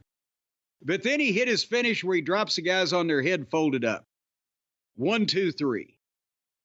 So, and then they give him another in-ring interview where he was cut off after he said thank you, and Pete Dunne came out to stare at him, and while that was happening, Kaiser jumped him from behind and gave him a kind of a crossroads DDT deal, and then left the ring and left Dunne standing there. I don't know what Dunne has done to deserve that. But the Penta experiment, what did you think of this contest? I thought it was all right. And obviously it's a little different because it's the first time he's taken any punishment after the bell. Just all right. Nothing else to add. Just all right, dog. A little pitchy for me. I was surprised when Pete Dunne came out. I didn't think we were going to get a Pete Dunne Penta feud. I didn't think that was the way we were going to go after he beat him a few weeks ago, but maybe they like the way they work together. Ooh, all righty then. Let's talk about I was going to say the 800-pound elephant in the room, but Jax wasn't in this segment. Charlotte came out to Queen Charlotte. Charlotte Flair has returned and came out to the ring. And as we said earlier at the top of this review, we were talking about how different reactions can come from different crowds, even if the sounds aren't that far apart. They booed her like she owed them money. She started out and I saw this promo before. Where? It was almost to the day. In 1993, I went to the 3rd Raw taping at the Manhattan Center. And that was the night Brutus Beefcake made his return, gave the longest promo of his career, and got heckled because he's just given this sob story that leads up to he was all alone and Hulk Hogan came to his hospital bed and held his hand, and now he's back in the ring. But I remember when he had recounted that it is the parasailing accident. Well, the way it happened in the room that I'll never forget, and I may be getting it slightly wrong, it's been a long time, but the footage is out there. He starts going down the list of things. He's like, and then my wife left me. And there was this one guy in the crowd that was like, good. And then my parents died. Good. And then my face was destroyed in a parasailing. And the guy just goes, let's go sailing. But they shit all over him. And he had always been a babyface. There wasn't really any question. Well, at least since 87. This is a different story, but same promo. Well, that's the thing. You could tell she started out she had something that she needed to say. She was starting to say, I missed you guys. I love doing this. The last year broke me mentally and physically. And every time she'd say one of those, they booed her more. And, and it looked like it was throwing her off for real because she's like, how am I going to, she had to think on her feet. And she ended up doing kind of a heelish promo and said, but I came back and I'm the greatest. So boo me now. I'm going to drink it all in because I love you guys. Even though I'm, trying to somewhat follow the framework of the promo she was going to give, when every time she would say, I love you and I'm so glad to be back, they're like, fuck you. Well, again, she's always better as a heel. I don't think she could deliver lines as a babyface, even when they're sincere. And the other thing is, where this promo went, unless she's wrestling Tiffany Stratton, she's not a babyface against Rhea. No one's getting cheered more than Rhea. So it's what were they doing exactly? I'm thinking, did they think they were going to have like a Punk and Seth kind of thing where you had dueling responses or dueling reactions that Charlotte would be somewhat heelish, but did they think like I did that, well, she just came back from a goddamn horrible surgery and she is a name and it was a surprise in a Rumble. Hey, there might be, I don't know, but you agree with me that it looked like she was switching gears in midstream to try to salvage the thing because they're just like, fuck you. No, I thought she did a good job because that's what she had to do. But again, the question becomes, if she wasn't supposed to be booed in a heel, why do you have the most popular babyface come out there to have a confrontation with her? Well, I'm thinking they, the battle of the icons, whatever. But she was getting hooted with Charlotte, and then she said, but I fought every day to get back here and heal this knee and the whole 9 yards. And then Rhea Ripley's music plays. And she comes there and mommy is over. And now it's just like, oh yeah, the opposite reaction. And they went back and forth a little while. They've had a couple of matches at WrestleMania. And Rhea says, yeah, I respect you, but please pick me because at the last WrestleMania we faced each other. I beat you. And then Charlotte said, well, the first time I beat you. And Rhea said, well, you're right, but I was just a kid back then. Ooh, sick burn, as the young folks say. But that's when Charlotte said, well, I got nothing but time. I'm going to see Julia. I'm going to see Tiffany, see if they inspire me. But Rhea, you've shown me you're still just a kid. I'll see you next week. And Rhea bowed up at her and said, you show me by the way you talk to me that you don't respect me like I respect you. So pick me and I can beat the respect into you. Now, one would think they're going in this direction. And I don't, with this response, if it was Charlotte and Tiffany, Tiffany'd probably be the babyface. Actually, she may have been anyway, just because even though Tiffany, I guess, is Tiffany a heel? I guess technically she was. Did she turn babyface or is she still? No, I think she's still snotty. They just like her because she's snotty. I don't know. It doesn't put Charlotte in a really good position to. I mean, these are the two most popular women on the roster right now. It's hard to get cheered against them, so Charlotte kind of has to be a heel, and that's the best way for Charlotte to be used. She's better in the ring as a heel, I think. Yeah, well, I mean, I'm not going to argue that. I just thought that she would have more oomph as a, well, we're glad. We're no glad any sympathy. We're glad you're back, but it's like, no, can you please leave again? I had the toughest year of my life, but I missed you. Boom! Yeah, fuck you. We didn't even notice you were gone. I've worked so hard to get back because of you. Boom! That's even worse. Don't blame us. It's not our fault. Oh, all right, but so there's that. And then there was other things which I don't particularly care about. And then the whole thing was Seth and Punk and Sammy. We'll talk about that because Sammy was in the back. He's going to have an Elimination Chamber qualifying match tonight with CM Punk. The first time they've ever wrestled, apparently legitimately in their careers. And he was talking about that for a second. He said, oh, wait a minute, I need to talk to somebody. And he walks across the backstage area, and it's Jey Uso. And he hovers up next to Jey, and the people are, is there tension? Is there heat? I can feel it. And he grabs him and gives him a big hug. I'm sorry I kicked you in the Rumble or wherever it was. And it was an accident. And Sammy gave him a pep talk. you got to go out there and do it for yourself. We love you and you're great to blah. Because Sammy's the reconciliator. Reconciliator? What? He's the person that wants to bring everybody together and reconcile their differences. And then Karrion Kross walked in and started talking to him, and I quit paying attention. Well, I mean, isn't that generally the normal response? Oh, this fucking guy again. I don't know. Maybe he'd be a babyface against Charlotte, though. Let's see what happens. And then Punk, later on in the back, responded that he didn't win the Royal Rumble, but neither did Roman and neither did Seth. And I apologize in advance to Sami Zayn, but I'm going to go to the Elimination Chamber tonight at his expense. And now Roman is injured and out for the foreseeable future, is what they're saying. So is he the last man to enter the Elimination Chamber?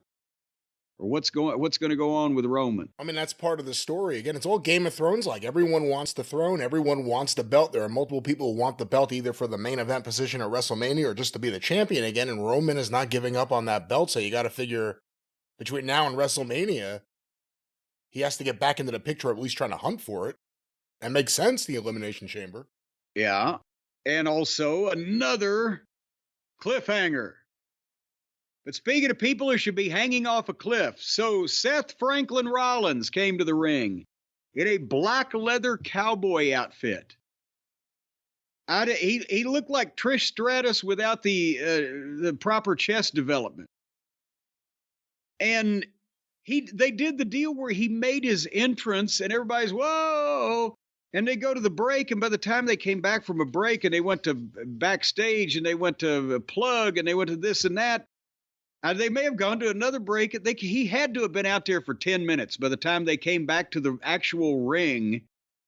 And what do they do with even a guy as big a star as Seth Rollins? How do they have him stand out there for 10 minutes? Does he go away somewhere?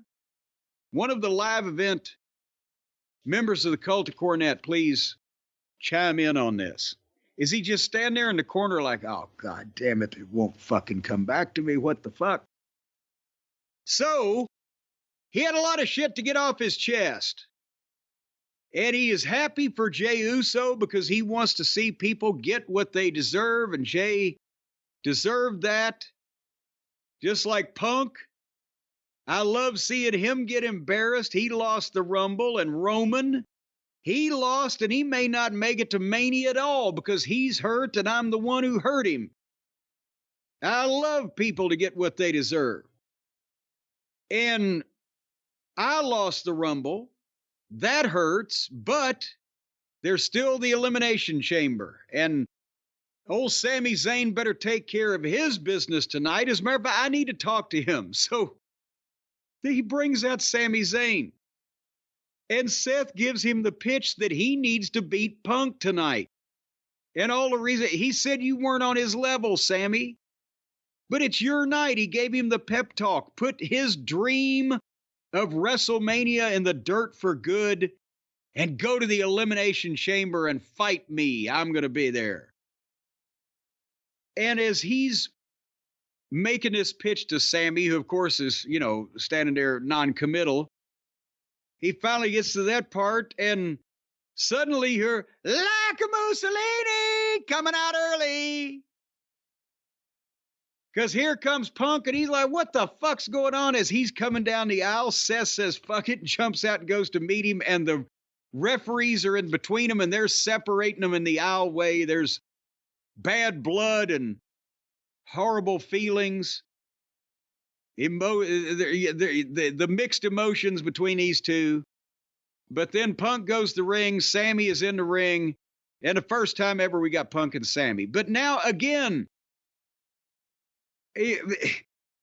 Seth is trying to convince Sammy to fuck with Punk, even though Sammy and Jey and everybody, they're all happy with each other until somebody stirs the pot here. And then we had, imagine this, a wrestling match where they started with a lockup.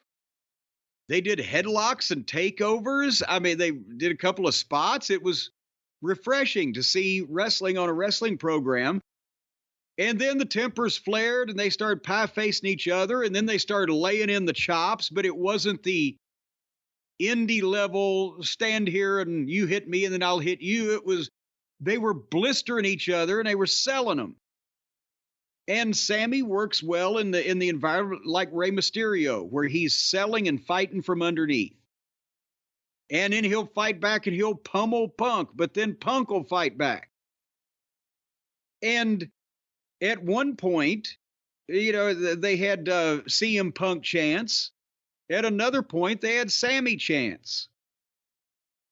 And here, one thing, did you have the video glitches? I saw on Twitter I was not alone, but... No, I had them. I watched live, and they were all throughout the night, but especially there was a moment here in this match where it was pretty frequent. Yeah, and that's that was network transmission from Cleveland then, right? Because if Netflix's signal live was going out and doing that, then they would have been able to fix it on the replay. It had to be the signal they were getting. So, do you think Tony Khan has sent the plant like into the truck? We had the audio issues the other day where all of a sudden we get the Spanish feed. Now the regular feed is just cutting out. Very AEW like. Well, no, the Spanish feed was on the pay-per-view, right? No, Saturday night's main event. Saturday night's main event. That's right. That is because it's NBC. It's not their regular network. That I can believe may have been something at Master Control, and they couldn't figure it out until they figured it out. This was not a mistake that they made in the truck and feeding audio to the wrong place or not going to the right video, whatever. This was just going black and breaking up. That's why I'm thinking somehow there was a problem in the transmission between Cleveland and wherever the Netflix network receives its shows to fucking put them out. But it was hard to follow for a minute. But anyway, Sammy hit the Blue Thunder, got a 2 count, and they chanted, "This is awesome." And Punk had been working Sammy's bad left arm through the match and hit a divorce cord on it like Bobby Eaton. And got the Anaconda Vice, and the people are chanting "Sammy, Sammy," and then Sammy squirmed to the ropes and got the rope with his foot and got a pop for a rope break. Imagine what you can do when you're having a wrestling match. And then they had "Let's Go Sammy, CM Punk." And boom, some more 2 counts and false finishes, and the fans were screaming.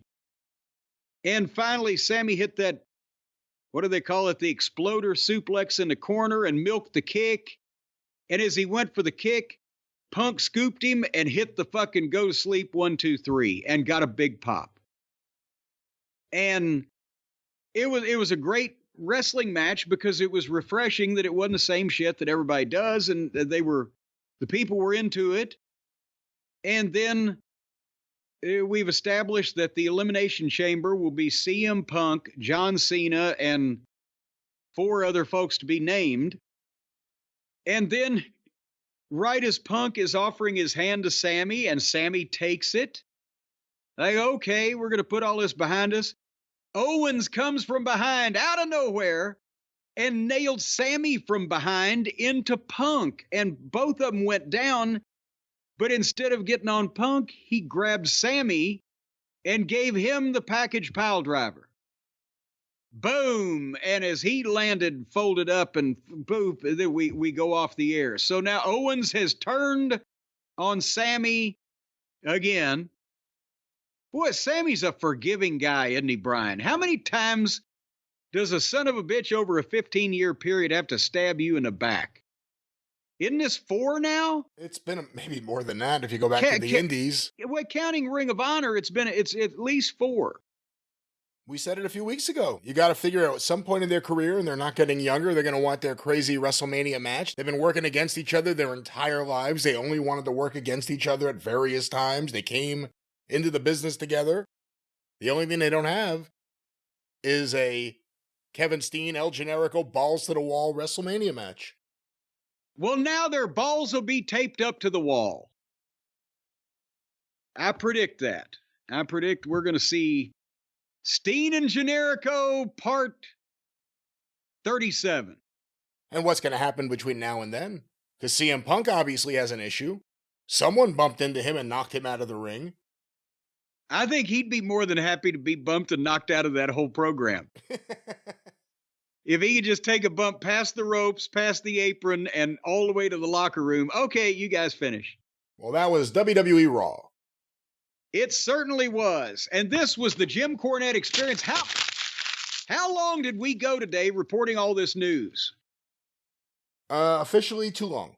Officially? Well, in that case, we'll be back officially next week to do it again. Is it this week or is it next week? Oh, come on, not again. All right. Technically, I don't know. Technically, we'll be back in a couple of days with the drive-thru. That's your program, and we've got all kinds of comments and recipes and organ playing. Or people's organs will be manipulated on the drive-thru this week with Brian Last, and next week on the experience, we'll part 2 of Ash Avildsen. He's not like Cher, I guess. Ash. And more of that stuff. You're trying to hurry me. All right, thank you. No, I'm giving you background music. I'm trying to get you in the mood for the Well, in that case, I'm trying to hurry me. If you're going to play music, thank you. Fuck you. Bye-bye, everybody.